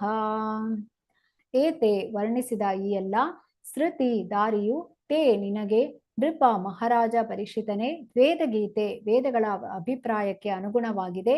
ತ್ವಯ ನಿನ್ನಿಂದ ಅಭಿಪೃಷ್ಟೆ ಸಮಂಜಸವಾಗಿ ಪ್ರಶ್ನಿಸಲ್ಪಡಲು ಚ ಕೂಡ ಸನಾತನೆ ಶಾಶ್ವತ ಸತ್ಯದ ವಿಚಾರದಲ್ಲಿ ಚ ನಿಜವಾಗಿ ಏ ಯಾವುದು ವೈ ಖಂಡಿತವಾಗಿ ಪುರ ಮುಂಚೆ ಬ್ರಹ್ಮಣೆ ಬ್ರಹ್ಮನಿಗೆ ಆಹ ಹೇಳಿದ್ದನು ತುಷ್ಟಃ ತೃಪ್ತನಾಗಿ ಆರಾಧಿತಃ ಪೂಜಿಸಲ್ಪಟ್ಟು ಭಗವಾನ್ ದೇವೋತ್ತಮ ಪುರುಷನಾದ ವಾಸುದೇವ ಶ್ರೀಕೃಷ್ಣನು. ಅನುವಾದ: ಓ ಮಹಾರಾಜ ಪರೀಕ್ಷಿತ, ನಿನ್ನ ಸಮರ್ಪಕ ಪ್ರಶ್ನೆಗಳಿಗೆ ನಾನು ನೀಡಿದ ಉತ್ತರ ರೂಪದಲ್ಲಿದ್ದ ಈ ವಿವರಗಳು ವೇದಗಳ ಅಭಿಪ್ರಾಯಕ್ಕೆ ಅನುಗುಣವಾಗಿವೆ. ಅದು ಶಾಶ್ವತ ಸತ್ಯವಾಗಿದೆ. ಬ್ರಹ್ಮದೇವನು ಸಲ್ಲಿಸಿದ ವಿಧಿವತ್ತಾದ ಪೂಜೆಯಿಂದ ಸಂತುಷ್ಟನಾದ ಭಗವಾನ್ ಕೃಷ್ಣನು ಸ್ವಯಂ ಇದನ್ನು ಅವನಿಗೆ ವರ್ಣಿಸಿದ್ದನು. ಭಾವಾರ್ಥ: ಶಿಲಪ್ರಭುಪಾದರಿಂದ ಶಿಲಪ್ರಭುಪಾದರಿಗೆ ಜಯವಾಗಲಿ.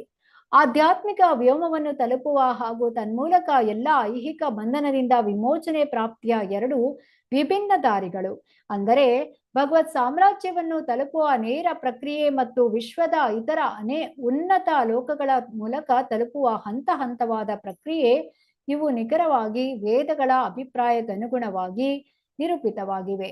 ಈ ಸಂಬಂಧದಲ್ಲಿ ವೇದದ ಉಕ್ತಿಗಳು ಇವು: ಯದಾ ಸರ್ವೇ ಪ್ರಮುಚ್ಯಂತೆ ಕಾಮ ಯೇ ಅಸ್ಯ ಹೃದಿ ಶ್ರುತಾಃ ಅತಾಮರ್ತ್ಯೋ ಅಮೃತೋ ಭವತಿ ಅತ್ರ ಬ್ರಹ್ಮ ಸಮಶ್ನುತೆ. ಬೃಹದಾರಣ್ಯಕ ಉಪನಿಷತ್ 4.47. ತೇ ಅರ್ಚಿರ್ ಅಭಿಸಂಭವಂತಿ. ಬೃಹದಾರಣ್ಯಕ ಉಪನಿಷತ್ತು 6.2.15. ಹೃದಯದ ರೋಗಗಳಾದ ಎಲ್ಲ ಐಹಿಕ ಕಾಮನೆಗಳಿಂದ ಬಿಡುಗಡೆ ಹೊಂದಿದವರು ಮೃತ್ಯುವನ್ನು ಜಯಿಸಲು ಅರ್ಹರಾಗುತ್ತಾರೆ ಮತ್ತು ಅರ್ಚಿಲೋಕಗಳ ಮೂಲಕ ಭಗವತ್ ಸಾಮ್ರಾಜ್ಯವನ್ನು ಪ್ರವೇಶಿಸುತ್ತಾರೆ. ವೇದಗಳ ಈ ಅಭಿಪ್ರಾಯಗಳು ಶ್ರೀಮದ್ ಭಾಗವತದ ಅಭಿಪ್ರಾಯಗಳನ್ನು ಸಮರ್ಥಿಸುತ್ತವೆ. ಮುಂದೆ ಶುಕ ಮಹರ್ಷಿಗಳು ಮತ್ತೆ ಇದನ್ನು ದೃಢಪಡಿಸಿದ್ದಾರೆ. ಮೊದಲ ವೇದ ಪ್ರಮಾಣನಾದ ಬ್ರಹ್ಮದೇವನಿಗೆ ದೇವೋತ್ತಮ ಪರಮಪುರುಷ ಭಗವಾನ್ ಶ್ರೀಕೃಷ್ಣ ವಾಸುದೇವನೇ ಈ ಸತ್ಯವನ್ನು ತೆರೆದು ತೋರಿದನೆಂದು ಶ್ರೀ ಶುಕಮುನಿಗಳು ದೃಢೀಕರಿಸಿದ್ದಾರೆ. ಶಿಷ್ಯ ಪರಂಪರೆಯ ಮುಂದುವರಿಕೆ ಹೀಗಿದೆ. ವೇದಗಳನ್ನು ಭಗವಾನ್ ಕೃಷ್ಣನು ಬ್ರಹ್ಮದೇವನಿಗೆ ವಾಚಿಸಿದನು. ಬ್ರಹ್ಮನಿಂದ ನಾರದರಿಗೆ, ನಾರದರಿಂದ ವ್ಯಾಸ ಮಹರ್ಷಿಗಳಿಗೆ, ವ್ಯಾಸ ಮಹರ್ಷಿಗಳಿಂದ ಶುಕಮುನಿಗಳಿಗೆ, ಹಾಗೆ ಇತರರಿಗೆ ಇದು ಉಪದೇಶಿತವಾಯಿತು. ಆದ್ದರಿಂದ ಈ ಎಲ್ಲ ಅಧಿಕೃತರ ಅಭಿಪ್ರಾಯಗಳಲ್ಲಿ ವ್ಯತ್ಯಾಸವಿಲ್ಲ. ಆ ಸತ್ಯ ಶಾಶ್ವತವಾದದ್ದು. ಸತ್ಯದ ಬಗ್ಗೆ ಹೊಸ ಅಭಿಪ್ರಾಯಗಳು ಇರಲಾರವು. ಅದು ವೇದಗಳಲ್ಲಿ ಇರುವ ಜ್ಞಾನವನ್ನು ತಿಳಿಯುವ ಬಗೆಯಾಗಿದೆ. ಪಾಂಡಿತ್ಯಪೂರ್ಣ ವಿದ್ವತ್ತಿನಿಂದ ಅಥವಾ ಪ್ರಾಪಂಚಿಕ ವಿದ್ವಾಂಸರ ನವೀನ ವ್ಯಾಖ್ಯೆಗಳಿಂದ ತಿಳಿಯುವ ವಸ್ತು ಇದಲ್ಲ. ಅಲ್ಲಿ ಏನನ್ನೂ ಸೇರಿಸುವಂತಿಲ್ಲ, ಏನನ್ನೂ ಕಳೆಯುವಂತಿಲ್ಲ. ಏಕೆಂದರೆ ಸತ್ಯ ಸತ್ಯವೇ ಆಗಿದೆ. ಎಲ್ಲರೂ ಒಂದಿಲ್ಲೊಂದು ಪ್ರಮಾಣವನ್ನು ಒಪ್ಪಿಕೊಳ್ಳಲೇಬೇಕಾಗುತ್ತದೆ. ಆಧುನಿಕ ವಿಜ್ಞಾನಿಗಳು ಕೂಡ ಸಾಮಾನ್ಯ ಮನುಷ್ಯರಿಗೆ ಕೆಲವು ವೈಜ್ಞಾನಿಕ ಸತ್ಯಗಳ ಬಗ್ಗೆ ಅಧಿಕೃತರಾಗಿರುತ್ತಾರೆ. ಸಾಮಾನ್ಯ ಮನುಷ್ಯನು ವಿಜ್ಞಾನಿಯ ಅಭಿಪ್ರಾಯವನ್ನು ಅನುಸರಿಸುತ್ತಾನೆ. ವೈದಿಕ ಜ್ಞಾನ ಕೂಡ ಅದೇ ರೀತಿಯಲ್ಲಿ ಸ್ವೀಕೃತವಾಗಿದೆ. ಸಾಮಾನ್ಯ ಮನುಷ್ಯನು ಆಕಾಶದ ಆಚೆಗೆ ಅಥವಾ ವಿಶ್ವದ ಆಚೆಗೆ ಏನಿದೆ ಎಂಬುದರ ಬಗ್ಗೆ ವಾದ ಮಾಡಲಾರ. ಅವನು ಅಧಿಕೃತ ಶಿಷ್ಯ ಪರಂಪರೆಯಿಂದ ಪ್ರಾಪ್ತವಾದದ್ದೆಂದು ವೇದಗಳ ಅಭಿಪ್ರಾಯವನ್ನು ಒಪ್ಪಿಕೊಳ್ಳಲೇಬೇಕು. ಭಗವದ್ಗೀತೆಯಲ್ಲಿ ಕೂಡ 4ನೇ ಅಧ್ಯಾಯದಲ್ಲಿ ಗೀತೆಯನ್ನರಿಯುವ ಇದೇ ಪ್ರಕ್ರಿಯೆಯನ್ನು ಹೇಳಲಾಗಿದೆ. ಆಚಾರ್ಯರುಗಳ ಅಧಿಕೃತ ಅಭಿಪ್ರಾಯವನ್ನು ಅನುಸರಿಸದಿದ್ದವನು ವೇದಗಳಲ್ಲಿ ಉಲ್ಲೇಖಿತವಾದ ಸತ್ಯವನ್ನು ಹುಡುಕುವುದು ವ್ಯರ್ಥ. ಶ್ಲೋಕ 33. ನ್ಯಾಹೇತೋ ಅನ್ಯ ಶಿವಪಂಥ ವಿಶತ ಸಂವೃತಾ ವಿಹ ವಾಸುದೇವೇ ಭಗವತಿ ಭಕ್ತಿ ಯೋಗೋ ಯತೋ ಭವೇತ್. ನಾ ಎಂದಿಗೂ ಇಲ್ಲ, ಹೀ ಖಂಡಿತವಾಗಿ, ಅತ ಇದಕ್ಕೆ ಹೊರತಾಗಿ, ಅನ್ಯಃ ಬೇರೊಂದು, ಶಿವಃ ಮಂಗಲಕರವಾದ, ಪಂಥಃ ಮಾರ್ಗವು, ವಿಶತಃ ಅಲೆಯುತ್ತಿರುವ, ಸಂಸ್ಕೃತವು ಈ ಭೌತಿಕ ಜಗತ್ತಿನಲ್ಲಿ, ಇಹ ಈ ಬದುಕಿನಲ್ಲಿ, ವಾಸುದೇವೇ ಶ್ರೀ ವಾಸುದೇವನಾದ ಕೃಷ್ಣನಲ್ಲಿ, ಭಗವತಿ ದೇವೋತ್ತಮ ಪುರುಷನಾದ, ಭಕ್ತಿಯೋಗ ಸಾಕ್ಷಾತ್ ಭಕ್ತಿಯೋಗವು, ಯತಃ ಎಲ್ಲಿ, ಭವೇತ್ ಉಂಟಾಗಬಹುದು. ಅನುವಾದ: ಈ ಐಹಿಕ ವಿಶ್ವದಲ್ಲಿ ಅಲೆದಾಡುತ್ತಿರುವವರಿಗೆ ಭಗವಾನ್ ಕೃಷ್ಣನ ನೇರವಾದ ಭಕ್ತಿ ಸೇವೆಯೇ ಧ್ಯೇಯವಾಗಿರುವುದಕ್ಕಿಂತ ಹೆಚ್ಚಿನ ಮಂಗಲಕರವಾದ ಮುಕ್ತಿ ಮಾರ್ಗ ಬೇರೆ ಇನ್ನೊಂದಿಲ್ಲ. ಭಾವಾರ್ಥ: ಶಿಲಪ್ರಭುಪಾದರಿಂದ ಶಿಲಪ್ರಭುಪಾದರಿಗೆ ಜಯವಾಗಲಿ. ಮುಂದಿನ ಶ್ಲೋಕದಲ್ಲಿ ಸ್ಪಷ್ಟಪಡಿಸಲಾಗುವಂತೆ ಭಕ್ತಿ ಸೇವೆ ಅಥವಾ ನೇರವಾದ ಭಕ್ತಿಯೋಗವು ಮಾತ್ರ ಐಹಿಕ ಅಸ್ತಿತ್ವದ ಹಿಡಿತದಿಂದ ವಿಮೋಚನೆಗೊಳ್ಳುವ ಪರಿಪೂರ್ಣ ಮತ್ತು ಮಂಗಲಕರವಾದ ಮಾರ್ಗವಾಗಿದೆ. ಐಹಿಕ ಅಸ್ತಿತ್ವದ ಹಿಡಿತದಿಂದ ವಿಮೋಚನೆಗೊಳ್ಳಲು ಅನೇಕ ಪರ್ಯಾಯ ವಿಧಾನಗಳಿವೆ. ಆದರೆ ಅವುಗಳಲ್ಲಿ ಯಾವುದೂ ಭಕ್ತಿಯೋಗದಷ್ಟು ಸುಲಭವೂ ಮಂಗಲಕರವೂ ಆದದ್ದಿಲ್ಲ. ಜ್ಞಾನ ಮತ್ತು ಯೋಗ ಮಾರ್ಗಗಳು ಹಾಗೂ ಇತರ ತತ್ಸಂಬಂಧಿ ವಿಧಾನಗಳು ಸಾಧಕನನ್ನು ವಿಮೋಚನೆಗೊಳಿಸುವಲ್ಲಿ ಸ್ವತಂತ್ರವಾಗಿಲ್ಲ. ಅಂತಹ ಚಟುವಟಿಕೆಗಳು ಅನೇಕಾನೇಕ ವರ್ಷಗಳು ಕಳೆದ ಬಳಿಕ ಭಕ್ತಿಯೋಗದ ಸ್ಥಿತಿಯನ್ನು ತಲುಪುವಲ್ಲಿ ಸಹಾಯ ಮಾಡುತ್ತವೆ. ಇದನ್ನು ಭಗವದ್ಗೀತೆ 12ನೇ ಅಧ್ಯಾಯದ 5ನೇ ಶ್ಲೋಕದಲ್ಲಿ ಹೀಗೆ ಹೇಳಿದೆ: ಪರಾತ್ಪರದ ನಿರಾಕಾರ ಲಕ್ಷಣದಲ್ಲಿ ಆಸಕ್ತರಾದವರು ತಮ್ಮ ಉದ್ದೇಶಿತ ಗುರಿಯ ಸಾಧನೆಯಲ್ಲಿ ಅನೇಕ ಸಂಕಷ್ಟಗಳಿಗೆ ಒಳಗಾಗುತ್ತಾರೆ ಮತ್ತು ಪರಾತ್ಪರ ಸತ್ಯವನ್ನು ಹುಡುಕಿ ಹೊರಟ ಅನುಭವವಾದಿ ತತ್ವಜ್ಞಾನಿಗಳು ಅನೇಕಾನೇಕ ಜನ್ಮಗಳನ್ನು ಕಳೆದ ಬಳಿಕ ವಾಸುದೇವ ಸಾಕ್ಷಾತ್ಕಾರವೇ ಸರ್ವಸ್ವವೆಂದು ಅದರ ಮಹತ್ವವನ್ನು ಕಂಡುಕೊಳ್ಳುತ್ತಾರೆ. ಭಗವದ್ಗೀತೆ 7ನೇ ಅಧ್ಯಾಯದ 19ನೇ ಶ್ಲೋಕದಲ್ಲಿ. ಯೋಗ ಪದ್ಧತಿಗೆ ಸಂಬಂಧಿಸಿದಂತೆ ಭಗವದ್ಗೀತೆ 6ನೇ ಅಧ್ಯಾಯದ 47ನೇ ಶ್ಲೋಕದಲ್ಲಿ ಹೀಗೂ ಹೇಳಿದೆ: ಪರಾತ್ಪರ ಸತ್ಯವನ್ನು ಬೆನ್ನಟ್ಟಿ ಹೊರಟ ಯೋಗಿಗಳಲ್ಲಿ ಸದಾ ಭಗವಂತನ ಸೇವೆಯಲ್ಲಿ ತೊಡಗಿದವನೇ ಎಲ್ಲರಿಗಿಂತ ಅತಿ ತಾನೆ. ಭಗವದ್ಗೀತೆಯ ಅಂತಿಮ ಉಪದೇಶವು 18ನೇ ಅಧ್ಯಾಯದ 66ನೇ ಶ್ಲೋಕದಲ್ಲಿ. ಎಲ್ಲಾ ಇತರ ಕಾರ್ಯಮಗ್ನತೆಯನ್ನು ಆತ್ಮ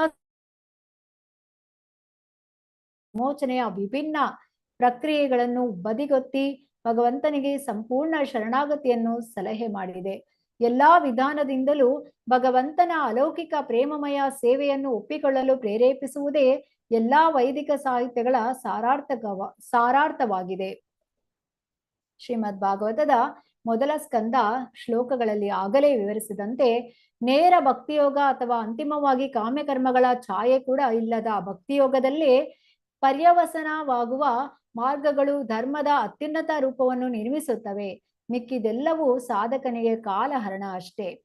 ಭಕ್ತಿಯೋಗವು ಸುಲಭ, ಸರಳ, ಸಹಜ ಮತ್ತು ಸಂಕಷ್ಟ ರಹಿತವಷ್ಟೇ ಅಲ್ಲ, ಮಾನವ ಜೀವಿಗೆ ಸುಖದ ಏಕಮಾತ್ರ ಮೂಲಸ್ಥಾನ ಕೂಡ ಆಗಿದೆ ಎಂಬುದನ್ನು ಶ್ರೀಧರ ಸ್ವಾಮಿ ಮತ್ತು ಜೀವ ಗೋಸ್ವಾಮಿ ಅಂತಹ ಇತರ ಎಲ್ಲಾ ಆಚಾರ್ಯರುಗಳು ಸಮ್ಮತಿಸಿದ್ದಾರೆ.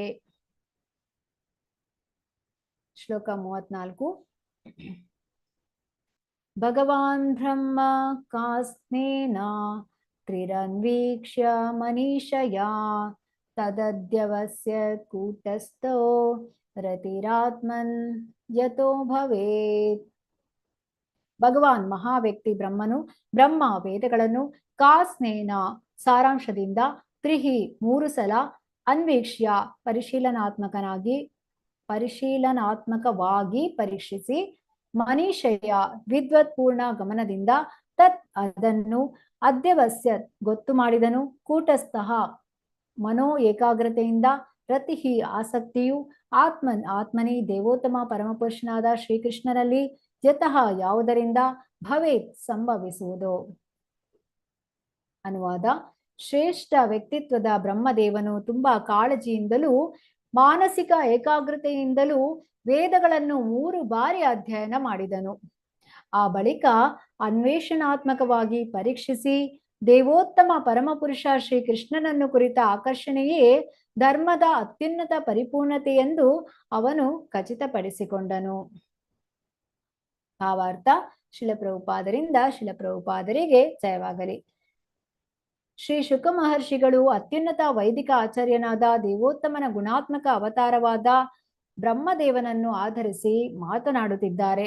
ಐಹಿಕ ಸೃಷ್ಟಿಯ ಆರಂಭದಲ್ಲಿ ವೇದಗಳನ್ನು ಬ್ರಹ್ಮದೇವರಿಗೆ ಕಲಿಸಲಾಯಿತು.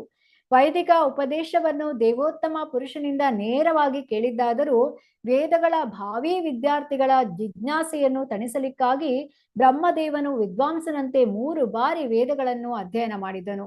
ಸಾಮಾನ್ಯವಾಗಿ ವಿದ್ವಾಂಸರು ಹಾಗೆ ಮಾಡುತ್ತಾರೆ. ತುಂಬಾ ಲಕ್ಷ್ಯ ಕೊಟ್ಟು ವೇದಗಳ ಉದ್ದೇಶದ ಮೇಲೆ ಏಕಾಗ್ರಚಿತ್ತನಾಗಿ ಬ್ರಹ್ಮದೇವನು ಅಧ್ಯಯನ ಮಾಡಿದನು. ಅನ್ವೇಷಣಾತ್ಮಕವಾಗಿ ಇಡೀ ಪ್ರಕ್ರಿಯೆಯನ್ನು ಪರೀಕ್ಷಿಸಿ ದೇವೋತ್ತಮ ಪರಮಪುರುಷ ಶ್ರೀಕೃಷ್ಣನ ಶುದ್ಧ ನಿಷ್ಕಳಂಕ ಭಕ್ತನಾಗುವುದೇ ಎಲ್ಲಾ ಧಾರ್ಮಿಕ ತತ್ವಗಳ ಅತ್ಯುನ್ನತ ಪರಿಪೂರ್ಣತೆಯಾಗಿದೆ ಎಂಬುದನ್ನು ಅವನು ಖಚಿತಪಡಿಸಿಕೊಂಡನು. ದೇವೋತ್ತಮ ಪುರುಷನೇ ಸ್ವಯಂ ಪ್ರಸ್ತುತಪಡಿಸಿದ ಭಗವದ್ಗೀತೆಯ ಕೊನೆಯ ಉಪದೇಶವೂ ಇದೇ ಆಗಿದೆ. ವೇದ ನಿರ್ಣಯವನ್ನು ಎಲ್ಲಾ ಆಚಾರ್ಯರು ಹೀಗೆ ಒಪ್ಪಿಕೊಂಡಿದ್ದಾರೆ. ಈ ನಿರ್ಣಯಕ್ಕೆ ವಿರೋಧಿಗಳಾದವರು ಭಗವದ್ಗೀತೆಯಲ್ಲಿ 2ನೇ ಅಧ್ಯಾಯದ 42ನೇ ಶ್ಲೋಕದಲ್ಲಿ ವಿವರಿಸಲಾದಂತೆ ಕೇವಲ ವೇದವಾದರತ ಅಷ್ಟೇ. ಶ್ಲೋಕ 35. ಭಗವಾನ್ ಸರ್ವಭೂತೇಷು ಲಕ್ಷಿತಾ ಸ್ವಾತ್ಮನಾ ಹರಿ ದೃಶೇರ್ಬುದ್ಧ್ಯಾದಿ ದ್ರಷ್ಟ ಲಕ್ಷಣೈರನುಮಾಪಕೈ. ಭಗವಾನ್ ದೇವೋತ್ತಮ ಪುರುಷನು ಸರ್ವ ಎಲ್ಲ ಭೂತೇಶು ಜೀವಿಗಳಲ್ಲಿ ಲಕ್ಷಿತಃ ಕಾಣುತ್ತಾನೆ. ಸ್ವ ಆತ್ಮನ ಆತ್ಮದೊಂದಿಗೆ ಹರಿ ಭಗವಂತನು ದೃಶ್ಯಗಳಿಂದ ಬುದ್ಧಿ ಆದಿಭಿ ಬುದ್ಧಿಶಕ್ತಿ ಮುಂತಾದವುಗಳಿಂದ ದ್ರಷ್ಟ ನೋಡುವವನು ಲಕ್ಷಣ ವಿಭಿನ್ನ ಲಕ್ಷಣಗಳಿಂದ ಅನುಮಾಪಕೈ ಆಧಾರ ಕಲ್ಪನೆಗಳಿಂದ.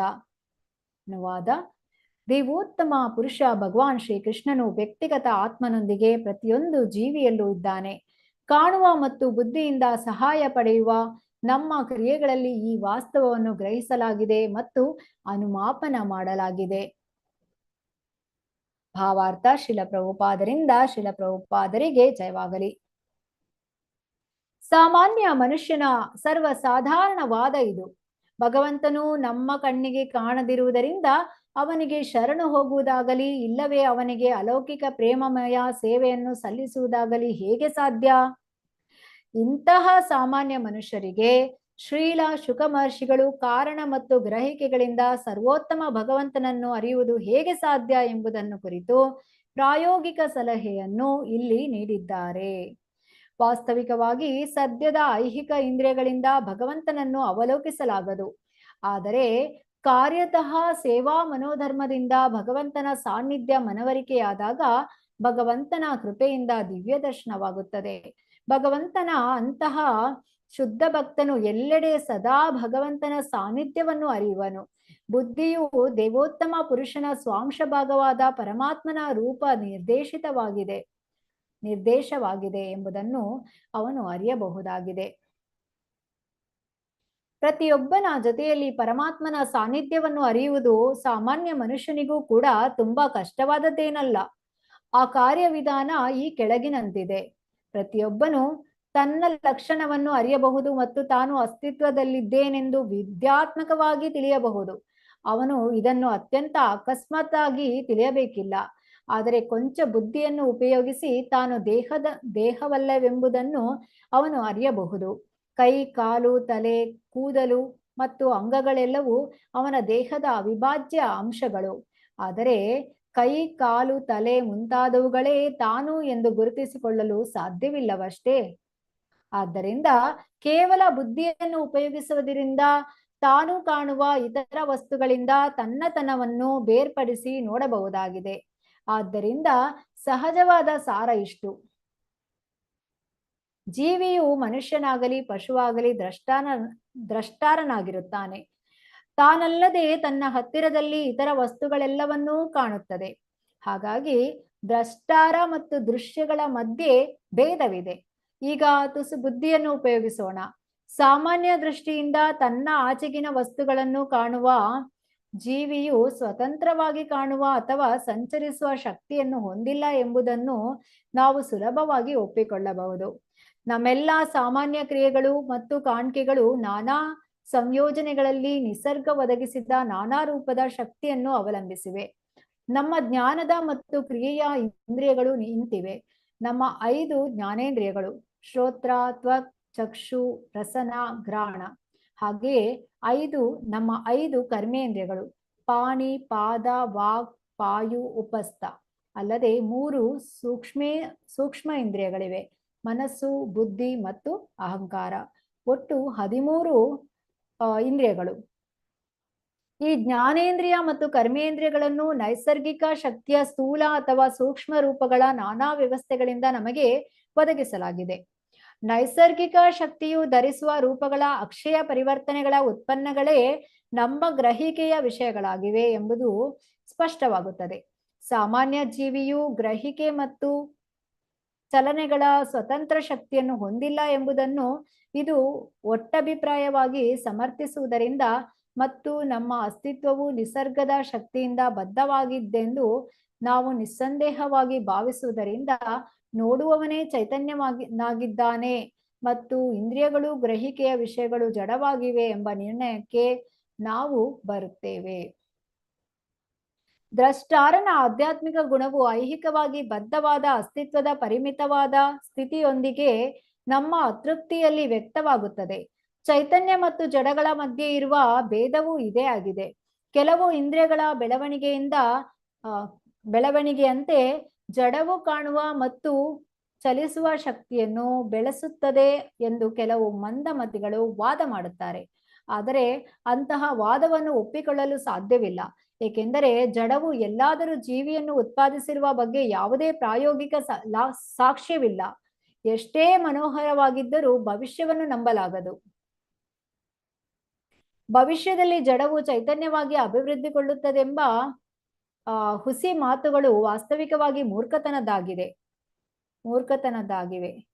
ಏಕೆಂದರೆ ಜಗತ್ತಿನ ಯಾವುದೇ ಭಾಗದಲ್ಲೂ ಜಡವು ಎಂದೂ ಕಾಣುವ ಮತ್ತು ಚಲಿಸುವ ಶಕ್ತಿಯನ್ನು ಅಭಿವೃದ್ಧಿಪಡಿಸಿಲ್ಲ. ಆದ್ದರಿಂದ ಜಡ ಮತ್ತು ಚೈತನ್ಯಗಳು ಎರಡು ಪ್ರತ್ಯೇಕ ಸ್ವರೂಪಗಳೆಂಬುದು ನಿಶ್ಚಿತವಾಗಿದೆ ಮತ್ತು ಬುದ್ಧಿಯ ಉಪಯೋಗದಿಂದ ಈ ನಿರ್ಣಯ ಪ್ರಾಪ್ತವಾಗಿದೆ.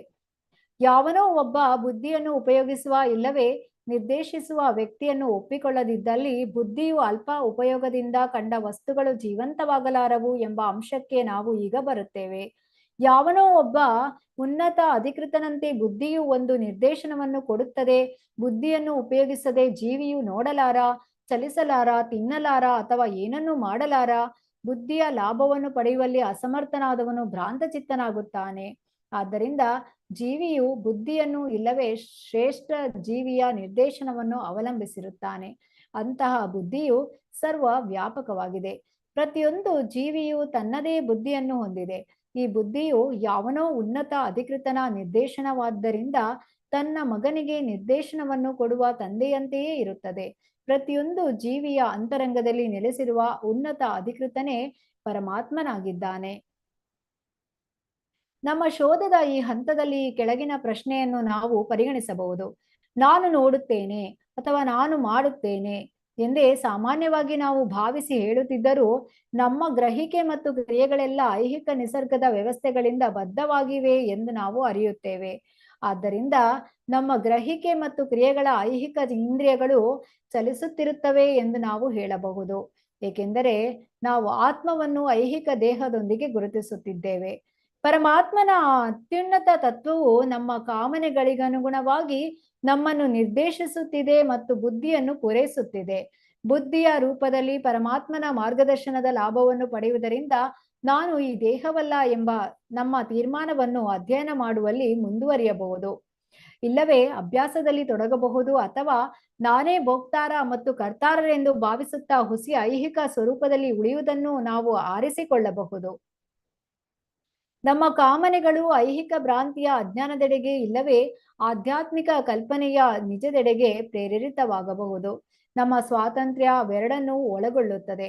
ಪರಮಾತ್ಮನ ಅತ್ಯುಚ್ಚ ಬುದ್ಧಿಯೊಂದಿಗೆ ನಮ್ಮ ಬುದ್ಧಿಯನ್ನು ಒಂದಕ್ಕೊಂದು ಜೋಡಿಸುವುದರಿಂದ ಪರಮಾತ್ಮನನ್ನು ನಮ್ಮ ಗೆಳೆಯ ಮತ್ತು ಮಾರ್ಗದರ್ಶಕನಾಗಿ ಗುರುತಿಸಿಕೊಂಡು ಆಧ್ಯಾತ್ಮಿಕ ಕಲ್ಪನೆಯ ನಿಜ ತತ್ವವನ್ನು ಸುಲಭವಾಗಿ ತಲುಪಬಹುದಾಗಿದೆ. ಪರಮಾತ್ಮ ಮತ್ತು ಜೀವಾತ್ಮಗಳೆರಡು ಚೇತನವಾಗಿವೆ.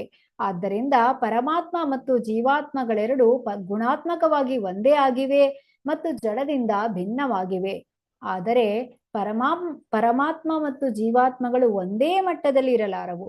ಏಕೆಂದರೆ ಪರಮಾತ್ಮನು ನಿರ್ದೇಶನವನ್ನು ನೀಡುತ್ತಾನೆ ಅಥವಾ ಬುದ್ಧಿಯನ್ನು ಪೂರೈಸುತ್ತಾನೆ. ಜೀವಾತ್ಮನು ಆ ನಿರ್ದೇಶನವನ್ನು ಅನುಸರಿಸುತ್ತಾನೆ. ತನ್ಮೂಲಕ ಕ್ರಿಯೆಗಳು ಸಮರ್ಪಕವಾಗಿ ನೆರವೇರುತ್ತವೆ. ಜೀವಿಯು ಪರಮಾತ್ಮನ ನಿರ್ದೇಶನದ ಮೇಲೆ ಸಂಪೂರ್ಣವಾಗಿ ಅವಲಂಬಿತನಾಗಿದ್ದಾನೆ. ಏಕೆಂದರೆ ಕಾಣುವ, ಕೇಳುವ, ಯೋಚಿಸುವ, ಭಾವಿಸುವ, ಸಂಕಲ್ಪಿಸುವುದೇ ಮುಂತಾದ ವಿಷಯಗಳಲ್ಲಿ ಪ್ರತಿ ಹೆಜ್ಜೆಯಲ್ಲಿಯೂ ಜೀವಾತ್ಮನು ಪರಮಾತ್ಮನ ನಿರ್ದೇಶನವನ್ನು ಅನುಸರಿಸುತ್ತಾನೆ. ಈವರೆಗೆ ನಮ್ಮ ಸಾಮಾನ್ಯ ಜ್ಞಾನಕ್ಕೆ ಸಂಬಂಧಿಸಿದಂತೆ ಜಡ, ಚೇತನ ಮತ್ತು ಪರಮಚೇತನಗಳೆಂದು ಮೂರು ಸ್ವರೂಪಗಳಿವೆ ಎಂಬ ನಿರ್ಣಯಕ್ಕೆ ನಾವು ಬಂದಿದ್ದೇವೆ. ಈಗ ನಾವು ವೈದಿಕ ಮತಿಯಾದ ಭಗವದ್ಗೀತೆಗೆ ಹೋದರೆ ಈ ಮೂರು ಸ್ವರೂಪಗಳಾದ ಜಡ, ಜೀವ, ಚೇತನ ಮತ್ತು ಪರಮಚೇತನಗಳೆಲ್ಲವೂ ದೇವೋತ್ತಮ ಪರಮಪುರುಷನನ್ನು ಅವಲಂಬಿಸಿವೆ ಎಂಬ ಹೆಚ್ಚಿನ ತಿಳುವಳಿಕೆಯನ್ನು ಪಡೆಯುತ್ತೇವೆ. ಪರಮಾತ್ಮನು ದೇವೋತ್ತಮ ಪರಮಪುರುಷನ ಆಂಶಿಕ ಪ್ರತಿನಿಧಿ ಅಥವಾ ಸ್ವಾಂಶ ಭಾಗವಾಗಿದ್ದಾನೆ. ದೇವೋತ್ತಮ ಪರಮಪುರುಷನು ತನ್ನ ಆಂಶಿಕ ಪ್ರಾತಿನಿಧ್ಯದಿಂದಲೇ ಐಹಿಕ ಜಗತ್ತನ್ನೆಲ್ಲವನ್ನು ಆಳುತ್ತಾನೆ ಎಂದು ಭಗವದ್ಗೀತೆಯು ದೃಢಪಡಿಸಿದೆ. ದೇವರು ದೊಡ್ಡವನು.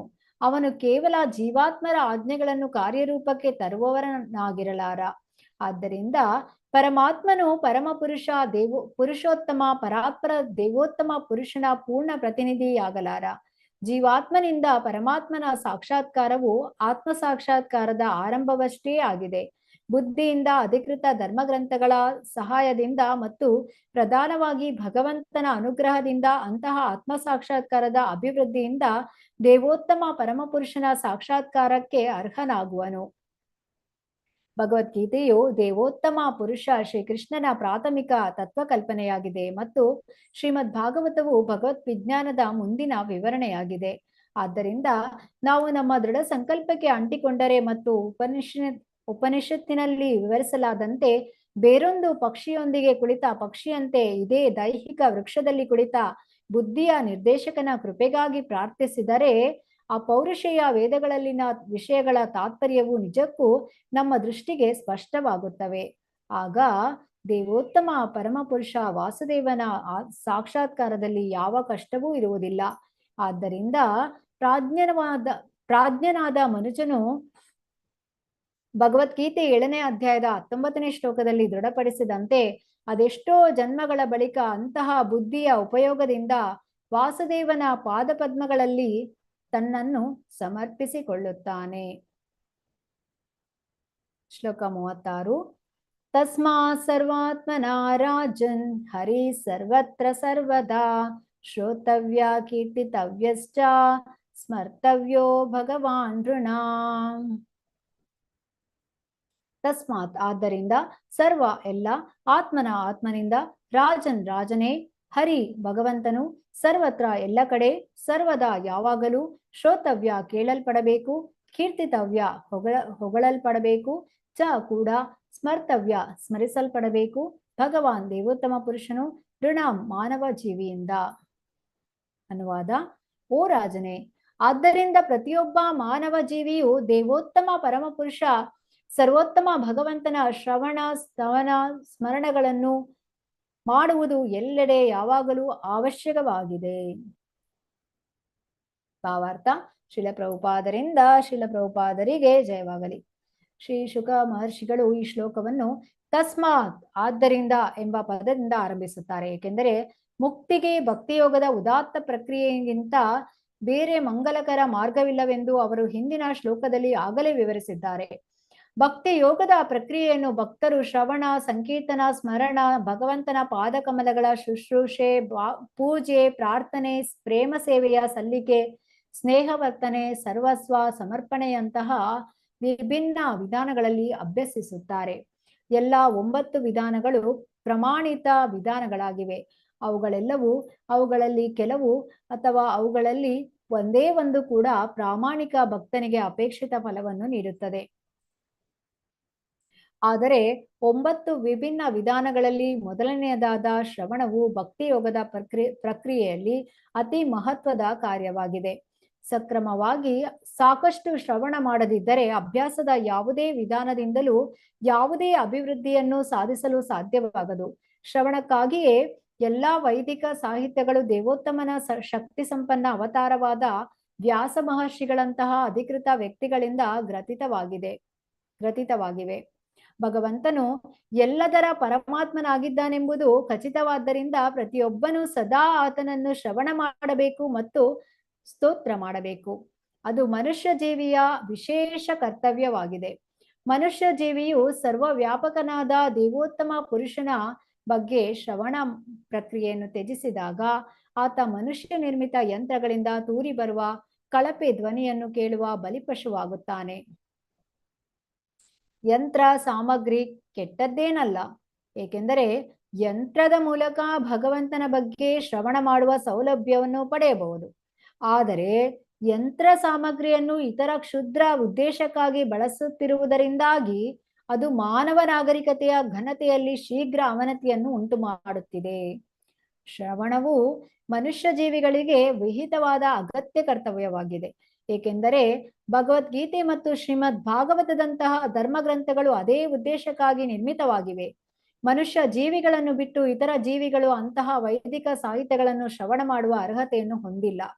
ಮನುಷ್ಯ ಸಮಾಜವು ವೈದಿಕ ಸಾಹಿತ್ಯವನ್ನು ಶ್ರವಣ ಮಾಡುವ ಪ್ರಕ್ರಿಯೆಗೆ ತನ್ನನ್ನು ನೀಡಿಕೊಂಡರೆ ಆಗ ಇಡೀ ಸಮಾಜದ ಘನತೆಯನ್ನು ಕುಂದಿಸುವ ಪಾಪಿಗಳಿಂದ ತರಂಗಿತವಾದ ಪಾಪಕರ ಧ್ವನಿಗೆ ಬಲಿಯಾಗಲಾರದು. ಶ್ರವಣವು ಸಂಕೀರ್ತನ ಪ್ರಕ್ರಿಯೆಯಿಂದ ಗಟ್ಟಿಗೊಳ್ಳುತ್ತದೆ.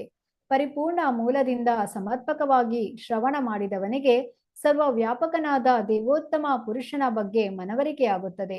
ತನ್ಮೂಲಕ ಭಗವಂತನ ಮಹಿಮಾ ಸಂಕೀರ್ತನದಲ್ಲಿ ಆತ ಉತ್ಸಾಹಿಯಾಗುತ್ತಾನೆ. ರಾಮಾನುಜ, ಮಧ್ವ, ಚೈತನ್ಯ, ಸರಸ್ವತಿ ಠಾಕೂರರಂತಹ ಎಲ್ಲಾ ಶ್ರೇಷ್ಠ ಆಚಾರ್ಯರುಗಳು ಬೇರೆ ದೇಶಗಳಲ್ಲಿ ಕೂಡ ಮಹಮ್ಮದ, ಕ್ರೈಸ್ತ ಹಾಗೂ ಇತರರೆಲ್ಲ ಎಲ್ಲೆಡೆ ಸದಾ ಸಂಕೀರ್ತನದಿಂದ ಭಗವಂತನನ್ನು ವ್ಯಾಪಕವಾಗಿ ಸ್ತುತಿಸಿದ್ದಾರೆ. ಭಗವಂತನ ಮಹಿಮಾ ಸಂಕೀರ್ತನದ ಪ್ರಕ್ರಿಯೆಯಲ್ಲಿ ಕಾಲ ದೇಶಗಳ ನಿರ್ಬಂಧವಿರಲೇಬಾರದು. ಇದನ್ನು ಸನಾತನ ಧರ್ಮ ಅಥವಾ ಭಾಗವತ ಧರ್ಮ ಎಂದು ಕರೆಯಲಾಗಿದೆ. ಸನಾತನ ಎಂದರೆ ಸದಾ ಎಲ್ಲೆಡೆ ಶಾಶ್ವತವಾದದ್ದೆಂದು ಅರ್ಥ. ಭಾಗವತ ಎಂದರೆ ಭಗವಂತನಿಗೆ ಸಂಬಂಧಿಸಿದ್ದು ಎಂದರ್ಥ. ಭಗವಂತನು ಸಕಲ ಕಾಲ ಮತ್ತು ಸಕಲ ದೇಶಗಳ ಪ್ರಭುವಾಗಿದ್ದಾನೆ. ಆದ್ದರಿಂದ ಪ್ರಭುವಿನ ಪವಿತ್ರ ನಾಮವನ್ನು ಜಗತ್ತಿನ ಎಲ್ಲೆಡೆ ಶ್ರವಣ ಮಾಡಲೇಬೇಕು, ಸ್ತುತಿಸಲೇಬೇಕು ಮತ್ತು ಸ್ಮರಿಸಲೇಬೇಕು. ಅದು ಜಗತ್ತಿನ ಜನರೆಲ್ಲ ಕಾತರದಿಂದ ಕಾಯುತ್ತಿರುವ ಅಪೇಕ್ಷಿತ ಶಾಂತಿ ಸಮೃದ್ಧಿಗಳನ್ನು ತರುವುದು. ಚ ಎಂಬ ಪದವು ಮೇಲೆ ಉಲ್ಲೇಖಿಸಲಾದ ಮಿಕ್ಕೆಲ್ಲ ಪ್ರಕ್ರಿಯೆಗಳನ್ನು ಅಥವಾ ಭಕ್ತಿಯೋಗದ ವಿಧಾನಗಳನ್ನು ಒಳಗೊಳ್ಳುತ್ತದೆ. ಶ್ಲೋಕ 37. ಪಿಬಂತಿ ಭಗವತ ಆತ್ಮನ ಸತಾಂ ಕಥಾಮೃತಂ ಶ್ರವಣ ಪುಟೇಶು ಸಂವೃತಂ ಪುನಂತಿ ತೇ ವಿಷಯ ವಿದೂಷಿತಾಶಯಂ ವ್ರಜಂತಿ ತಚ್ಚರಣ ಸರೋರುಹಾಂತಿಕಂ. ಪಿಬಂತಿ ಕುಡಿಯುತ್ತಾರೆ. ಯಾರು? ಭಗವತಃ ದೇವೋತ್ತಮ ಪುರುಷನ, ಆತ್ಮನಃ ಅತ್ಯಂತ ಪ್ರಿಯನಾದ, ಸತಾಂ ಭಕ್ತರ, ಕಥಾ ಅಮೃತಂ ಸಂದೇಶಗಳ ಅಮೃತವನ್ನು, ಶ್ರವಣ ಪುಟೇಶು ಕರ್ಣ ಪುಟಗಳೊಳಗೆ, ಸಂವೃತಂ ಪೂರ್ಣವಾಗಿ ತುಂಬಿಕೊಂಡು, ಪುನಂತಿ ಶುಚಿ ಹೊಂದುತ್ತಾರೆ, ತೇ ಅವರ ವಿಷಯ ಐಹಿಕ ಭೋಗದಿಂದ, ವಿದೂಷಿತ ಆಶಯಂ ಮಲಿನವಾದ ಜೀವನದ ಗುರಿಯನ್ನು, ರಜಂತಿ ಹಿಂದಕ್ಕೆ ಹೋಗುತ್ತಾರೆ, ತತ್ ಭಗವಂತನ ಚರಣ ಪಾದಗಳ, ಸರೋರುಹ ಆಂತಿಕಂ ಕಮಲಗಳ ಹತ್ತಿರಕ್ಕೆ. ಅನುವಾದ: ಭಕ್ತ ವತ್ಸಲನಾದ ಭಗವಾನ್ ಕೃಷ್ಣನ ಅಮೃತಮಯ ಸಂದೇಶವನ್ನು ಶ್ರವಣಪುಟದಿಂದ ಪಾನ ಮಾಡುವವರು ಐಹಿಕ ಅನುಭೋಗವೆಂದು ತಿಳಿಯಲಾದ ಜೀವನದ ದೂಷಿತ ಧ್ಯೇಯವನ್ನು ಪವಿತ್ರೀಕರಿಸಿಕೊಳ್ಳುವರು. ತನ್ಮೂಲಕ ಭಗವದ್ಧಾಮಕ್ಕೆ, ಅವನ ದೇವೋತ್ತಮ ಪುರುಷನ ಪಾದ ಕಮಲಗಳಿಗೆ ಹಿಂತಿರುಗಿ ಹೋಗುವರು. ಭಾವಾರ್ಥ: ಶಿಲಪ್ರಭುಪಾದರಿಂದ ಶಿಲಪ್ರಭುಪಾದರಿಗೆ ಜಯವಾಗಲಿ. ಐಹಿಕ ಸಂಪನ್ಮೂಲಗಳ ಮೇಲೆ ಪ್ರಭುತ್ವ ಸ್ಥಾಪಿಸುವ ಜೀವನದ ದೂಷಿತ ಧ್ಯೇಯದ ಕಾರಣದಿಂದ ಮಾನವ ಸಮಾಜ ಬಳಲುತ್ತಿದೆ. ಎಷ್ಟೆಷ್ಟು ಹೆಚ್ಚಾಗಿ ಮಾನವ ಸಮಾಜ ಇಂದ್ರಿಯ ತುಷ್ಟಿಗಾಗಿ ಅನಭಿವೃದ್ಧ ಐಹಿಕ ಸಂಪನ್ಮೂಲಗಳ ಶೋಷಣೆಯಲ್ಲಿ ತೊಡಗಿದೆಯೋ ಅಷ್ಟಷ್ಟು ಹೆಚ್ಚಾಗಿ ಭಗವಂತನ ಐಹಿಕ ಶಕ್ತಿಯಾದ ಮಾಯೆಯ ಜಾಲಕ್ಕೆ ಸಿಲುಕಿದೆ. ತನ್ಮೂಲಕ ಜಗತ್ತಿನ ದುಃಖ ದುಮ್ಮಾನವು ತಗ್ಗುವುದರ ಬದಲು ಹಿಗ್ಗುತ್ತಲೇ ಇದೆ. ಆಹಾರ, ಧಾನ್ಯ, ಹಾಲು, ಹಣ್ಣು, ಕಟ್ಟಿಗೆ, ಕಲ್ಲು, ಸಕ್ಕರೆ, ರೇಷ್ಮೆ, ಮುತ್ತು, ರತ್ನ, ಅರಳೆ, ಉಪ್ಪು, ನೀರು, ತರಕಾರಿ ಮುಂತಾದವುಗಳ ಆಕಾರದಲ್ಲಿ ಜಗತ್ತಿನ ಮನುಷ್ಯ ಸಂತತಿಗೆ ಎಂತೋ ಅಂತೆಯೇ ವಿಶ್ವದೊಳಗಿನ ಪ್ರತಿಯೊಂದು ಲೋಕದ ಜೀವಿಗಳಿಗೆ ಸಾಕಷ್ಟು ಪ್ರಮಾಣದಲ್ಲಿ ಆಹಾರ ನೀಡಲು ಮತ್ತು ಕಾಳಜಿ ವಹಿಸಲು ಮಾನವ ಜೀವನದ ಅಗತ್ಯಗಳನ್ನು ಭಗವಂತನೇ ಪೂರ್ಣವಾಗಿ ಒದಗಿಸಿದ್ದಾನೆ. ಪೂರೈಕೆಯ ಮೂಲ ಪೂರ್ಣವಾಗಿದೆ. ಸಮರ್ಪಕ ದಾರಿಯಿಂದ ತನ್ನ ಅಗತ್ಯಗಳನ್ನು ಗಳಿಸುವುದಕ್ಕೆ ಮನುಷ್ಯ ಜೀವಿಯ ಅಲ್ಪಶಕ್ತಿ ಮಾತ್ರ ಅಗತ್ಯವಾಗಿದೆ. ಅಲ್ಲಿ ಯಂತ್ರಗಳ, ಉಪಕರಣಗಳ ಅಥವಾ ಜೀವನದ ಸೌಖ್ಯಗಳನ್ನು ಕೃತ್ರಿಮವಾಗಿ ಸೃಷ್ಟಿಸುವ ಭಾರೀ ಕಬ್ಬಿಣ ಕಾರ್ಖಾನೆಗಳ ಅಗತ್ಯವಿಲ್ಲ. ಕೃತ್ರಿಮ ಅಗತ್ಯಗಳಿಂದ ಎಂದೂ ಬದುಕನ್ನು ಸುವ್ಯವಸ್ಥಿತವಾಗಿ ಮಾಡಲು ಸಾಧ್ಯವಿಲ್ಲ. ಅದು ಸರಳ ಜೀವನ ಮತ್ತು ಉನ್ನತ ಚಿಂತನೆಗಳಿಂದ ಸಾಧ್ಯ. ಮಾನವ ಸಮಾಜಕ್ಕೆ ಅತ್ಯುನ್ನತ ಪರಿಪೂರ್ಣತೆಯ ಚಿಂತನೆಯನ್ನು ಶ್ರೀ ಶುಕ ಮಹರ್ಷಿಗಳು ಇಲ್ಲಿ ಸೂಚಿಸಿದ್ದಾರೆ. ಅದೆಂದರೆ ಶ್ರೀಮದ್ ಭಾಗವತವನ್ನು ಸಾಕಷ್ಟು ಶ್ರವಣ ಮಾಡುವುದು. ಈ ಕಲಿಯುಗದಲ್ಲಿ ಮನುಷ್ಯರು ಜೀವನದ ಪರಿಪೂರ್ಣ ದೃಷ್ಟಿಯನ್ನು ಕಳೆದುಕೊಂಡಾಗ ಅವರಿಗೆ ಈ ಶ್ರೀಮದ್ ಭಾಗವತವು ನಿಜವಾದ ದಾರಿಯನ್ನು ತೋರುವ ಪ್ರಖರ ದೀಪವಾಗಿದೆ. ಶ್ರೀಲ ಜೀವ ಗೋಸ್ವಾಮಿ ಪ್ರಭುಪಾದರು ಈ ಶ್ಲೋಕದಲ್ಲಿ ಉಲ್ಲೇಖಿಸಲಾದ ಕಥಾಮೃತಂ ಎಂಬುದನ್ನು ವ್ಯಾಖ್ಯಾನಿಸುತ್ತಾ ಶ್ರೀಮದ್ ಭಾಗವತವೇ ದೇವೋತ್ತಮ ಪುರುಷನ ಅಮೃತದಂತಿರುವ ಸಂದೇಶವೆಂದು ಸೂಚಿಸಿದ್ದಾರೆ. ಶ್ರೀಮದ್ ಭಾಗವತವನ್ನು ಸಾಕಷ್ಟು ಶ್ರವಣ ಮಾಡುವುದರಿಂದ ಇಹದ ಮೇಲೆ ಪ್ರಭುತ್ವವನ್ನು ಸ್ಥಾಪಿಸುವ ದೂಷಿತ ಜೀವನ ಧ್ಯೇಯವು ನಿರ್ಮೂಲವಾಗಿ ಜಗತ್ತಿನ ಎಲ್ಲಾ ಭಾಗಗಳಲ್ಲಿರುವ ಜನಸಾಮಾನ್ಯರು ಜ್ಞಾನ ಮತ್ತು ಆನಂದಗಳ ಶಾಂತ ಬದುಕನ್ನು ಬದುಕಲು ಅರ್ಹರಾಗುವರು. ಭಗವಂತನ ಶುದ್ಧ ಭಕ್ತನಿಗೆ ಭಗವಂತನ ನಾಮ, ಮಹಿಮೆ, ಗುಣ, ಪರಿಹಾರ ಮುಂತಾದವುಗಳಿಗೆ ಸಂಬಂಧಿಸಿದ ಯಾವುದೇ ಕಥಾಭಾಗವು ಆಹ್ಲಾದಕರವಾಗಿರುತ್ತದೆ. ಅಂತಹ ಕಥಾಭಾಗಗಳು ನಾರದ, ಹನುಮಾನ್, ನಂದ ಮಹಾರಾಜರಂತಹ ಶ್ರೇಷ್ಠ ಭಕ್ತರಿಗೆ ಹಾಗೂ ಬೃಂದಾವನದ ಇತರ ನಿವಾಸಿಗಳಿಗೆ ಸಮ್ಮತವಾದದ್ದರಿಂದಲೇ ನಿಜಕ್ಕೂ ಅಂತಹ ಸಂದೇಶಗಳು ಅಲೌಕಿಕವಾಗಿವೆ ಮತ್ತು ಹೃದಯ ಆತ್ಮಗಳಿಗೆ ಆಹ್ಲಾದಕರವಾಗಿವೆ. ಭಗವದ್ಗೀತೆ ಮತ್ತು ಅನಂತರದ ಶ್ರೀಮದ್ ಭಾಗವತದ ಸಂದೇಶಗಳ ಸತತ ಶ್ರವಣ ಮಾಡಿದಾತನು ದೇವೋತ್ತಮ ಪುರುಷನನ್ನು ಸೇರುವನು ಮತ್ತು ಬೃಹತ್ತಾದ ಕಮಲ ಪುಷ್ಪವನ್ನು ಹೋಲುವ ಗೋಲೋಕ ವೃಂದಾವನವೆಂಬ ಆಧ್ಯಾತ್ಮಿಕ ಲೋಕದಲ್ಲಿ ಭಗವಂತನಿಗೆ ಅಲೌಕಿಕ ಪ್ರೇಮ ಸೇವೆಯನ್ನು ಸಲ್ಲಿಸುವನು ಎಂದು ಇದರಲ್ಲಿ ಶ್ರೀ ಶುಕಮುನಿಗಳು ಭರವಸೆ ಎತ್ತಿದ್ದಾರೆ. ಹೀಗೆ ಈ ಶ್ಲೋಕದಲ್ಲಿ ಸೂಚಿಸಿದಂತೆ ನೇರವಾಗಿ ಸ್ವೀಕರಿಸಿದ ಭಕ್ತಿಯೋಗದ ಪ್ರಕ್ರಿಯೆಯಿಂದ ಭಗವಂತನ ದಿವ್ಯ ಸಂದೇಶವನ್ನು ಸಾಕಷ್ಟು ಶ್ರವಣ ಮಾಡುವುದರಿಂದ ಭಗವಂತನ ನಿರಾಕಾರ ವಿರಾಟ್ ತತ್ವವನ್ನು ಧ್ಯಾನಿಸುವ ಪ್ರಯತ್ನ ಮಾಡದೆಯೇ ನೇರವಾಗಿ ಐಹಿಕ ಕಾಲುಷ್ಯವನ್ನು ಕಳೆದುಕೊಳ್ಳಬಹುದು. ಭಕ್ತಿಯೋಗವನ್ನು ಅಭ್ಯಾಸ ಮಾಡುವುದರಿಂದ ಸಾಧಕನು ಐಹಿಕ ಕಾಲುಷ್ಯದಿಂದ ಪವಿತ್ರಗೊಳ್ಳಲಾಗದಿದ್ದಲ್ಲಿ ಅವನು ಹುಸಿ ಭಕ್ತನೇ ಇರಬೇಕು. ಅಂತಹ ವಂಚಕನಿಗೆ ಐಹಿಕ ಜಾಲದಿಂದ ಬಿಡುಗಡೆ ಹೊಂದುವ ಯಾವ ಉಪಾಯವೂ ಇಲ್ಲವಾಗಿದೆ. ಇಲ್ಲಿಗೆ ಶ್ರೀಮದ್ ಭಾಗವತದ 2ನೇ ಸ್ಕಂದದ ಹೃದಯಸ್ಥ ಭಗವಂತ ಎಂಬ 2ನೆಯ ಅಧ್ಯಾಯದ ಭಕ್ತಿ ವೇದಾಂತ ಭಾವಾರ್ಥವು ಮುಗಿಯಿತು. ಶ್ರೀಲ ಪ್ರಭುಪಾದಕಿ ಜೈ. ಈಗ ನಾವು 2ನೇ ಅಧ್ಯಾಯದ ಅನುವಾದವನ್ನು ನೋಡಿಕೊಂಡು ಹೋಗೋಣ.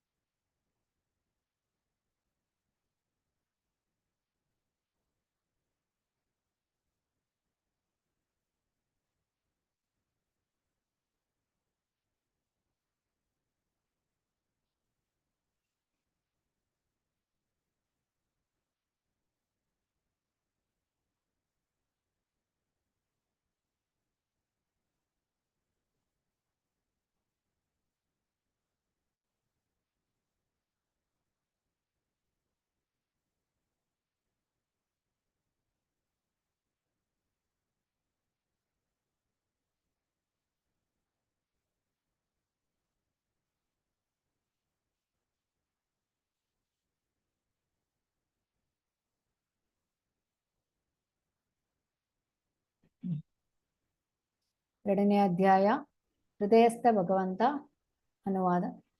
ಶ್ರೀ ಶುಕಮುನಿಗಳು ನುಡಿದರು, ಪೂರ್ವಕಾಲದಲ್ಲಿ ವಿಶ್ವಗಳ ಅಭಿವ್ಯಕ್ತಿಗಿಂತ ಮೊದಲು ಶ್ರೀ ಬ್ರಹ್ಮದೇವನು ವಿರಾಟ್ ರೂಪವನ್ನು ಧ್ಯಾನ ಮಾಡಿ ಭಗವಂತನನ್ನು ಸಮಾಧಾನಗೊಳಿಸಿ ಕಳೆದುಕೊಂಡ ತನ್ನ ಪ್ರಜ್ಞೆಯನ್ನು ಮರಳಿ ಪಡೆದನು. ತನ್ಮೂಲಕ ಅವನು ಈ ಸೃಷ್ಟಿಯನ್ನು ಹಿಂದಿದ್ದಂತೆ ಮತ್ತೆ ನಿರ್ಮಿಸಲು ಸಮರ್ಥನಾದನು.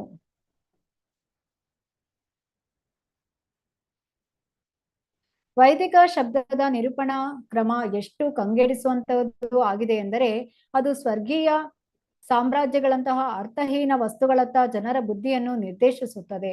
ಬದ್ಧಾತ್ಮರು ಅಂತಹ ಸ್ವರ್ಗೀಯ ಮಾಯಾಮಯ ಸುಖಗಳ ಕನಸುಗಳಲ್ಲಿ ಹಾರಾಡುತ್ತಾರೆ. ಆದರೆ ವಾಸ್ತವವಾಗಿ ಅವರು ಅಂತಹ ಸ್ಥಳಗಳಲ್ಲಿ ಯಾವ ನೈಜ ಸುಖಗಳನ್ನು ಸವಿಯಲಾರರು.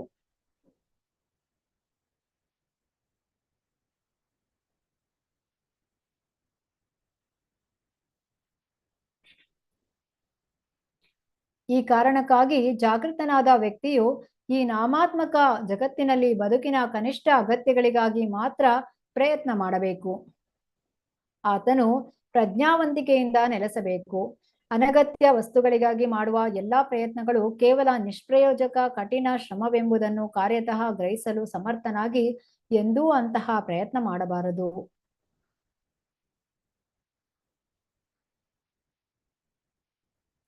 ಮಲಗಲು ವಿಸ್ತಾರವಾದ ನೆಲವಿರುವಾಗ ಪಲ್ಲಂಗ ಸುಪ್ಪತ್ತಿಗೆಗಳ ಅವಶ್ಯಕತೆ ಏನಿದೆ? ತನ್ನ ತೋಳುಗಳನ್ನೇ ಬಳಸಲು ಸಾಧ್ಯವಿರುವವನಿಗೆ ತಲೆದಿಂಬಿನ ಅಗತ್ಯವೇನಿದೆ? ತನ್ನ ಬೊಗಸೆಯನ್ನೇ ಬಳಸಬಹುದಾದವನಿಗೆ ನಾನಾ ತೆರನಾದ ಪಾತ್ರೆಗಳ ಅವಶ್ಯಕತೆ ಏನಿದೆ? ಧಾರಾಳವಾದ ದಿಗಾವರಣ ಅಥವಾ ಮರದ ತೊಗಟೆಗಳಿರುವಾಗ ಬಟ್ಟೆ ಬರೆಗಳ ಅವಶ್ಯಕತೆ ಏನಿದೆ?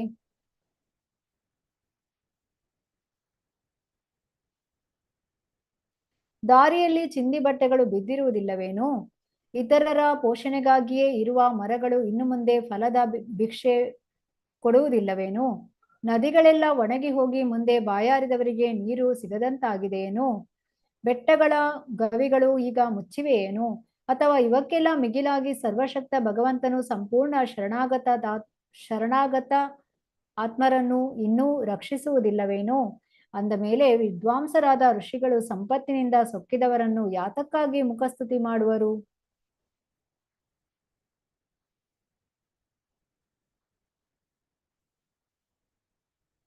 ಹೀಗೆ ಮಾಡಿ ತನ್ನ ಸರ್ವಶಕ್ತತೆಯಿಂದಾಗಿ ಹೃದಯದಲ್ಲಿ ನೆಲೆಸಿದ ಪರಮಾತ್ಮನಿಗೆ ಸೇವೆ ಸಲ್ಲಿಸಬೇಕು. ಭಗವಂತನು ಸರ್ವಶಕ್ತ ದೇವೋತ್ತಮ ಪುರುಷನು, ಶಾಶ್ವತನೂ ಅಪರಿಮಿತನೂ ಆಗಿದ್ದಾನೆ. ಆದ್ದರಿಂದ ಭಗವಂತನೇ ಜೀವನದ ಅಂತಿಮ ಧ್ಯೇಯವಾಗಿದ್ದಾನೆ. ಅವನನ್ನು ಪೂಜಿಸುವುದರಿಂದ ಜೀವನದ ಬದ್ಧ ಸ್ಥಿತಿಯ ಕಾರಣವನ್ನು ಕೊನೆಗೊಳಿಸಬಹುದಾಗಿದೆ.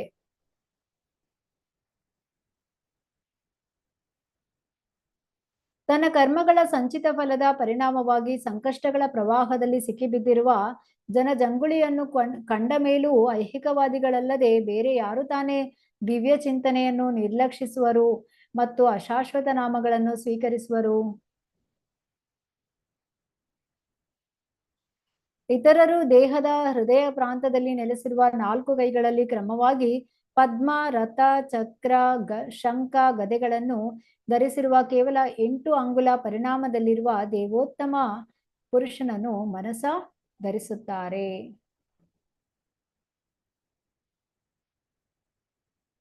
ಭಗವಂತನ ಮುಖ ಆತನ ಸಂತಸವನ್ನು ಸೂಚಿಸುತ್ತದೆ. ಕಣ್ಣುಗಳು ಕಮಲದ ದಳಗಳಂತೆ ವಿಶಾಲವಾಗಿವೆ.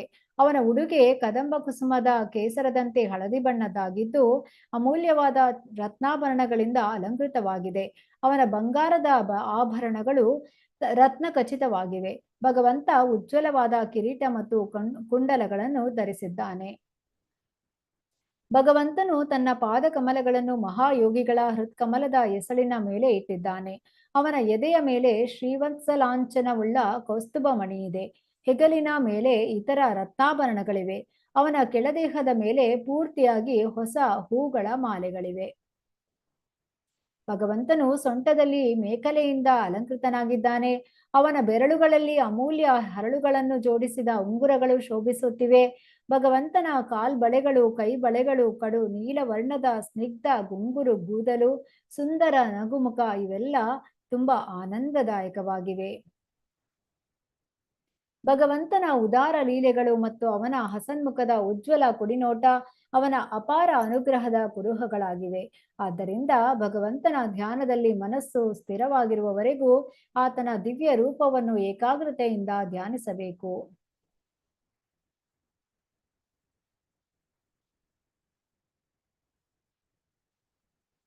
ಧ್ಯಾನದ ಪ್ರಕ್ರಿಯೆ ಭಗವಂತನ ಪಾದ ಕಮಲಗಳಿಂದ ಆರಂಭವಾಗಬೇಕು.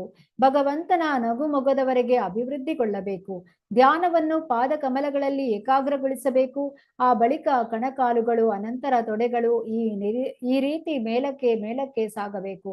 ಮನಸ್ಸು ವಿವಿಧ ಅಂಗಾಂಗಗಳಲ್ಲಿ ಒಂದಾದ ಮೇಲೊಂದರಂತೆ ಹೆಚ್ಚು ನೆಲೆಸುತ್ತಿದ್ದಂತೆ ಬುದ್ಧಿಯು ಹೆಚ್ಚು ಪವಿತ್ರಗೊಳ್ಳುತ್ತದೆ.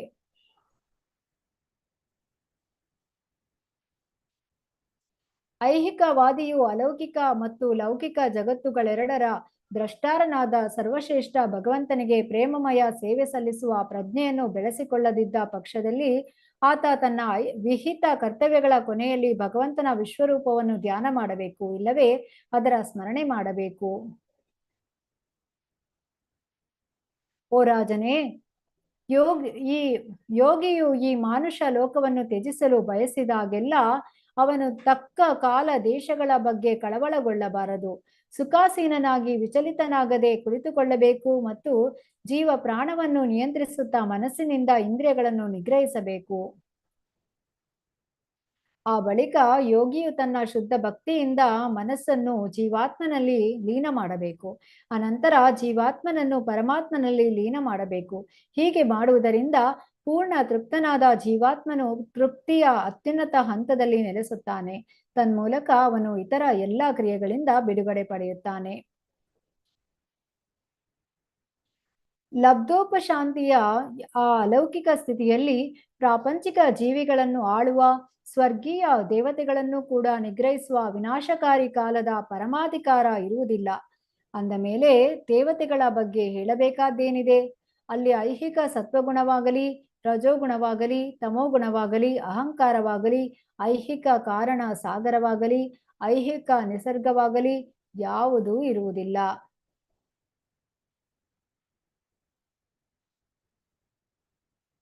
ದಿವ್ಯವಾದಿಗಳು ದೈವಹೀನವಾದದ್ದೆಲ್ಲವನ್ನೂ ನಿರಾಕರಿಸ ಬಯಸುತ್ತಾರೆ. ಏಕೆಂದರೆ ಪರಮ ಸ್ಥಿತಿಯಲ್ಲಿ ಎಲ್ಲವೂ ಸರ್ವಶ್ರೇಷ್ಠ ಭಗವಂತನಾದ ವಿಷ್ಣುವಿಗೆ ಸಂಬಂಧಿಸಿವೆ ಎನ್ನುವುದು ಅವರಿಗೆ ಗೊತ್ತು. ಆದ್ದರಿಂದ ಭಗವಂತನೊಂದಿಗೆ ಪೂರ್ಣ ಸಾಮರಸ್ಯ ಹೊಂದಿದ ಶುದ್ಧ ಭಕ್ತನು ಗೊಂದಲಗಳನ್ನು ಸೃಷ್ಟಿಸಿಕೊಳ್ಳುವುದಿಲ್ಲ. ಅದಕ್ಕೆ ಬದಲಾಗಿ ಭಗವಂತನ ಪಾದ ಕಮಲಗಳನ್ನು ತನ್ನ ಹೃದಯದಲ್ಲಿ ಆವಾಹಿಸಿಕೊಂಡು ಪ್ರತಿ ಕ್ಷಣದಲ್ಲೂ ಆರಾಧಿಸುತ್ತಾನೆ.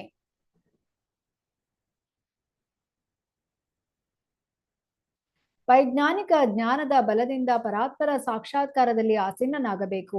ತನ್ಮೂಲಕ ಸಕಲ ಐಹಿಕ ಕಾಮನೆಗಳನ್ನು ಅಡಗಿಸಲು ಸಮರ್ಥನಾಗಬೇಕು. ತನ್ನ ಹಿಮ್ಮಡಿಯಿಂದ ವಾಯುರಂಧ್ರವನ್ನು ಯಾವುದರ ಮೂಲಕ ಮಲವನ್ನು ಹೊರಹಾಕಲಾಗುವುದೋ ಅದನ್ನು ಮುಚ್ಚಿ ಪ್ರಾಣವಾಯುವನ್ನು 6 ಮೂಲ ಸ್ಥಾನಗಳಲ್ಲಿ ಒಂದರಿಂದ ಮತ್ತೊಂದಕ್ಕೆ ಮೇಲೇರಿಸಬೇಕು. ಹಾಗೆ ಮಾಡುವುದರಿಂದ ಐಹಿಕ ದೇಹವನ್ನು ತ್ಯಜಿಸಬೇಕು.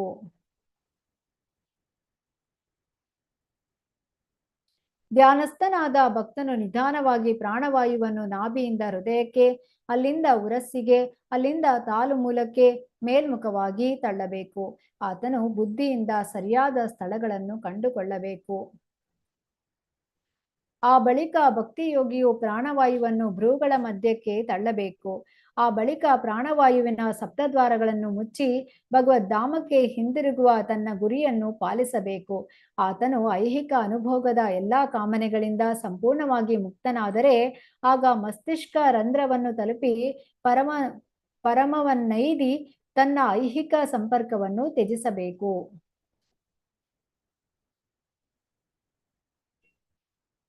ಆದಾಗ್ಯೂ ಓ ರಾಜನೇ, ಅತ್ಯುರ್ಧ್ವ ಲೋಕವಾದ ಬ್ರಹ್ಮಲೋಕಕ್ಕೆ ಸ್ಥಾನಾಂತರಗೊಳ್ಳುವ ಅಷ್ಟಸಿದ್ಧಿಗಳನ್ನು ಸಾಧಿಸುವ ವೈಹಾಸಯರೊಂದಿಗೆ ಬಾಹ್ಯಾಂತರಿಕ್ಷದಲ್ಲಿ ಪ್ರಯಾಣ ಮಾಡುವ ಲಕ್ಷ ಲಕ್ಷ ಲೋಕಗಳಲ್ಲೊಂದರಲ್ಲಿ ನೆಲೆಸುವ ಇಂತಹ ಐಹಿಕ ಅನುಭೋಗದ ಹೆಚ್ಚಿನ ಆಸೆಗಳನ್ನು ಯೋಗಿಯು ಇಟ್ಟುಕೊಳ್ಳುವುದಾದರೆ ಆತ ಐಹಿಕವಾಗಿ ರೂಪಿತವಾದ ಮನಸ್ಸು ಮತ್ತು ಇಂದ್ರಿಯಗಳನ್ನು ತನ್ನೊಂದಿಗೆ ಕೊಂಡೊಯ್ಯಬೇಕು.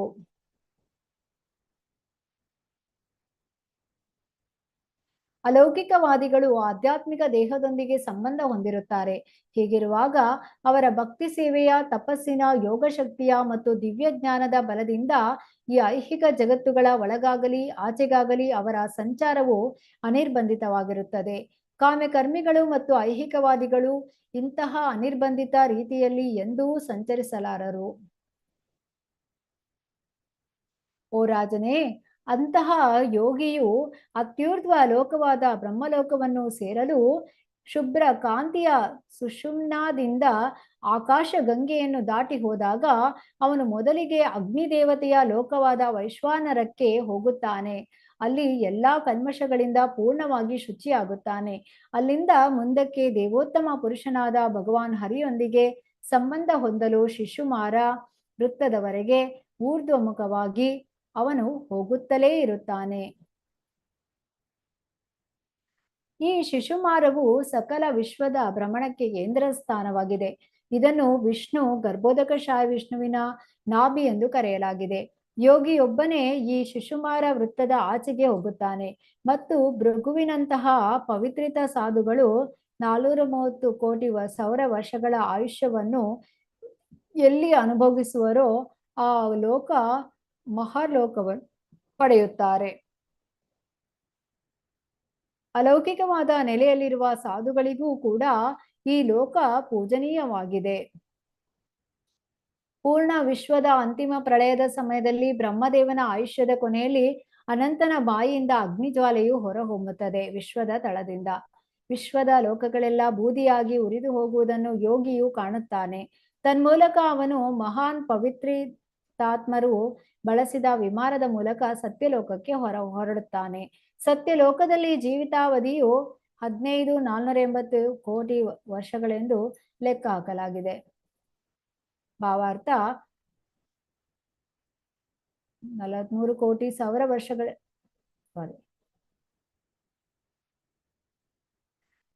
ಈ ಸತ್ಯಲೋಕದಲ್ಲಿ ಶೋಕವಿಲ್ಲ, ಮುಪ್ಪು ಇಲ್ಲ, ಸಾವು ಇಲ್ಲ, ಅಲ್ಲಿ ಯಾವ ರೀತಿಯ ಸಂಕಟವೂ ಇಲ್ಲ.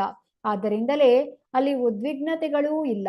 ಆದರೆ ಕೆಲವೊಮ್ಮೆ ಪ್ರಜ್ಞೆಯಿಂದಾಗಿ ಐಹಿಕ ಜಗತ್ತಿನಲ್ಲಿ ದುಸ್ತರವಾದ ದುಃಖಗಳಿಗೆ ಒಳಗಾದವರ ಬಗ್ಗೆ ಮತ್ತು ಭಕ್ತಿ ಸೇವೆಯ ಪ್ರಕ್ರಿಯೆಯ ತಿಳುವಳಿಕೆ ಇಲ್ಲದವರ ಬಗ್ಗೆ ಕರುಣಾಭಾವವಿದೆ.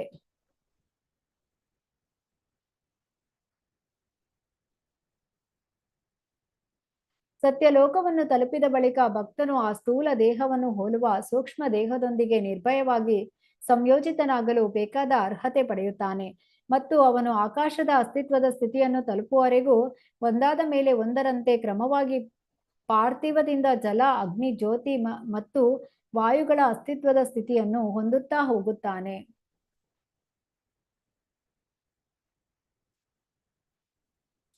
ಘ್ರಾಣೇಂದ್ರಿಯದಿಂದ ಗಂಧವನ್ನು, ರಸನೇಂದ್ರಿಯದಿಂದ ರಸವನ್ನು, ದೃಷ್ಟಿಯಿಂದ ದೃಶ್ಯವನ್ನು, ಚರ್ಮೇಂದ್ರಿಯದಿಂದ ಸ್ಪರ್ಶವನ್ನು, ಶ್ರೋತ್ರೇಂದ್ರಿಯದಿಂದ ನಭೋ ಗುಣವಾದ ಶಬ್ದ ತರಂಗವನ್ನು ಮತ್ತು ಐಹಿಕ ಕ್ರಿಯೆಗಳಿಂದ ಜ್ಞಾನೇಂದ್ರಿಯಗಳನ್ನು, ಹೀಗೆ ವಿಭಿನ್ನ ಇಂದ್ರಿಯಗಳ ವಿಷಯಗಳನ್ನು ಭಕ್ತನು ದಾಟುತ್ತಾನೆ. ಭಕ್ತನು ಹೀಗೆ ಆವರಣಗಳ ಸ್ಥೂಲ ಹಾಗೂ ಸೂಕ್ಷ್ಮ ರೂಪಗಳನ್ನು ದಾಟಿ ಅಹಂಕಾರ ತತ್ವದ ನೆಲೆಯನ್ನು ಪ್ರವೇಶಿಸುತ್ತಾನೆ. ಆ ಸ್ಥಿತಿಯಲ್ಲಿ ಅವನು ತಮಸ್ಸು ಮತ್ತು ರಜಸ್ಸು ಐಹಿಕ ಗುಣಗಳನ್ನು ಈ ತಟಸ್ಥ ಹಂತದಲ್ಲಿ ಲೀನಗೊಳಿಸುತ್ತಾನೆ. ತನ್ಮೂಲಕ ಸತ್ವಗುಣದಲ್ಲಿ ಅಹಂಕಾರ ತತ್ವವನ್ನು ತಲುಪುತ್ತಾನೆ. ಇದಾದ ಬಳಿಕ ಅಹಂಕಾರ ತತ್ವವೆಲ್ಲವೂ ಮಹತ್ ತತ್ವದಲ್ಲಿ ಲೀನವಾಗುತ್ತದೆ. ಆಗ ಆತನು ಶುದ್ಧ ಆತ್ಮಸಾಕ್ಷಾತ್ಕಾರದ ಹಂತಕ್ಕೆ ಬರುತ್ತಾನೆ.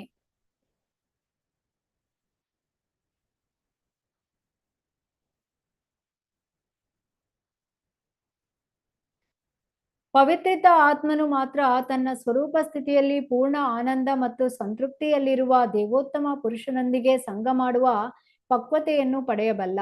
ಭಕ್ತಿ ಸಂಬಂಧವಾದ ಅಂತಹ ಪರಿಪೂರ್ಣತೆಯನ್ನು ನವೀಕರಿಸಿಕೊಳ್ಳಲು ಅರ್ಹರಾದ ಯಾರೇ ಆಗಲಿ ಮತ್ತೆ ಎಂದೂ ಈ ಐಹಿಕ ಜಗತ್ತಿನಿಂದ ಆಕರ್ಷಿತರಾಗುವುದಿಲ್ಲ ಮತ್ತು ಎಂದೂ ಅಲ್ಲಿಗೆ ಮರಳುವುದಿಲ್ಲ.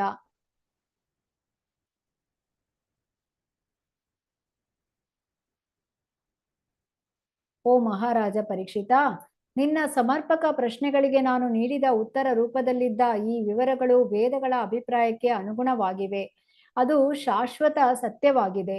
ಬ್ರಹ್ಮದೇವನು ಸಲ್ಲಿಸಿದ ವಿಧಿವತ್ತಾದ ಪೂಜೆಯಿಂದ ಸಂತುಷ್ಟನಾದ ಭಗವಾನ್ ಕೃಷ್ಣನು ಸ್ವಯಂ ಇದನ್ನು ಅವನಿಗೆ ವರ್ಣಿಸಿದ್ದನು.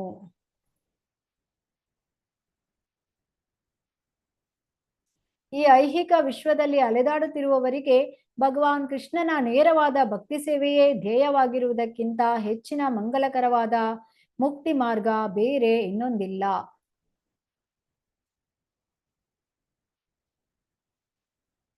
ಶ್ರೇಷ್ಠ ವ್ಯಕ್ತಿತ್ವದ ಬ್ರಹ್ಮದೇವನು ತುಂಬಾ ಕಾಳಜಿಯಿಂದಲೂ ಮಾನಸಿಕ ಏಕಾಗ್ರತೆಯಿಂದಲೂ ವೇದಗಳನ್ನು 3 ಬಾರಿ ಅಧ್ಯಯನ ಮಾಡಿದನು. ಆ ಬಳಿಕ ಅನ್ವೇಷಣಾತ್ಮಕವಾಗಿ ಪರೀಕ್ಷಿಸಿ ದೇವೋತ್ತಮ ಪರಮಪುರುಷ ಶ್ರೀಕೃಷ್ಣನನ್ನು ಕುರಿತ ಆಕರ್ಷಣೆಯೇ ಧರ್ಮದ ಅತ್ಯುನ್ನತ ಪರಿಪೂರ್ಣತೆ ಎಂದು ಅವನು ಖಚಿತಪಡಿಸಿಕೊಂಡನು. ದೇವೋತ್ತಮ ಪುರುಷ ಭಗವಾನ್ ಶ್ರೀಕೃಷ್ಣನು ವ್ಯಕ್ತಿಗತ ಆತ್ಮನೊಂದಿಗೆ ಪ್ರತಿಯೊಂದು ಜೀವಿಯಲ್ಲೂ ಇದ್ದಾನೆ. ಕಾಣುವ ಮತ್ತು ಬುದ್ಧಿಯಿಂದ ಸಹಾಯ ಪಡೆಯುವ ನಮ್ಮ ಕ್ರಿಯೆಗಳಲ್ಲಿ ಈ ವಾಸ್ತವವನ್ನು ಗ್ರಹಿಸಲಾಗಿದೆ ಮತ್ತು ಅನುಮಾಪನ ಮಾಡಲಾಗಿದೆ.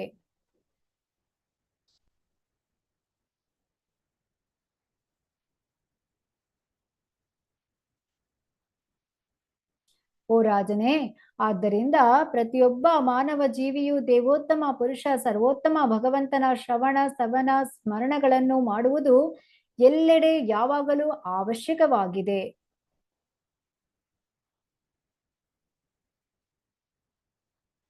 ಭಕ್ತವತ್ಸಲನಾದ ಭಗವಾನ್ ಕೃಷ್ಣನ ಅಮೃತಮಯ ಸಂದೇಶವನ್ನು ಶ್ರವಣಪುಟದಿಂದ ಪಾನ ಮಾಡುವವರು ಐಹಿಕ ಅನುಭೋಗವೆಂದು ತಿಳಿಯಲಾದ ಜೀವನದ ದೂಷಿತ ಧ್ಯೇಯವನ್ನು ಪವಿತ್ರೀಕರಿಸಿಕೊಳ್ಳುವರು. ತನ್ಮೂಲಕ ಭಗವದ್ಧಾಮಕ್ಕೆ, ಅವನ ದೇವೋತ್ತಮ ಪುರುಷನ ಪಾದ ಕಮಲಗಳಿಗೆ ಹಿಂತಿರುಗಿ ಹೋಗುವರು. ಶ್ರೀಲ ಪ್ರಭುಪಾದ ಕಿ ಜೈ.